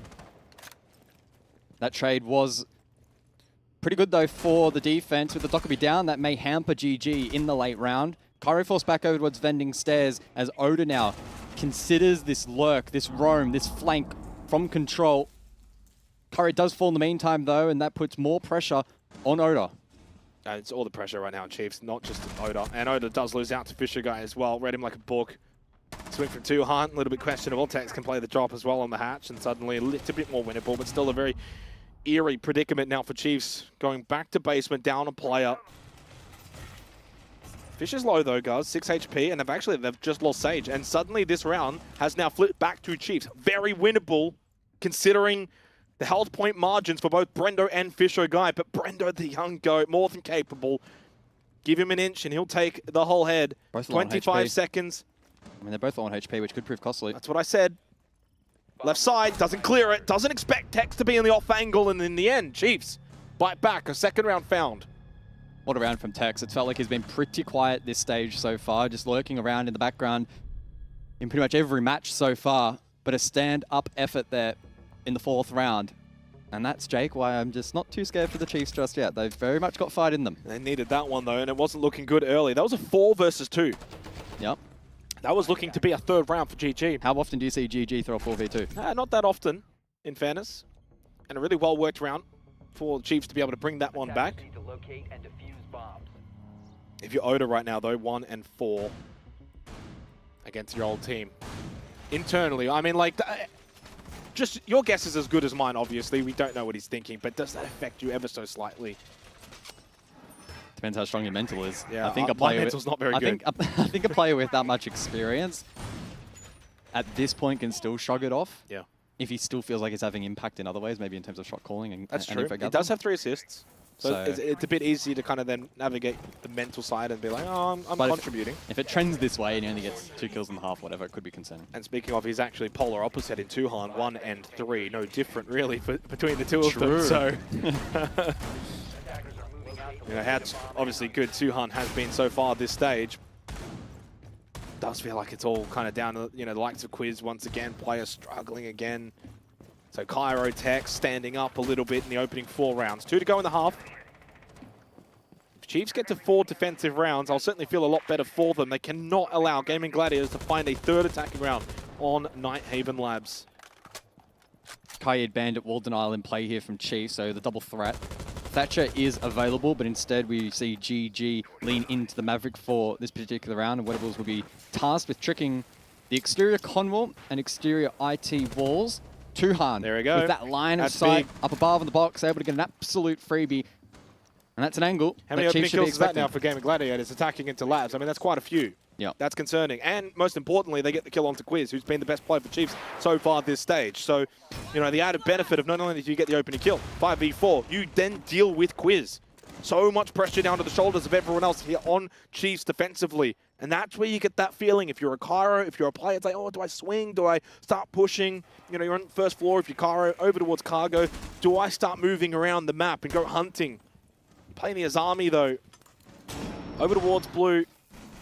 So we get the overhead angle there. Nitrocell in the hands of Tex so far has been pretty decent in these on-site positions, but that's not going to work, Guz. Yeah, got stuck. So 3 entries in a row then. They're hit inside fast here, by the way. This is a somewhat quick push from GG. They've already got electrical. They know they're getting breach opened up. They're dealing with good utility. There's so much time on the clock. Keep a barrier. Suddenly now for Chiefs, this is where you can start to feel that pressure of just being strangulated on site. You feel so claustrophobic, but a big battle won. Oda, though, loses out to Tuhan. There's something in that one, that's for sure. Brendo's still on the floor, now down to Player and Cairo in a 2v3. Fisho will go down. Big kill for Player. No Nitrocell remaining. Where's Cairo? In towards command so they can both play site together. 50 seconds, but Player shut down on the swing. So too is Cairo. And Tuhan comes alive. How good's Tuhan? Yeah, I mean, 1 and 3 into this game and just comes up big in that round. Gaming Gladiators flex their muscles and they take a commanding lead. It's 3-2. Sure, it's only 1 round, but it's 3 attacking rounds on Labs. I will keep putting that for all to see. That's the biggest issue, is the fact it's 3 attacking rounds. Chiefs must win this next one. Oh, no. And it's already not looking great. Kitchen Calf for the next site too, which, again, I'm really not a fan of. We'll see how it plays out. Things go from bad to worse in this round, unfortunately, for the defense. Opening pick goes their way for the 3rd time in the row. GG then able to go on and convert. Player did his absolute mightiest effort that he possibly could from that position inside of server. Unfortunately, though, Tuhan in the back line. Nice kills, mate. Huge Tui. Able to line them up.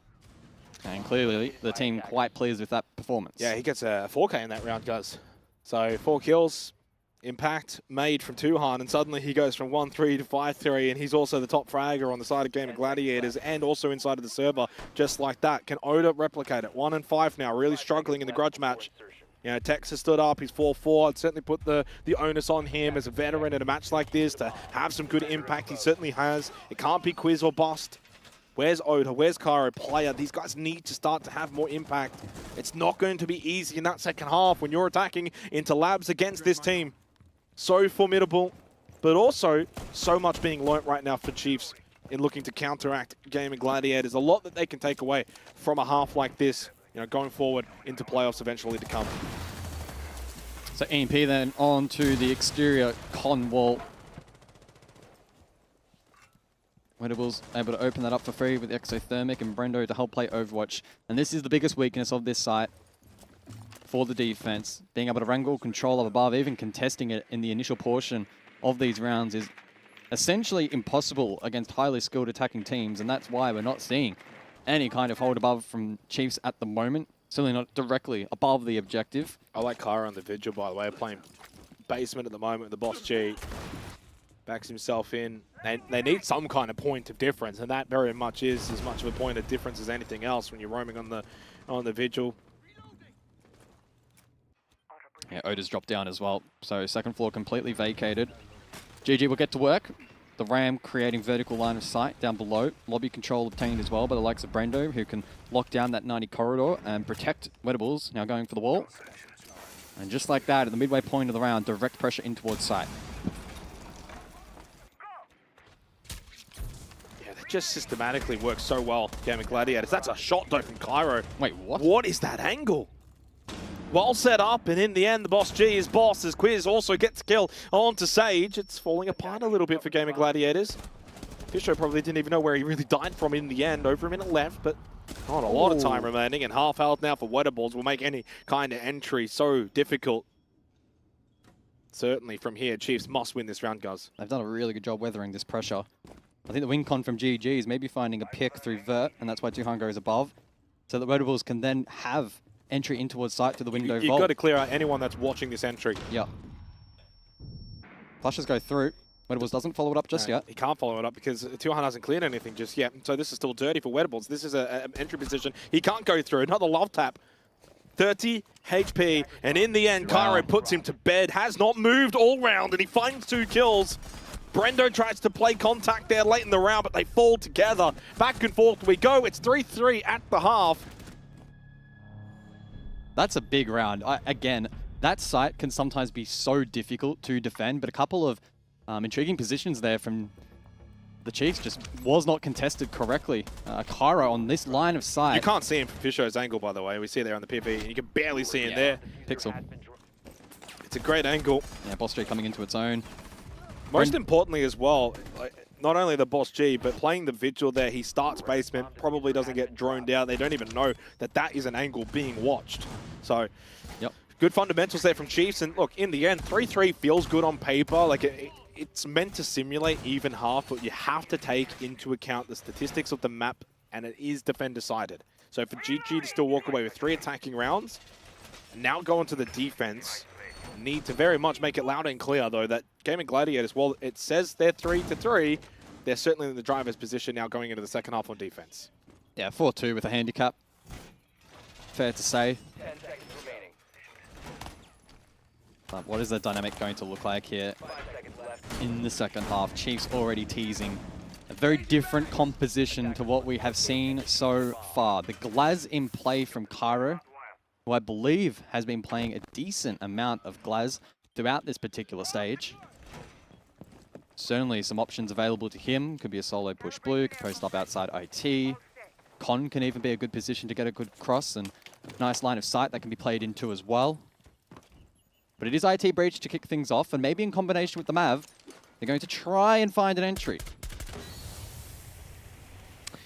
I mean, I hope it's not just going to be some kind of cheese entry, though, here on the Glaz, and that they've actually got some kind of formulated plan as to what they kind of want to do. I like the fact players already top warehouse contesting rafters, and they're going with that IT breach with the Glaz. Cairo can also play from the doorway, playing off the smoke now, can actually look in towards the site. Cairo patient. The Nitro ripped. Can he win the fight? Not quite, but Tuhan wins his. That's player to fall over towards warehouse. Certainly not what Chiefs wanted from that particular set play. So again, it's Tuhan to step up. Such a difficult position to clear Tuhan playing it well. More work being done over towards IT though. So backtracking a little bit now, Chiefs, and down a player. Cairo low on the Glaz. It's a very difficult site to take, and hence why I kept mentioning the fact that for Gaming Gladiators, 3 attacking rounds could very well be more than enough. Drones in towards site. Drones down below. Minute 30 left in this round for Chiefs. Do they go for a meeting side push in towards Electrical now for Cairo? Feels like he's got a chance to walk on in. Yellow ping information, wanting to play off the drone. There's the swing though. Wedables, is that something that you need to be doing? I don't think so, but maybe felt the pressure. Maybe felt like if he's going into Electrical, he's got some kind of information. Indeed he did. This is a lovely drone. Oda has been able to not only help get 1 kill, but maybe a second. Can they play off this drone in sight? So they have the utility though to help clear this position. Tex with a flash. Good pop. He's for white as well. Couldn't get the kill. Good turnaround from Fisher. Guy, he was already quite low on that mirror. Now even lower. Still 50 seconds, so they can back out of this position. They don't overcommit, guys. They feel like that was a failed attempt. Indeed, they were right. And Cairo creeps on over back towards Rafters' position, which is still being held. Tuhan should be able to kill Cairo pretty quickly here. Unless he gets time. There's the swing, and they play that well together. Cairo playing off the contact into IT, and Oda gets a huge kill in towards server. Quiz can play from Electrical. 2 versus 2 with 20 seconds remaining. Every chance that this could be an early attacking round win for Chiefs. To play the plant, Oda needs Quiz to stand tall and get any kind of kill. Oda off the plant, dead. 2 rights and dead in general. Tuhan clutches up again. Proving to be a difference maker in this matchup is Sui, and GG take the lead again. Fine margins, very fine margins throughout that round. So many half chances going astray for Cairo. Eventually able to unlock that position for some counter pressure for the push to then come through. There's the first half chance. And we saw the second with the pop flash later on here. Fisher. This has, well, not this one, but the next one had to be that one kill. was clean. This also a good set play. But then in the late round, unfortunately, Quiz unable to cover the retake here from GG. The counter pressure, really well done. Does Oda need to swing that? Maybe gets off, holds the angle, still enough time, but to swing out like that, fine margins. Always ifs and buts, and yeah, fine margins indeed. 4-3. I will say though, that round at least beckons to me that Chiefs have enough to maybe get some attacking rounds here, that this might not be a whitewash on the second half. There's a pretty high quality round of Siege. And their ability to problem solve and unlock a lot of those positions for a team that's been together for a couple of weeks, really quite impressive. And suddenly as well, I feel like everyone inside of the server pulling their weight to some degree. There's no one that's really kind of hard anchoring, and it's really just been a good match of Siege between 2 teams that both want to go to the major, both have aspirations to go to the major. It's all said and done in the playoffs. You do hope these 2 will be the ones that meet in the grand final later on in a couple of weeks' time. Still a lot of water that has to go under this Oceanic bridge.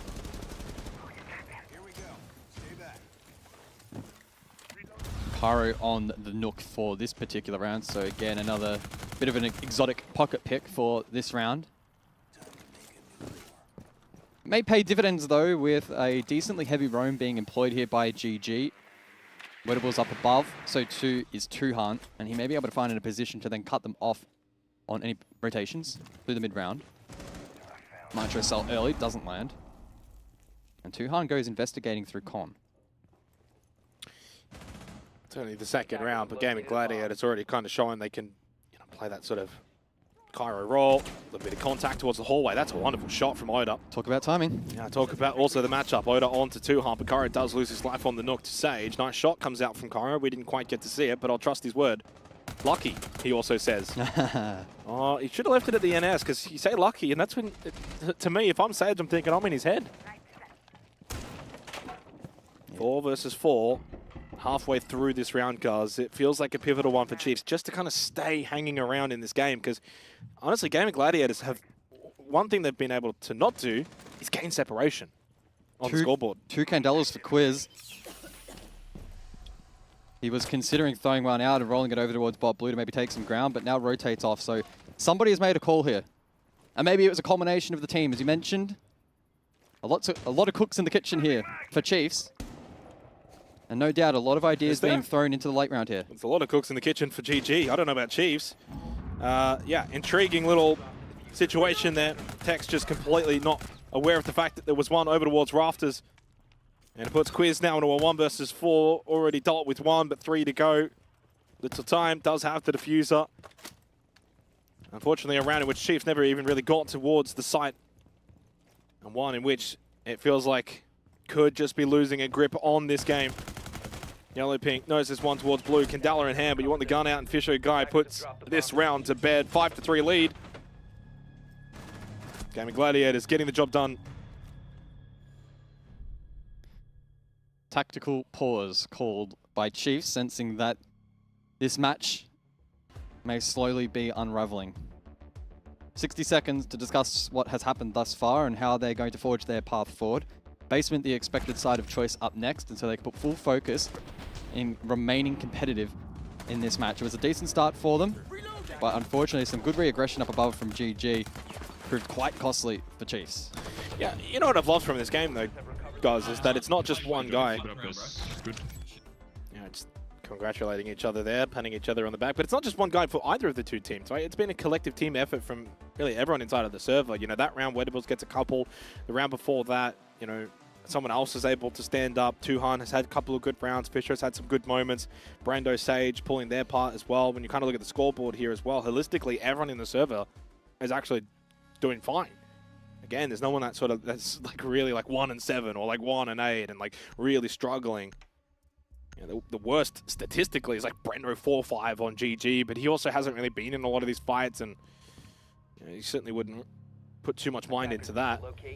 So basement we go. Must-win territory for Chiefs now. You certainly don't want to be going 6-3 down on Labs, attacking into it as well. Need to get one back here. Need to claw it back, keep that match point at bay for as long as possible, keep this game a contest.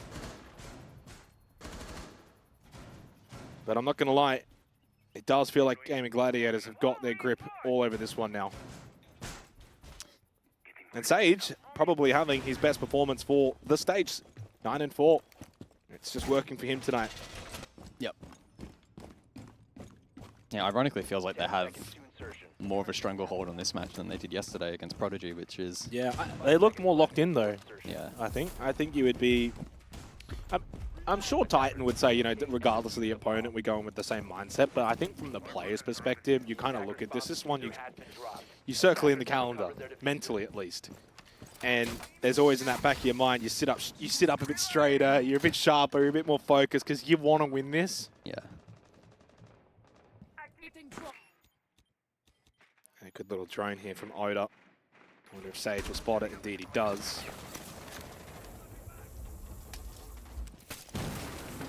Exterior warehouse being worked by the Ace. We're seeing quite a heavy roam game currently from Sage over towards Cafeteria. We saw it from Cairo previously. On the Azami, the keeper barriers offering extra protection. It looks like Chiefs are pretty eager to try and hunt these roamers down, but gathering information proving to be a challenge. It's also just the time waste right now from GG has been great. Chiefs know they have to clear this. They know they have to deal with this as much as they really don't want to. You can't just go hit site directly. Cairo's been able to lurk into a good spot. He's also got the kit, though. Imagine he walks in and dives there and the kit's just kind of stuck over towards kitchen. It's just not going to be a good spot. Yeah, be round over. He needs to be very careful. A little poke and prod here as Tax is maybe expecting one outside of ending. Defender has been discovered. And Sage gets the opening kill onto Oda, playing to fall shortly afterwards. And I think the Sting is just slightly out of this game. Game of Gladiators far too good at the moment, and Chiefs would have to pull off a miracle in the round. Cairo at this point, forget the diffuser. You're going to have to probably push in and kill someone, do something. And he can't beat Sage. That's Kit down as well. Sage calls that one out and says, guys, I got Kit. It's 5v2. The round is done. It's not going to be flawless, guys, but 6-3 now for GG. And you can just about put a bow on this match.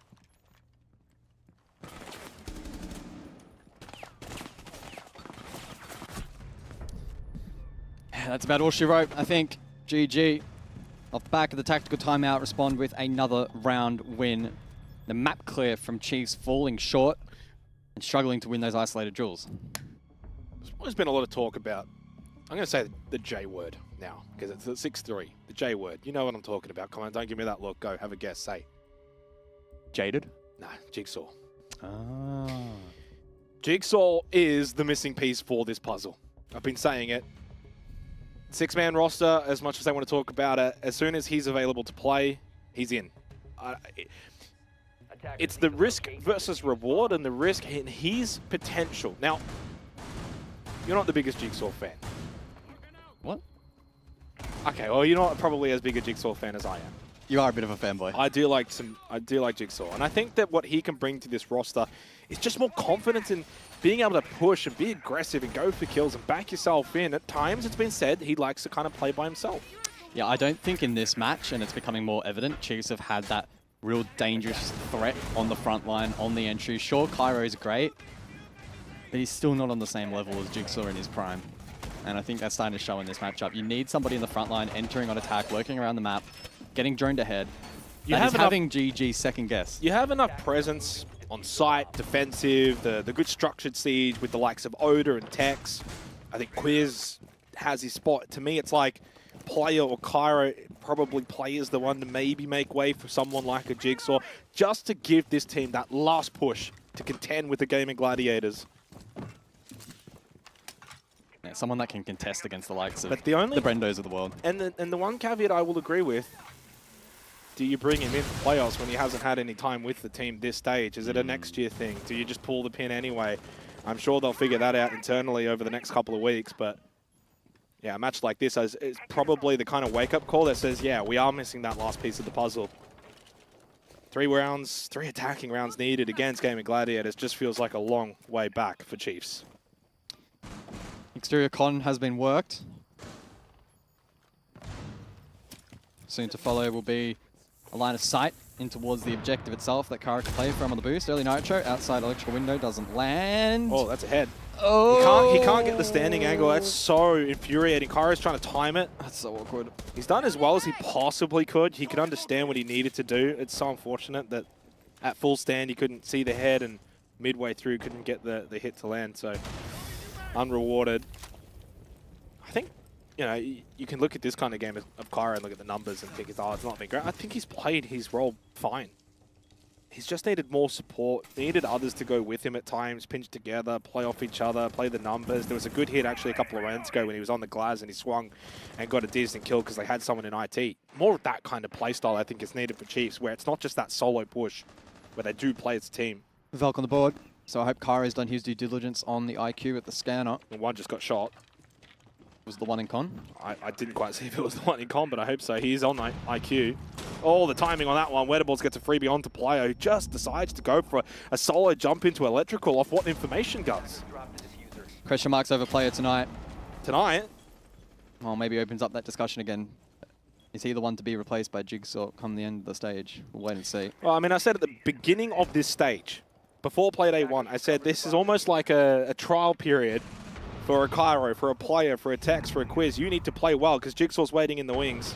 30 seconds left. As I said in the last round, the Sting well and truly out of this one. A total beatdown, although Tex with a good little angle found onto Weatherballs. Needs to do way more, but he can't. Outnumbered and outgunned. An Oda and a 1v3 to clutch up with 20 seconds left. Against his old team, not quite what he was hoping for in the first reunion, but still more to play later in the stage. He knows that, they know that. We all know that. He does get one, but it's not going to be enough. 7-3 for Gaming Gladiators. They are the best team in the region. Absolutely no debate. No one can deny it. All too easy. Weatherpool stares down the camera. Probably unintentionally. I don't know if he's that kind of... He's all right, but yeah, GG for GG. Can anyone take them down? Can anybody contest GG for the spot at Montreal? It's the question on everyone's lips. And the Chiefs in their current form, I think it's probably fair to say the best of 3 is not exactly going to make things look better for them. So can they improve and can anybody else catch them? Lots to work on for Chiefs. Yep. We know that there's room for improvement. That's the good takeaway. If you're a Chiefs fan out there, if you want the competition in this region, there is room for improvement. But is there room when you've got 6 players and you can only bring 5 into the lobby and Jigsaw's waiting in the wings? For Gaming Gladiators, a terrific performance. They looked locked in and ready, and they didn't really put much wrong tonight, and they are still undefeated through 4 play days. Jay got me the trophy. Doesn't matter. Don't need the trophy. It's all good. It's done. It's dusted. This is the Gaming Gladiators. We kind of expected to come into the stage in their first couple of play days. Maybe it's taken a bit of pressure, Vinny. Maybe it's taken some, what's the saying about diamonds, right? You need a fair amount of pressure to get that kind of performance. And I think we've just seen Gaming Gladiators. It's another level. Yeah, I don't know. I think Titan's interview last night where he said this is 5 new players, it's a completely new team. I think, in theory, fundamentally, I think the roles have moved around a little bit, but it's the same. It's the same 4 core that we've seen go to major events, playing invitational, dominating this region for 3 years, and they know exactly how to play in those high-pressure situations. So, yeah, just got the job done today. That's probably one of the most dominant performances we've seen from them across the whole stage so far, other than the 7-0. So, yeah, really, really well done by them today. Bit of a throwback, Dev, to almost like Stage 2 last year where, there's a little bit of conversation about what's going to happen tonight. Bliss always, back then, made it count in the big games. Gaming Gladiators, there's no difference. Yeah, look, I'm going to toss you under the bus a little bit for something you were saying just before we went on. You saw Fisho's reaction to when he won that, and you were like, look, tell me that Chiefs aren't in his head. I feel like, yeah, Fisho cares about the result of that game. I think that whole team, they weren't doing the whole thing like, oh, we didn't care who we're versing, we're just going to play the same. No, they knew they were playing Chiefs. They knew what was riding on this game. And they managed to keep their cool. They didn't get in their head about it. They thought about it, and they let that pass over them. They focused on the game, and they won it quite convincingly in the end. We're going to argue here. Titan's waiting. You wait one more second. We waited for you, Titan. You can wait for us. Have you ever seen Fisho ever yell like that in the play camp? I'll step in here. Okay. Please. Did you play with the guy? I did play with the guy, so I know him very well. He is a very eccentric kind of guy behind the scenes. But what I will say is, over the last 3 years, they've been the most dominant team by far. Country mile. Finally, it looks like they've got something to play for. A bit of pride. They're playing against a really good opposition. Look, bro, tell me. Look at his face. Go again. They got something to prove, Maddie, and they did today. So I think that's why he was so excited. They needed to, and they've done so, and so too has Titan. Let's welcome him in for the interview. Again, the performance that we've been waiting for, Titan. This is the game that really we'd all look to. I know that probably might not have been the storyline in the heads of Gaming Gladiators and yourselves, but how did you come into tonight? How does the preparation? What's the mindset of the game? Is it just another match for you? Of course it is. It's every team. Prodigy, Odium, Chiefs. No, come on now, because there's not been nonsense here. Let's not talk silly stuff. Appreciate it. No. I mean, obviously, you treat teams with their sort of respective levels in a sense, and also the information that you have available on teams. So one of the big benefits for us was I think the guys know these players a lot more on Chiefs in terms of individually, how they are, and also we have, play day 1 vault on them, which is great for us. But not just that as well. You can kind of see that the way they played was really smart. Oda sort of clearly took things that he learned that were weak to, and he tried to implement them today. And I think one of the benefits for us is the fact that as a team, we're constantly growing and evolving, right? So it's a good thing that we were able to sort of deal with these things. I'm pretty sure, and I'm quite confident to say this, 2 months ago, that sort of game would have probably gone out of our sort of control and out of our hands a little bit. Hello there. Interesting. Nice. Thank you. But in general, I think what you're going to look at and sort of see, especially for the team, is just the growth that we've had, right? I think the guys proved today a little bit that we've shown this stage that we have to sometimes have mental resilience, which is one of the biggest things. And it's about that toughness, that mindset, that focus that you have to have of what you are right now in the server. So for us, it's just about focusing each game at a time. And the great thing for the guys is they've managed to sort of isolate each game individually. Yeah, just to go on the map vetoes, you guys went to Nighthaven. Obviously, a very strong map for you guys historically. Did you expect to play that map, and do you think it was done on purpose by Chiefs? Oh, no, I could be cheeky here, couldn't I? I'll say what I said to the guys before the game. Some of the scrims that we had with Oda when he came back, I think there was a comment, something along the lines of I made of, we suck at labs, we really, really need to fix this. So I suspect that might have played a slight part, especially considering the 2 maps that we were left with at the end were the 2 maps that I suspected that we would play about 10 days ago in the veto. So there you go, that's what I need to say. Fair enough, mate. Firstly, nice to see you in OS, man. My first time getting a chance to talk to you since you joined the team. Yeah, I remember chatting to you a little bit about the whole situation back in Manchester. I'm glad that it panned out the way it did, and hopefully it can continue to pan out well for you guys and for the region as a whole. But I wanted to ask you specifically about Tuhan. We love the guy. He's the best player in the region right now, playing phenomenally, but something that we were having a chat about before is there is this pattern when these great star players go to international events and they really struggle. We saw it with Brendo, who was the best player in the region not long ago when he went to his debut in Copenhagen. We've seen it with Wettables as well when he made his debut. How do you feel Tuhan is going to go if you guys do manage to qualify for Montreal, and what kind of things can you do to prep him for that? I was going to say, first off, that's a big if. We've got a long way to go on the stage. Big if, obviously. With Tui, it's going to be a case of same thing as what I've done with Brennan. Same thing as I did with Wet. I think that was quite noticeable at EWC, sort of like an uptick in his performance. It's letting every player find space and freedom within the system that they have right now to be able to perform their best. I think a lot of the times you see these players that come from sort of the smaller regions, they perform dominantly at home, but they're predictable. So we tried to, for me, it's about sort of teaching them to be more well-rounded players, more overall players. And even then, it's just about giving Tuhan that sort of space to be able to do what he does best, which, to be honest, is just shoot and click people's heads. That's it. Like, that's what the kid is best at. He has some other added values here and there, I suppose, but he's got, that's like the raw concept of what he is as a player. But it's just about making sure that he constantly feels comfortable. If we make the major, hopefully, fingers crossed, touch wood, then when it comes to it, it'll be sort of just using my experience, leaning on him. I mean, I'm lucky as well to have 4 very experienced Oce players as well that can sort of, put an arm around him at a moment when needed and just say, hey, man, just don't worry about it. Just chill. Just take each game as it is. Take each round at a time. And I think that's like a big part of, the overall concept of how do you make younger players or, rookie players. I know he's not rookie, but you know what I mean. In terms of like going into like the international scene. I mean, he's definitely a rookie in terms of like the T1 teams, right? Not the overall Tier 1 product. He's been around this region for 3-4 years now, so there's absolutely no doubt whatsoever. I do want to ask you this question. It's kind of a pressing question that we didn't get to talk about yesterday, but I'm going to push on you now. Are you happy with where the progression is? Because I know you said there's been a lot of changes and there's been some dramatic changes, but are you overall happy with where this is going? Do you think there's still more improvement to be made? Good God, yes. Loads of improvement to go. Heavens, yeah. I mean, the ceiling is as high as the guys want to push it to. And I sat down with all of them after Saudi, after EWC, when we got knocked out there. And it was a case of, right, you guys, if you want to win a title, you can win it. It was the simple words I said to it. But you guys have got to put the hard yards in. And I think a lot of them are trying to sort of like figure out how that is. And it's a big sort of jump in terms of going from part-time to full-time. And then not just that, but what is it to be a world title competing team in a sense? And I think a few of them are kind of like, realizing a little bit sharply that there's a lot of work that goes on behind the scenes that's required. And it's not just sort of, turn up, scrim, listen to what Titan says, do it there. It's kind of got to do your own work in the private times and things like that. But am I happy?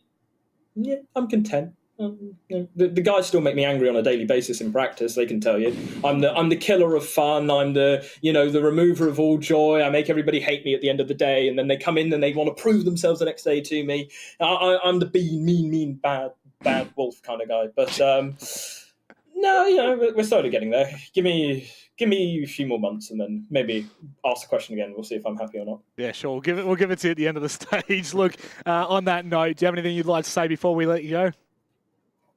No, thank you again to all the fans. Good game to Chiefs as well. Genuinely a very good game. And that's one of the better sort of teams that we're going to look forward to seeing in the playoffs as well.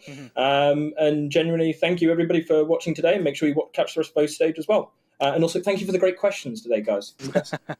Thank you very much for that, Titan. We'll no doubt speak to you soon. No worries. All right, see you guys. Again, the performance that we've been looking for and the performance that we got. Say goodbye, Titan. And honestly, there was like a hint of doubt in 2 of their overtimes.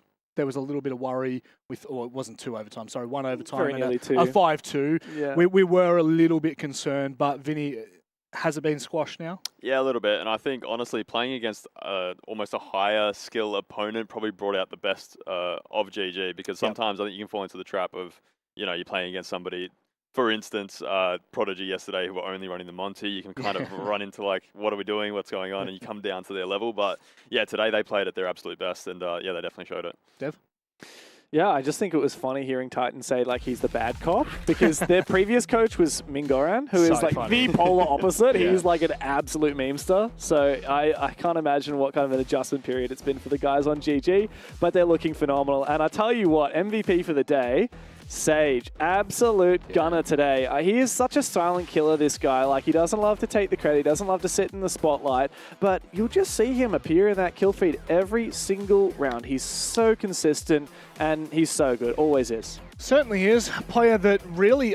the thing for me is, like, I feel like we haven't had that kind of a performance from Sage where he's miles above the rest for quite some time. And that, for me, Vinny, goes to speak volumes about the team. Nothing to do with Sage. Yeah. It goes to speak volumes about the roster. 100%. Yeah, you've hit the nail on the head there. They're such a well-rounded team. We said before the game, I mean, obviously Sage is the obvious outlier, but on any given day, it can be any one of the 5 that can really pop off. Maybe not Fisher go anymore, but he's busy planting. But again, yeah, another great game from him, even though, as we said before the game, around all the controversy, it seemed like perhaps he was moving over to the coaching staff, and he's just proven that he's still on the best team for a reason. So, yeah. Yeah, it's an interesting old game. I don't think Chiefs had any legs in that second half. I think that Dev, just to be brutally honest, that is exactly the performance that we always expect from Gaming Gladiators. I thought we might see more from Chiefs. Yeah, well, we saw Chiefs get 4 rounds against Circular Spheres on this map in defense, and only 3 on defense here. And then as soon as we moved to the attack, I was like, they only got 2 attacks against CS. I don't expect them to get many against GG. And I maybe expected 1, but 0 is a bit of a rough one. Like they really do need to look at those attacks. But to Chiefs' credit, like they did have some good moments in this game. Absolutely. GG just outplayed them. And it takes me back to what we were talking about off air before. Like you stack any player up of Chiefs up against someone from GG. Like you stack the relative players. I think Tex Fisho is a good example. Like Tex, great player, been around for a long time. Fisho is just better and just more proficient in his role. Yep. All right, well, let's go back and have a look at the games that were, because it wasn't just the one game tonight, even though we've waffled on for quite some time. A 7-0 kick-started CS's first win of the stage against an Outlast that was, get this, undefeated coming into Playday 4, Vinny. That was a bit of a shocker. And then, honestly, the night still kind of had some surprises left. Yeah, Outlast very defeated tonight. 7-0 is the worst way that you can be defeated. So definitely another humbling experience after last night.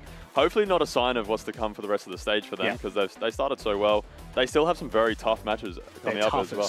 The 2 toughest. So, other than that, Prodigy Supernova went about as well as we thought it could. I think Prodigy came out with a very strong lead after the first half and then couldn't quite get it done. Supernova brought that back, but Prodigy did a good job of finishing it in the end. And Antic Odium probably could have been even more of a dominant scoreline. Jay Kenner did a lot of hiding, which... he does that. which he does. And, yeah. Oh, Jay Kenner's so interesting, man. I don't know how to feel about that bloke. But the only undefeated team at the top, back in their rightful throne, Dev, Gaming Gladiators. Of course. They're clear, 2 points and quite some rounds. Yeah. And look, there's still a couple games to go, and I appreciate that Titan wasn't all, job's done. You know, when I asked about Montreal, he's like, okay, slow down, guys. We're not there yet. There is a long way to go, and of course, playoffs will sit at the end of this round-robin phase. Top 2 spots, I think, will end up being occupied by Chiefs and GG. Like you said, Outlast have some really tough games ahead of them. Chiefs are actually playing Odium up next, so I think they've got some easier games ahead of them. I would like to see Odium off the donut there. That's a real disappointment. Also, Supernova, man, not even getting a regulation win yet. 2 outright losses. Big disappointment for a couple of the teams in this league. And seeing teams like Outlast and Prodigy over the top of teams like Supernova and CS really does tell you a lot about where we're at right now in the evolution of OS Siege. Like this, we are in a turbulent period. Like you can have new teams that are coming out of nowhere, and they are going to go and beat these guys that have been hovering around the 3rd to 6th place for quite some time. And teams like CS and even Antic to some degree need to be careful because there is a target on their back. Yeah, there certainly is. I mean, they had a huge target coming into this stage. And now I think some teams look at them and go, those points are a little freer than they used to be. Vinny, it's been a super week. You got any super thoughts for me? I guess I'll just double down on Dev's point. I mean, Please. like you said, the most turbulent period we've had in R6 Siege, but I think it is a good thing. I think we've got a lot of young guys coming through that are showing they can compete at this level. Yep. Obviously, we're going to get a lot of inconsistency from most of those players, but at the end of the day, this is a great experience for most of them, and hopefully over the next sort of year to 2 years, we can produce a region that has from 1st to 8th, everybody is... Don't. I was going to almost say it. Do you want to say it? No. Make Siege great again. Oh, bro. Oh, God. Don't say that. Can we delete that? Can we please go back? On that note, I guess we're done. No more. We said it was the greatest. It was. We're going to be back for Play Day 5. Don't worry about it. We'll be back next week. Breakdown.